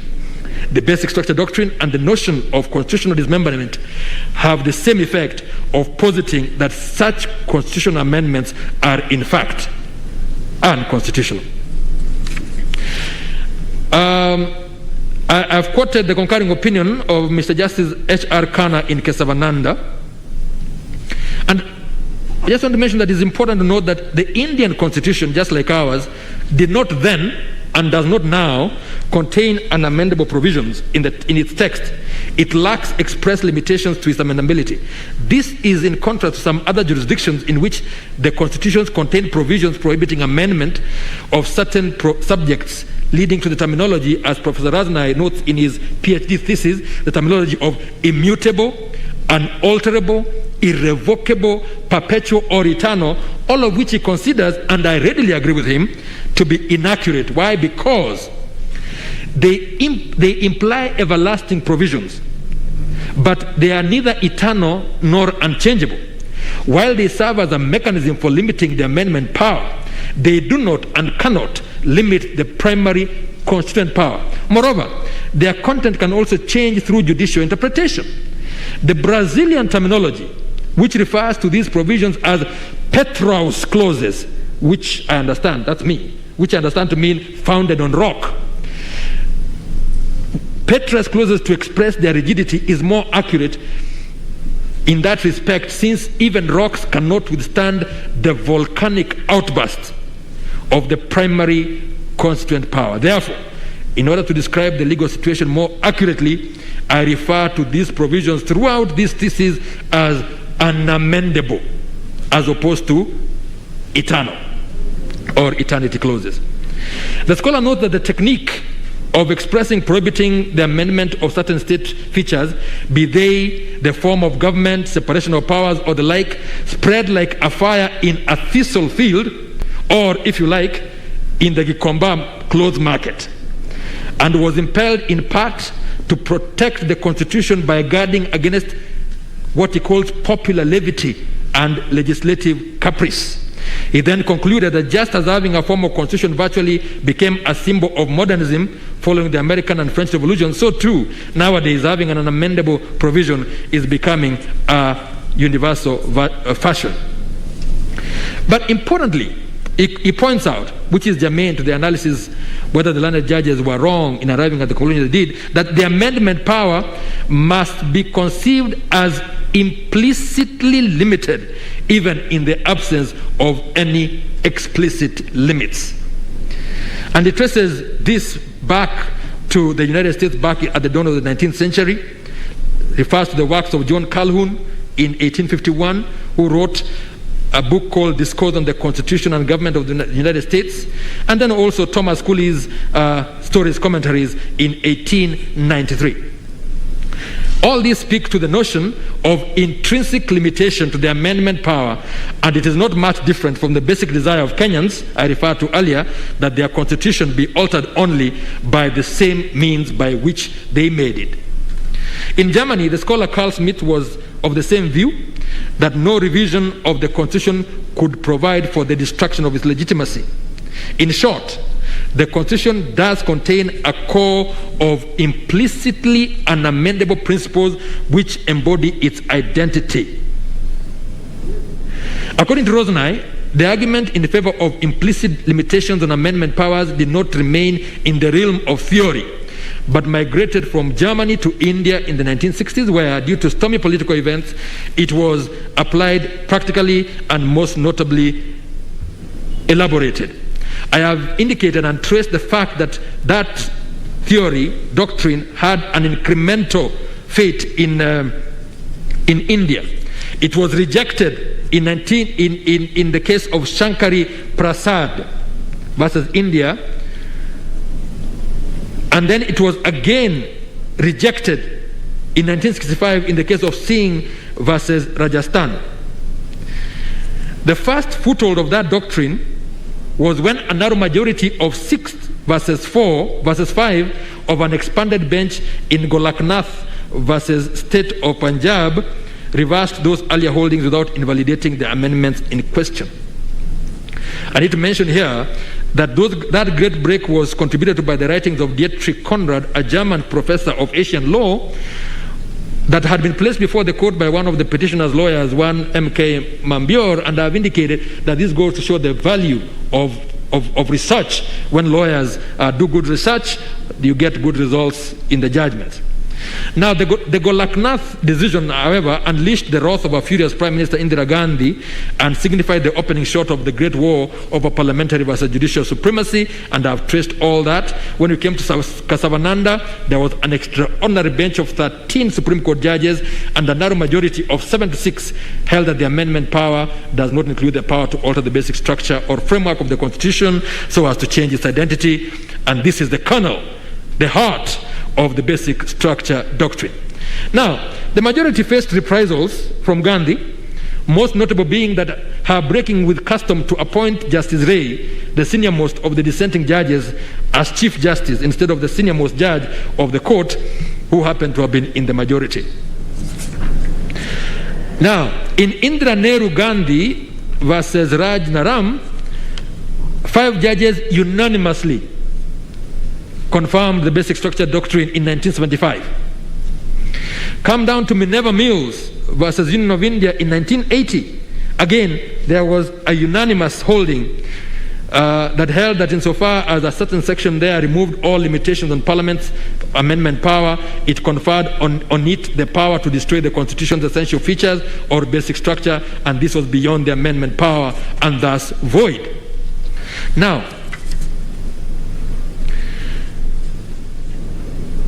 contrary submissions that were made before us, the basic structure doctrine, from my reading of the cases subsequent to Kesavananda, demonstrates an ascendant trajectory to the point that it is firmly settled as a doctrine in India. The split majorities of its inception gave way to consistent unanimous decisions of the Supreme Court, so that the so-called compelling case by R. Dhawan, said to be a respected advocate and leading Indian scholar, that Kesavananda ought to be set aside would seem to have no solid foundation in my respectful view. It has stood for more than 50 years, or about almost 50 years now. When I turn to other cases, in Malaysia, for example, I have quoted 2 cases from Malaysia which seem to show that the doctrine was more accepted than repudiated. I have also taken time that taken note that other Asian countries such as Bangladesh and Pakistan have embraced and fully affirmed the basic structure doctrine. I've quoted some cases there. And citing various cases from far away Central and South America, specifically Argentina, Belize, and Colombia and Peru, Rosnai comes to the conclusion that the basic structure doctrine has migrated far and wide across the globe. Some of the arguments that were made before us here were made in Belize, and the Supreme Court in the case of British Caribbean had this to say. They referred to the Indian basic structure and then said, though the Constitution of India is different in several respects from our Constitution, both constitutions have basic structures, features such as judiciary, rule of law, fundamental rights, and separation of powers.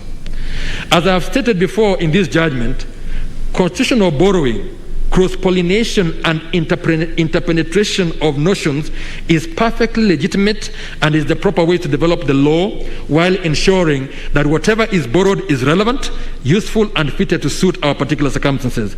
I need only add that the legal scholars have recognized and encouraged constitutional borrowing by courts for persuasive purposes, and there are all manner of articles. Can constitutional borrowing be justified? In the University of Pennsylvania Journal of Constitutional Law, and then constitutional borrowing in the Michigan Law Review. I note with a measure of bemusement that while castigating the learned judges for relying on foreign jurisprudence, the aggrieved appellants have laid before us numerous decisions of foreign courts. I was at first minded, I have mentioned some of the things that were quite off in the manner in which the submissions were made. We were told that cases said one thing when in actual fact they said something else. I'll give an example. In one of the submissions, it was said that in Uganda, the Supreme Court, in the case of Paul Semogerere and others, equally dismissed the Kesavananda doctrine. And then they quote a passage that I think was quoted by one of my colleagues this morning, about those who make the Constitution know what's good for them, etc., etc. And then, but now, this is what I say. Now, after reading, from a reading of that passage quoted by counsel, the impression is that all those words were by Mr. Justice Tesekoko of Uganda. But in truth, only the last paragraph contains his words. Now, having read the Semogerere judgment myself, which was usefully, if ironically, supplied by counsel in volume 8, I cannot but respectfully conclude that the case does not at all advance the appellant's particular argument or case. First of all, it turns out that the bulk of the excerpt attributed to Judge Tesekoko are not his words. They are actually words apparently found in a Kesavananda dissent, which the judge quotes not directly from the judgment, but as said to be quoted in a Singaporean case. The judge himself puts it thus at page 8 of his judgment. He said, no copy of the judgment of Kesavananda case was availed to us. I have not been able to lay my hands on the full judgment, but passages of it are quoted in the Singaporean case of Sesolung. Now, with great respect, I cannot see how it is possible for Semogerere to have dismissed Kesavananda, as we are urged, when the judges deciding it had not even engaged with the doctrine and had not even read the judgment. In fact, nowhere in Semogerere is there a whiff of rejection of the basic structure doctrine, which is the heart and essence of Kesavananda. To the contrary, Tesekoko J indicated that in his considered opinion, Kesavananda case was misunderstood and therefore misapplied to the petition that was before the Constitutional Court. And then he talks about what he thinks Kesavananda, which he didn't read, was about. Now, I need not say anything on the judge's understanding of the issue in Kesavananda, which I, unlike he, have read in full. But it should be obvious that given the infirmities I have pointed out, Semogerere, as presented before us, cannot be a basis for the contention that the basic structure doctrine was rejected in Uganda on that occasion. The same also goes for the case of Male Mabirizi and others versus the Attorney General of Uganda, where seems to say, the judge said that the basic structure doctrine is still at a nascent stage of development. This is a 2018 decision, but from what I've said, the basic structure is not nascent, it's not new, it has actually grown quite old. Now, having undertaken so detailed an account and analysis of the Indian experience with the basic structure doctrine and its migration across the globe, I have no difficulty discounting those conclusions as untenable. I would also reject the decision cited to us of the Honorable Attorney General of Tanzania versus Christopher Mtilika, because there the court said, the Court of Appeal of Tanzania, it said that the courts must eschew a loosening of judicial discipline in interpreting the explicit provisions of the Constitution. And they went on to say that a tightening of judicial scrutiny would be necessary. Now, I think that is the very antithesis of what our Constitution requires of our courts.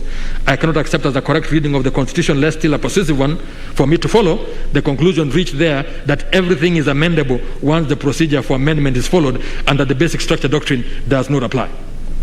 The conclusion I have arrived at, out of my forays into the jurisprudence and learning I have referred to, and much more besides, is that the basic structure doctrine is legitimate and sound. I would think it's strange that anyone would doubt the existence of a basic, fundamental, essential core, being the pillar upon which the Constitution stands, and from which its character, ethos, and identity flows. There is a certain undeniable simplicity to the notion. I thought of it as a house. Any and every house, be it simple, complex, and elaborate, must have some structure with its bare essentials. Even as some houses have fewer items than others, going into their basic structure than others, so would different constitutions differ in complexity. I was pleasantly surprised to see that Joseph Raz, in a book called Between Authority and Interpretation, uses the analogy of a house to differentiate between minor changes to the Constitution, like redecorating a house, and major ones that alter its character. Rosner refers to that very analogy of a house. I will not say much more on what he says. I cite the passage, I've cited a passage at length to signify my full agreement with the learned judges that the amendments proposed by the BBI initiative and bill were so far-reaching in character, scope, and content as to shake the foundation and alter the identity and character of the Constitution. They were effectively dismembering the Constitution, blasting so huge a hole in it as to pulverize its foundations and essentially create a new constitutional order. To do so would not be to amend the existing Constitution, and therefore there was need to resort to and summon the primary constituent power. The mere invitation of the people to vote on the radical transformative proposals at a referendum was not an effective summons of the correct authority, because the people acting on the amendment plane constitute the secondary constituent power only and are limited to amendment.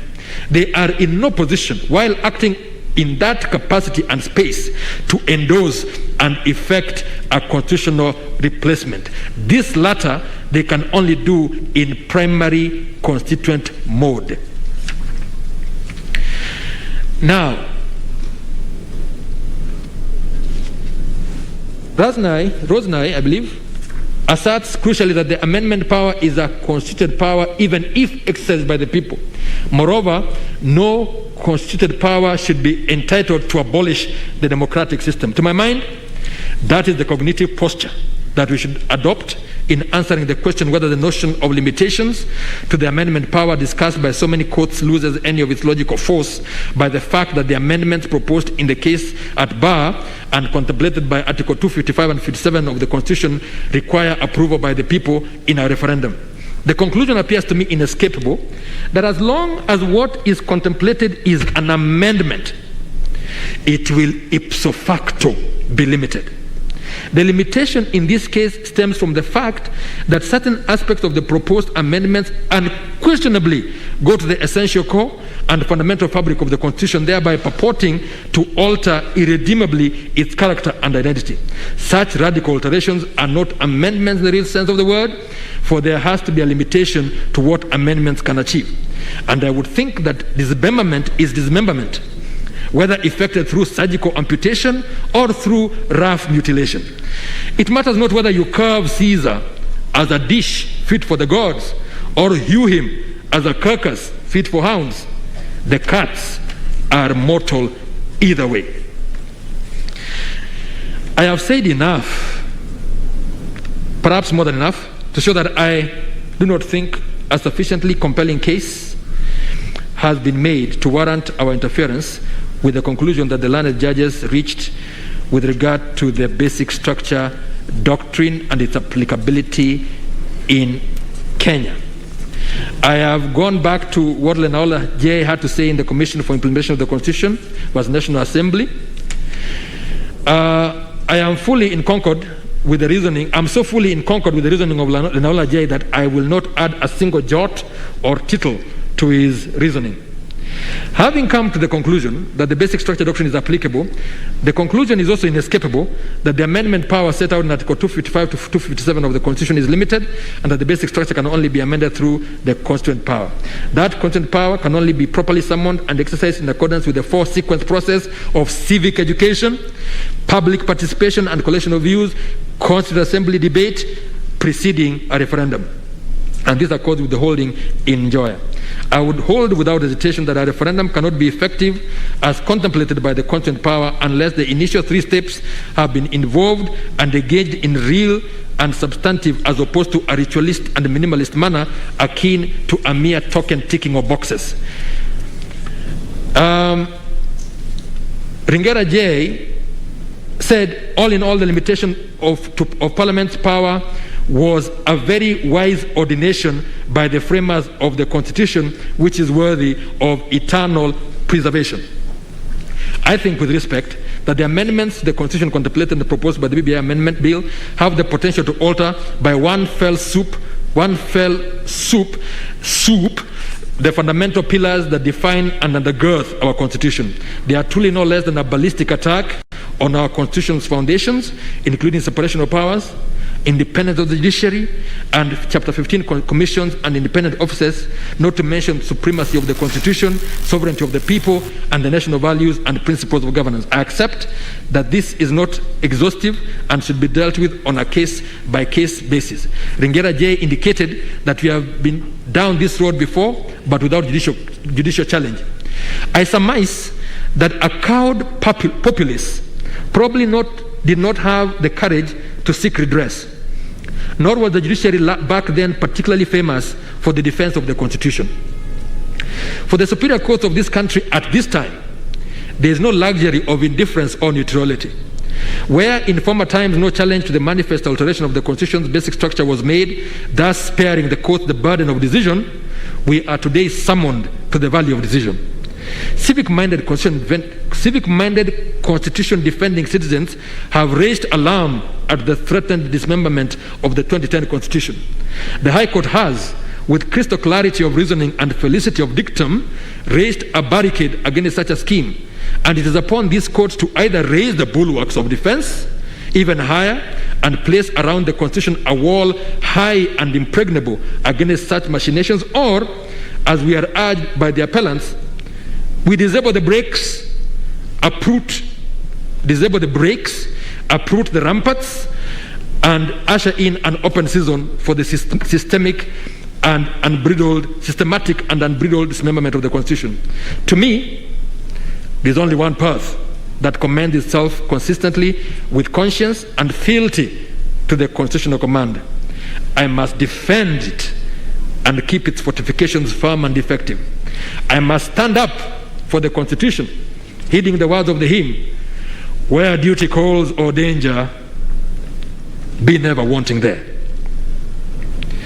I have referred to the aspect of illiberal democracy and its growth, and I've talked about Professor Rosalind Dixon and David Landard. The point they point out that the constitutional amendments or basic structure doctrine, though at times attacked as being anti-majoritarian and making courts too powerful, is in fact a useful tool to help preserve so-called fragile democracies against the democratic erosion that is inherent in abusive constitutionalism. Beyond textually stated eternity clauses, they point out that many scholars and courts have argued that the doctrine can be defended. Now, however, given I am persuaded that the referendum requirement is at best an exercise of the people's secondary constituted power, or, as argued by some, an aspect of the constitutive power contemplated by the Constitution itself as part of its amendment procedure, I am better persuaded by the unconstitutional constitutional amendment / basic structure doctrine. I am justified by this view, by my appreciation that even referendum procedure can be made of no effect by a deficit of prior civic education and public participation. Indeed, someone has said that for populists, a referendum isn't meant to start an open-ended process of deliberation among actual citizens to generate a range of well-considered popular judgment. Rather, the referendum serves to verify what the populist leader has already discerned to be the genuine popular interest as a matter of identity. An effective bulwark against abusive constitutionalism, therefore, seems to me to be on the authorities, one that entails more as opposed to less people involvement. I think, therefore, that there is nothing anti-majoritarian or doctrinally abhorrent about the four-step process the learned judges held to be indispensable for effectuation of amendments of the kind proposed by BBI. It has to be recalled that the restriction to amendment need not be in express text. It is generally accepted that in keeping with the interpretive posture addressed earlier in this judgment and on a proper understanding of the basic structure doctrine, the limitation can be implicit. Therefore, it is the people themselves who preferred rigidity over flexibility. They were bothered by hyper-amendability, and for me, the numerous amendments proposed are no less offensive because they are presented in one bill at once and not through staggered installments over time. Justice Chandrachund in Kasavananda stated that the basic structure's theme song is amend as you may, even the solemn document which the founding fathers have committed to your care. For you know best the needs of your generation. But the Constitution is a precious heritage. Therefore, you cannot destroy its identity. In short, it is undeniable that by using the basic structure doctrine, the judiciary does play an important role against democratic erosion, and I would, without hesitation, affirm the learned judges on the basic structure. My voice is running out, so I will just make a few comments on the other issues. Popular initiative. I have held that in the amendment scheme of the Constitution, it is clear beyond peradventure that as far as the characterization of the amendments to the Constitution go, there is a binary reality with two distinct, dichotomous and disjunctive initiatives, the parliamentary one or the popular one, each providing a distinctive methodology or procedure. And what appears clear from the Kenyan experience is that the popular initiative was introduced as a response to citizens' frustrations with Parliament, to whom the law-making power is delegated, It was not always acting in a citizen-centric manner and often acted in a manner quite inimical to the interests of the public. The popular initiative is therefore a mechanism for the people to exercise direct authority in the amendment of the Constitution. It is a power reserved to them as the sovereign to do that which Parliament may have defaulted in doing.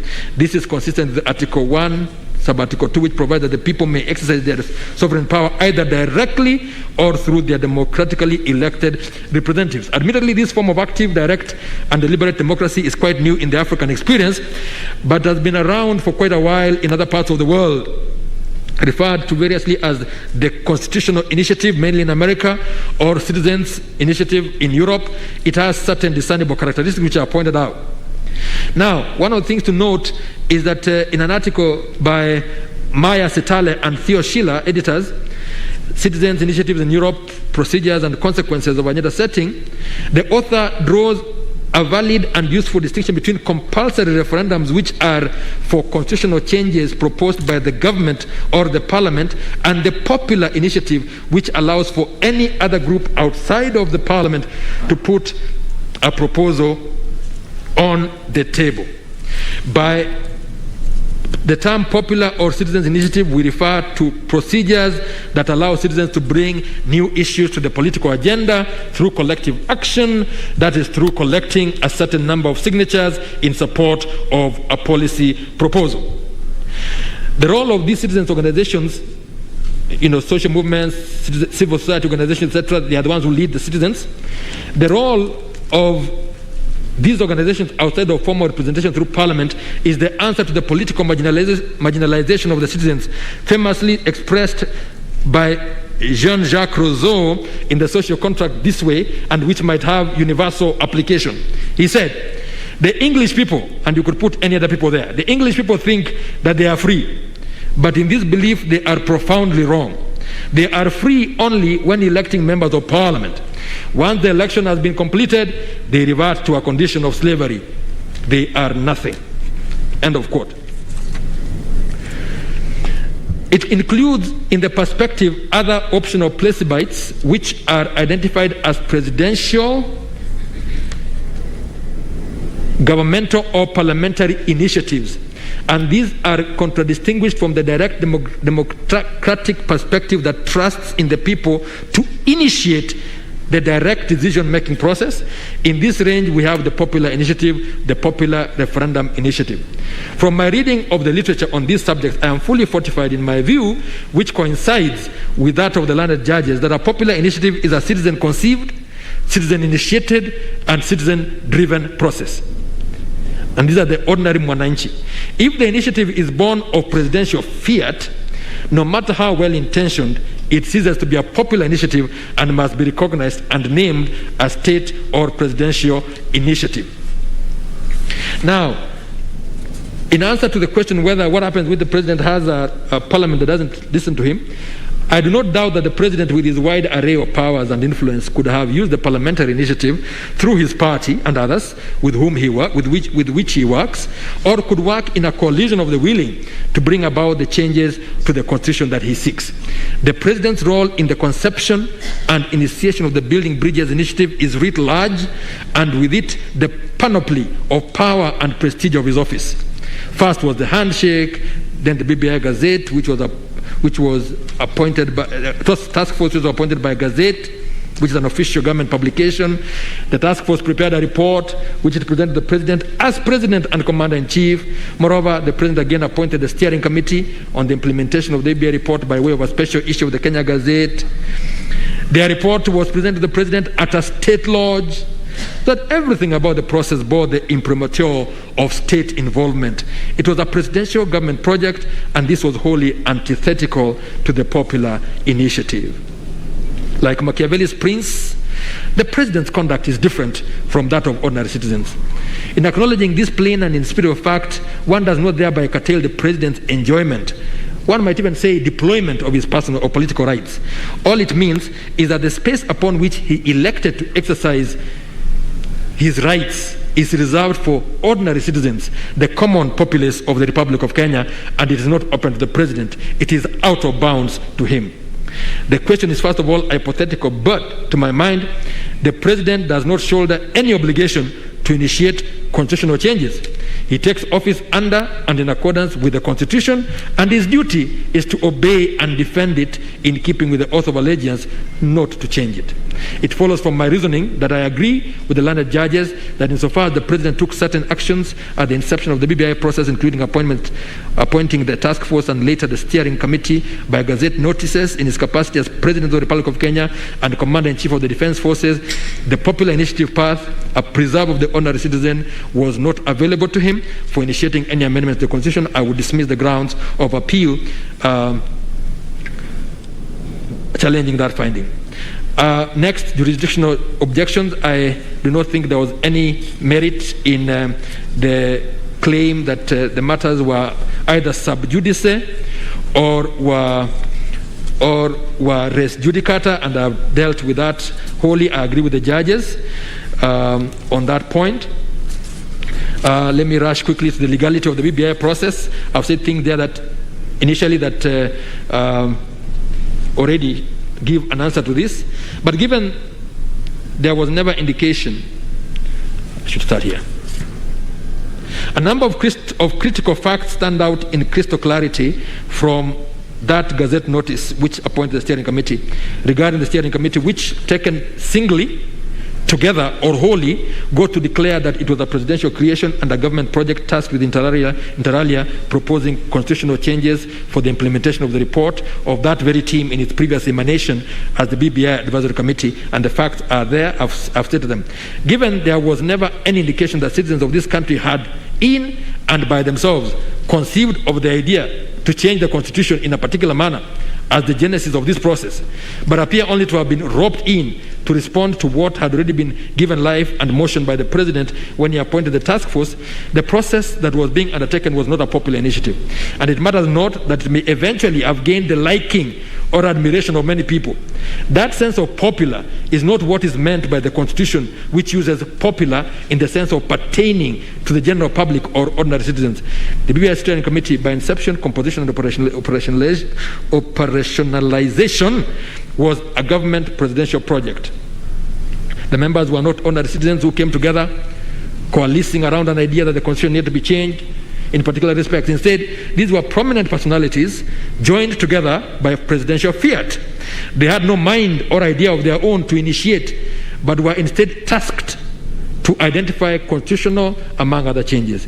It was not open to them to purport to craft constitutional changes and even come up with the BBI Constitutional Amendment Bill purportedly as a people's initiative. They were, without a doubt, a government project, and it was impermissible and untenable for them to seek to camouflage their process as a popular initiative, which it was not.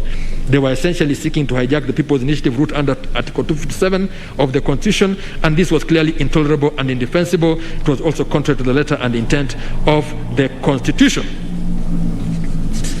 That, I think, provides the answer to what I had to say about that aspect. Yes, I think I am dealing with, yes, public participation is the next point.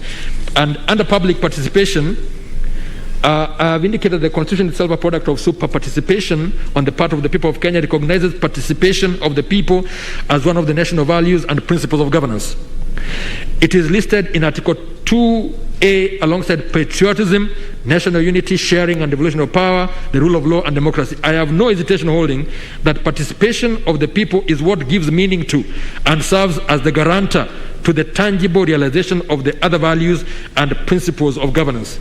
It is what gives substance and brings to life as a present reality the idea that democracy is a system of government of the people, by the people, for the people, as famously put by U.S. President Abraham Lincoln in his Gettysburg Address on November 19, 1863, which he hoped shall not perish from the earth.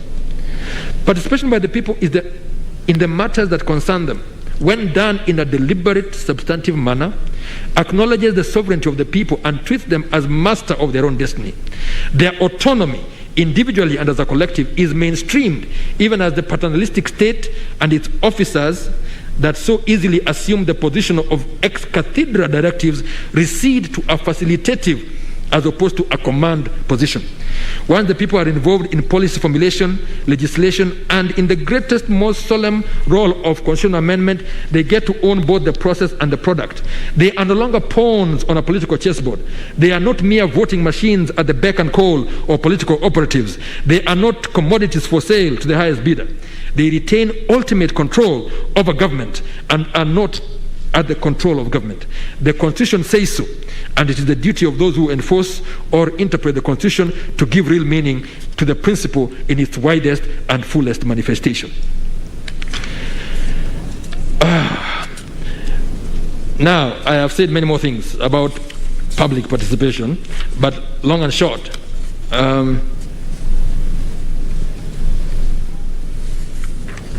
yes, there's an aspect. I agree with the judges generally when they talk about public participation, but whereas the above reasoning is perfectly in line with the public participation with what it would require in a matter of such moment as constitutional amendment, I must express my unease, brought out quite poignantly by Mr. Karori in his address to us, that it would be to place an onerous and well-nigh impossible burden on promoters of a constitutional amendment by popular initiative to expect them to go the whole hog captured in the above excerpt, including translating it into all the languages, having it in Braille, etc., and sending it all over the country. That to ask them to do that before they collect the signatures might be a bit too onerous. It seems to me, with respect, that the requirement stated by the judges must be present before or at the time of the voters finally make their decision on the proposed amendment of the referendum, failing which the mandatory requirements for public participation will not have been met, with fatal consequences to the proposed amendment. I am of the view, however, that the elements of public participation stated must perforce be understood to form a spectrum or a continuum which is incremental in character.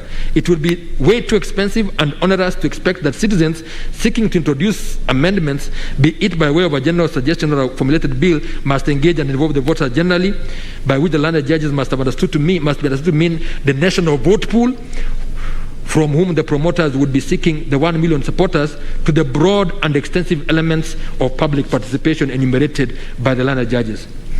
I think that the duty they bear at that point of signature collection is one of sensitization with candor and disclosure, as opposed to one of full broadcast by all means in all languages to all voters of the full particulars of the exact amendments by way of the amendment. It is enough that a voter should know what is sought to be introduced by amendment in sufficient detail to be able to make a decision whether it is an initiative he would support by appending his signature at that stage or not.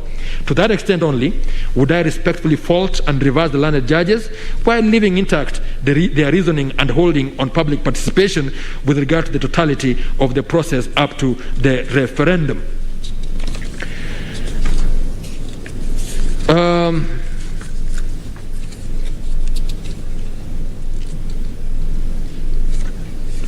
Of course, it has been argued that why worry about public participation? The way you look at everything else, the way it is set out, there will be enough moments for public participation, and perhaps the judges acted too fast and too soon. And I think, with respect, that whereas on paper the argument does sound attractive, the reality on the ground, as became apparent during the hearing of the appeal, is that there was a measure of cynical disregard for the very opportunities and timelines intended to facilitate public participation.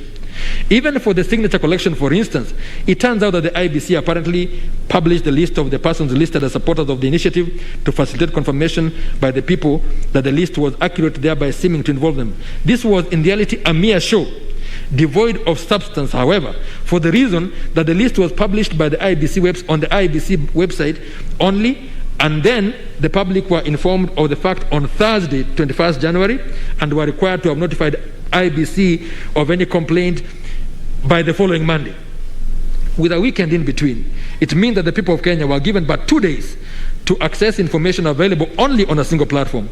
Under those circumstances, it sounds rather strange for IBC to point at the apparent absence of complaint as demonstrative of accuracy or satisfaction. It could well have been due to absence or, at the very least, insufficiency of access. Another glaring and troubling example that was cited in argument before us was the lightning speed at which the amendment bill was rushed and passed through county assemblies. The Constitution deliberately indicates that they are to consider the bill within 90 days. And it is argued that properly so, that the period is intended to facilitate public participation, which I take to take the form, at the minimum, of publication of the bill within the county, followed by consultation, receipt of memoranda, debate in public forums organized for the purpose, and on other platforms so as to involve the people and obtain their instructions, thereby establishing whether or not to support or approve the bill. What was witnessed in most counties, however, was a farcical disregard for the people and the Constitution. Many county assemblies made absolutely no pretense to involve the citizens resident in their counties, spurred on no doubt by certain incentives beneficial to themselves, the most notorious of which was their demand for some 2 million shillings car grant, which was quickly granted by government. The usually slow and tight-fisted Salaries and Remuneration Commission, despite well-known fiscal challenges and a raging global pandemic, somehow managed to prioritize, approve, and find funding for that particular incentive for MCAs, which seems to have attained the status of a national emergency. What in the end seems to have happened in county assemblies was a mad rush to demonstrate personal gratitude and party loyalty, with some passing the bill in but a couple of days. The people did not matter. They might as well not have existed. And no superior court in this country, properly directing itself on public participation, would in conscience accept as permissible such violation and negation of the constitutional scheme and command to put the people first and center in public affairs, of which amendments to the Constitution is definitely the most solemn. I would affirm as correct the holding of the learned judges that county assemblies are under duty to approve or reject a constitutional amendment bill in a popular initiative whole without amendment, so as to maintain and preserve its content and character inviolate as a popular initiative. It is also the more reason why they are under a clear duty to be scrupulously and faithfully discharged, to involve the people so as to discern which way they should vote on the amendment bill. On presidential immunity, all I will say, first of all, is that there was an issue that His Excellency the President, Uhuru Muigai Kenyatta himself, it would have been neater if the President himself joined the proceedings and raised objection to his having been sued in his personal capacity. But he was not. Now, the issue that arises is that he appears not to have been served, and I might as well state at this point that the learned judges ought, at the very minimum, to have first satisfied themselves that service had been effected on him by the petitioner before proceeding to hear and determine the matter, and to even make pronouncements against him. This is a fundamental and basic tenet of natural justice, and the rules as to service or process are quite explicit as to what is required to have been done. I therefore agree with Mr. Gatonye, Senior Counsel, that any adverse orders made against the President in his personal capacity would be open to setting aside ex debito justitiae. That does not mean, however, that the learned judge's finding on the extent of the President's immunity from civil suit is also affected, because this is a matter of constitutional law, not personal to the sitting President. And I have quoted Article 143(2). And the argument was that the President should be impeached in case of things that happen outside of his. In fact, the argument was that he enjoys absolute immunity. Now, as an impeachment can be challenged in court, it was counsel's view that it was putting the cart before the horse for the courts to entertain suits against the President in his personal capacity before he gets impeached. When seeking clarity, I asked counsel the hypothetical question of what my neighbor out in the village of Karaos, Kesogon, Trans Nzoia County would do were I the President and my dog bit his child. It was counsel's confounding answer that the only recourse open to my neighbor was to seek my impeachment. He cannot be right, not least because there is nothing presidential about such a canine indiscretion that would only invite tortious liability. Counsel drew the attention of the court to Article 165 of the Constitution that gives judges immunity, and in particular the case of Bellevue Development Company and Francis Gikonya and 7 others. I am familiar with it. I wrote a judgment in it. But the position I take, is that the protection that is given to the president has to be purely functional, related to his office, and does not extend to any matters that are done outside or in violation of the Constitution.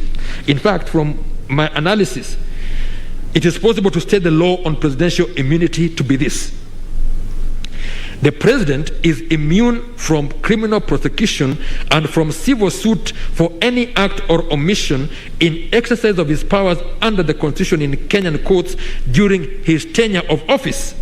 But he may be sued for acts or omissions outside his constitutional duties and prosecuted for international crimes where the treaty establishing them does not recognize the defense of immunity. The statutory limitation period shall be extended to take account of any action or suit that could not be brought on account of the defendant's presidential tenure.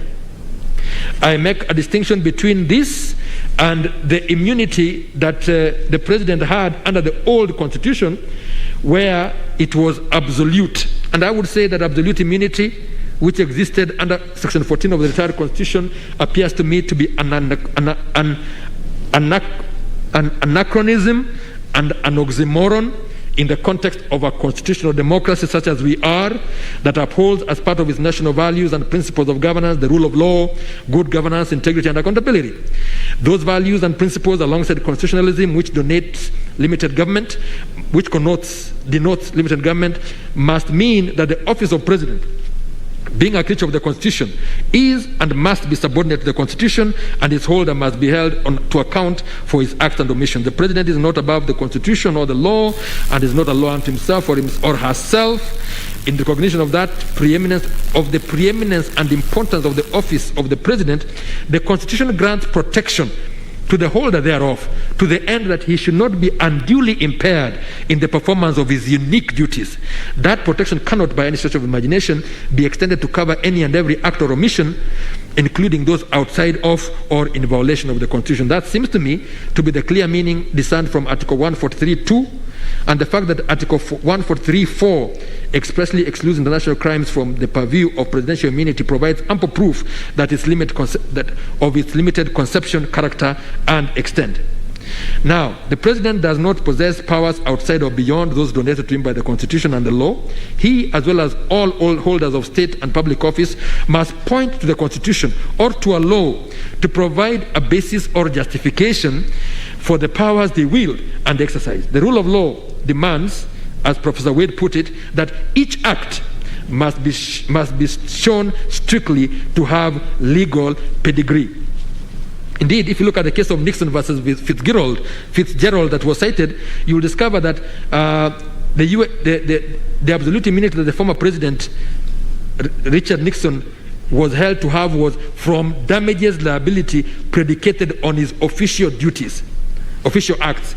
The immunity was held to be a functionally mandated incident of the president's unique office, rooted in the constitutional tradition of the separation of powers and supported by the U.S. history. Now, what we have in issue here, coming out of petition number 426 of 2020, are those acts which are said to have been committed by the president outside his constitutional powers and in fact in contravention of the Constitution, and the learned judges held, and I would respectfully affirm, that the president is not immune from suit for that. I only need to add that the days of an accountable presidency are long gone and are of only historical significance as a lesson and a warning to the citizens of the country to be vigilant and to demand accountability from the person to whom they entrust the responsibility of leadership. Experience, as recorded in many cases, both local and comparative, shows that in a democracy, no office is immune from accountability to the law as administered by the courts. I hold that the appeal challenging the learned judges holding on presidential immunity from suit in personal capacity should fail. Regarding the legal regulatory framework for constitutional amendments by popular initiative, I have mentioned some of the arguments that were made, and I would say that I think it's a matter too plain for argument that the country does need a referendum act, and there is none at present. The learned judges were informed that there was a proposed referendum bill somewhere in the legislative pipeline, but there seems to be uncertainty as to its eventual fate. So, it's interesting that and odd that the Attorney General, who should have been at the forefront in seeing the legislation is in place, the IBC, which needs it for proper conduct of referenda, and the BBI Secretariat, which needs it to be guided by it if it were to pull through the proposed amendments, all seem to speak the same strange language, that the gaping lacuna is of no significance or moment. With great respect, I do not find such a stance by critical players in a national exercise to be of great importance to be particularly helpful. And I do hold the view that candor in public affairs, including in litigation, is a virtue to be embraced. It cannot be right for parties to propound in court positions they know to be so plainly untenable, and to do so without batting an eyelid. That this country needs a referendum act is an urgent matter and should have been addressed years ago. Now, the Attorney General went on to assert that all motions involving the furtherance of popular initiative are an exercise of citizens' political rights as enshrined in Article 38, but they should not be limited by a flimsy excuse of lack of regulations, administrative procedures, or statutory prescriptions not expressly provided for under the Constitution or legislation. That's what the argument was. Whereas the Attorney General is quite right that the enjoyment of fundamental rights cannot be conditioned upon the enactment and promulgation of any statutory rules or regulations, with the absurd result adverted where rights are held at ransom by official neglect, I do not think that the landed judge's decision was to that effect. I fear the Honourable Attorney General appears to have misapprehended the reasoning of the landed judges, which was quite the opposite of the meaning he ascribes to them. In fact, judges at paragraph 6 or 3 of their judgment say that even if there is no referendum act, it is still possible under with proper adherence to the Constitution, to go right ahead and hold a referendum. I think, with respect, that given the uncertainties, ambiguities, and penumbras that are apparent in the manner in which one is to go about initiating, collecting signatures, forwarding, debating, involving the public, campaigning, and voting on a popular initiative for the amendment of the Constitution, together with the necessary timelines, this area is in a wholly unsatisfactory state and needs clarity by way of both national referendum law and probably rules and regulations specific to the popular initiative. It is disingenuous for it to be argued otherwise, unless uncertainty in law should somehow have attained a utility I myself cannot discern and state as of a virtue. I am firmly persuaded that a referendum in the context of proposed constitutional amendments by popular initiative must be governed by a specific, properly thought out legislation. It cannot be left to the Elections Act, which seems to contain a part of the referendum in some kind of by the way or afterthought, regard having heard to the fact that referendums are not elections and they are no less important than elections. I would go as far as to state that whereas the provisions on the referendum in the Elections Act may suffice to settle questions of various types and descriptions in an ordinary referendum, they are not sufficient in detail and clarity and were not formulated to meet the full requirements of Article 257. I should think, with respect, that it speaks to a national malaise of inattention to duty, a satisfaction with dilatoriness, and being reactive instead of proactive on the part of officialdom, that the referendum law has never been passed, notwithstanding that some 2 years ago, Justice Nyamweya had spoken, Nyamweya J, as she then was, had spoken of its glaring need in the case of Republic versus County Assembly of Kirinyaga, ex parte Kenda Muriuki, and another. Now, in resolving this issue, the issue of verification, I've gone into some depth about it. All I can say that the report was even more emphatic. This is a report that was done by IBC itself in the Okoa Kenya initiative, was even more emphatic on the process of verification, which must entail ascertainment that the status of the supporters as voters and of the authenticity of the signatures as theirs. I agree entirely with the sentiments of the judges, safe to say that the landed judges were perhaps too magnanimous in having been merely startled by IBC's flip-flopping on this rather straightforward matter of what it means to verify. I should think that such shifting of goalposts probably smacked of candor economy, calling for stern rebuke. It is a matter of utmost importance that all persons and institutions that appear before court be careful to be entirely forthright. Any other contrary stance brings the administration of justice to disrepute and must not be condoned or normalized. And therefore it boggles the mind that with regard to the BBI proposed amendments, IBC sees its role as different from what it stated with regard to the Okoa Kenya initiative. In sum, there does exist with regard to the counterpart electoral processes full-fledged legal and regulatory framework, and it cannot fall from the mouth of IBC that a like framework for signature verification for a popular initiative is a superfluity, because I think it is not. Given that state of things, I am convinced that the conclusions reached that IBC lacked the requisite legal and regulatory framework in the specific issues of signature verification, and that the stopgap administrative procedures were invalid, were unassailable, and I will not interfere with them. On IBC quorum, I think a lot has been said. I am in total agreement with my brother Justice Gatembu when he came to the conclusion that the quorum of IBC cannot be 3.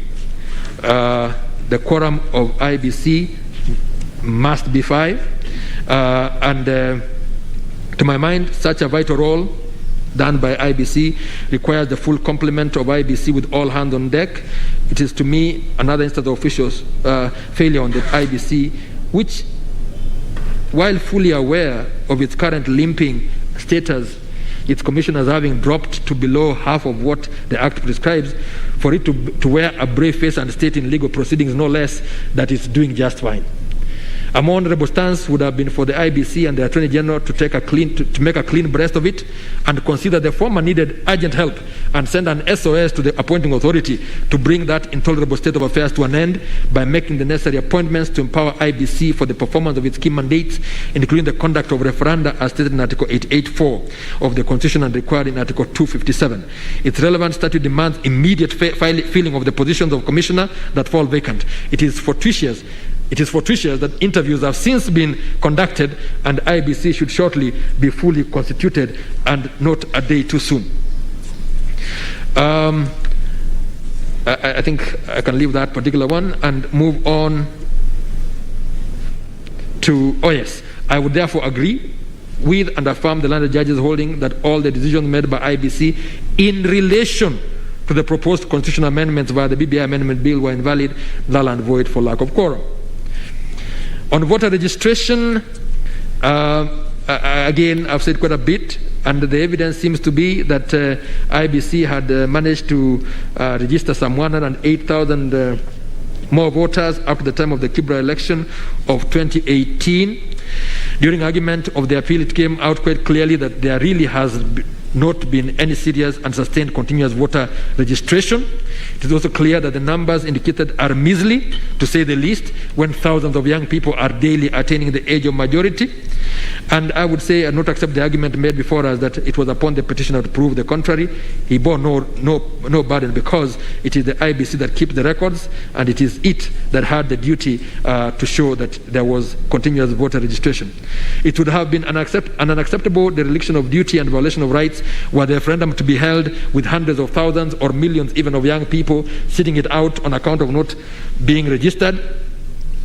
Where the referendum in question involves proposed changes to the Constitution, it is this very segment of the citizenry, the very youngest of adults, who have the greatest stake in the matter, and everything should be done to aid in having their voice heard, their vote taken, and their decision made known. Indeed, it's further testimony of the nonchalance that attends the question that the registration of young people as voters is a matter that has to be pursued as a chore, when attainment of majority ought to lead to an automatic registration as a voter. I know that the report by the Curricular Commission dated 17th September 2008 on this very aspect has never been actioned more than a decade later. They had indicated that it should be very easy. The moment someone gets an ID, they should also be registered as a voter, but that seems not to have been done until now. The format of the referendum question, I would say with respect, again, I agree that lumping all those questions together brings a problem.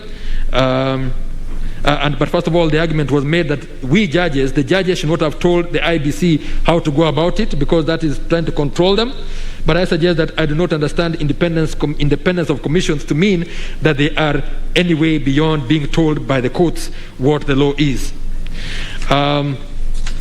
Now, if I may pause here for a moment, it becomes clear that some amendments to the Constitution do not require the involvement of the people generally at a referendum.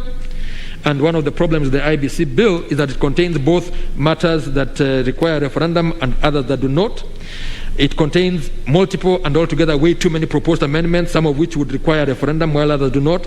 The confusion becomes intolerable in that a bill is prepared containing provisions that from their different proposed impacts requires two different tracks for enactment.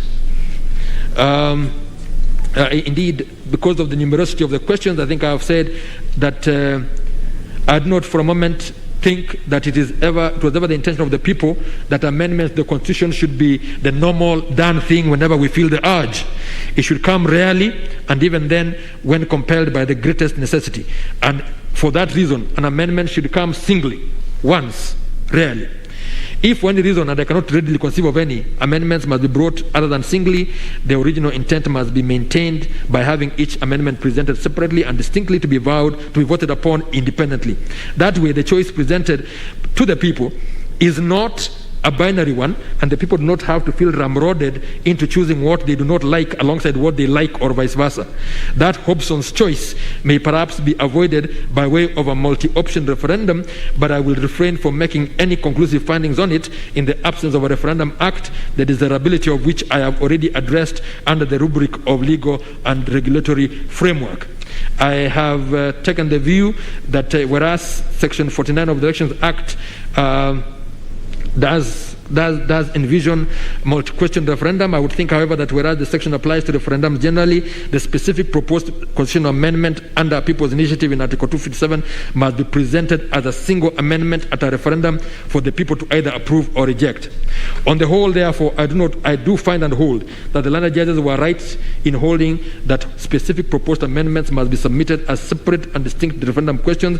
I would only preface the relevant part of the declaration by the words must be presented singly, or I would in any event reject the grounds of appeal preferred against the holdings on the structure or format of the referendum question. I've taken the view that having too many of them in one question amounts to an interrogatory overload. On the question of constituency apportionment and delimitation, I note that IBC, which to its credit has not appealed against the findings of the learned judges on the aspect of the case, is required under the BBI bill to determine the boundaries of the 70 extra constituencies within 6 months of the commencement of the Act in the counties among which the new constituencies are spread in the manner specified. The learned judges undertook a detailed historical account of constituency delimitations, which goes to show how the matter is a delicate, emotive, and often highly contentious exercise, and regarded by what Kriegler report termed the gross disparities in the voting populations and gross disparity in the size of Kenya's constituencies. In a report by the IBRC, it identified historical injustices and past gerrymandering as having highly contributed to the 2007 post-election debacle.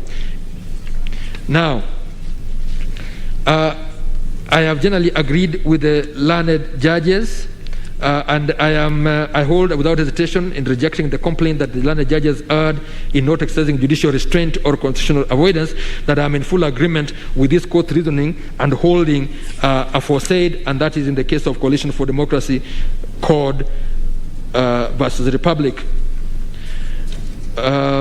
It resonates with what I stated earlier when treating of the basic structure doctrine, that the Constitution places on judges an unmistakable obligation to defend the Constitution where there is real, clear, and present danger of violation or contravention of rights, or an unlawful tinkering with or alteration of the Constitution's basic structure, such as portended by some of the provisions of the BBI Amendment Bill. The courts, when moved, must take defensive action in aid of the Constitution, even by making a preemptive strike that ensures the threatened constitutional amendments do not see the light of day. I have again seen referred to Mr. Karori's arguments in which he talks about the difference between the power of IBC over over wards and over constituencies, which I agree with, but a careful reading of the judgment does not suggest to me that the learned judges held that the number of constituencies cannot be altered. I think they stated the opposite, and quite emphatically and unambiguously so, which again I have quoted them. What the learned judges did hold was that it was impermissible for the BBI amendment bill to directly allocate and apportion the 70 extra constituencies it created without the delimitation exercise that is commanded and provided for in detail by to be undertaken by IBC in Article 89, which lists and Article 88.4, which lists the delimitation of constituencies and wards as one of the particular, and I dare say exclusive, responsibilities of IBC. To my mind, the protective role of independence commissions over the sovereignty of the people is of critical, over the delegation of the sovereignty of the people is critical and vital importance, and can only be attained by a jealous and uncompromising assertion, exercise and defense of their independence. Independent commissions are charged with the duty of vigilantly and keenly ensuring that the state organs to which sovereign power is delegated maintain the stance of delegates accountable to their principles and remain always the servants of the people. And therein lies the absolute necessity of the independence of those commissions being kept firm and inviolate. I would thus hold that, seeing how critical the independence of independence commissions is to the sovereignty of the people, it has to be part of the basic structure of the Constitution, which is given express amplitude by entrenchment. Having taken this view, it should be obvious that I find the provisions of the BBI amendment bill to be an unconstitutional attack on the independence of the IBC, and materially seek to alter by the operation of various of its provisions the limitation scheme set out in Article 891 of the Constitution. It effectively attempts to repeal that provision without saying so by stealth and subterfuge.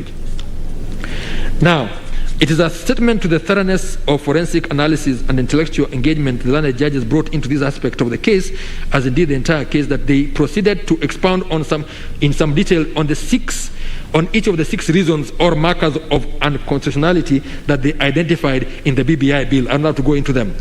As I'm myself fully satisfied with the accuracy and logical legal foundations of those reasons, I do not consider necessary to rehash them. The conclusion is inescapable that, being so violative of the Constitution, the provisions of the BBI amendment bill were benighted and ill-fated at inception and had to be struck down as null and void. As to the cross appeals, I am in full agreement that both of them should fail, and that's my position. And so, finally, in conclusion, I would express my deep gratitude to all counsel and parties who appeared before us. The depth and extent of learning that went into the preparation of these appeals and cross appeals by both sides of the divide was truly impressive. The authorities were numerous and the workload quite daunting, and I must commend the industry and commitment on display before us. The erudite submissions made passionately and with persuasive force exemplify the importance of oral advocacy at the bar by both seasoned seniors and talented young legal eagles. The latter exemplify Chinua Achebe's quip in Things Fall Apart that when a child washes his hands, he gets to eat with kings. These young lawyers will soar to great heights, and should they maintain the discipline, hard work, courtesy and professionalism that was in prodigious display before us. There is reason for optimism that the future of the profession is safe despite present troubles. As the cases, textbooks, articles, commentaries, and other authorities were in their scores, running into hundreds, nay, thousands of pages, it was not possible to refer to each and every one of them, just as it was not practical to quote verbatim all the submissions made before us for days, not to mention the hundreds of pages of the same in writing. My not having referred to any of them is no indication of their lack or worth or importance, but merely the function of limited space and time. In the end, I trust that we have all kept the Constitution safe and secure on this occasion, and may it always remain so. Thank you. Well, thank you, my brother Justice Kiage. It is now about 10 minutes to 5, so we'll take 10 minutes health break and come and finalize the remaining judgments.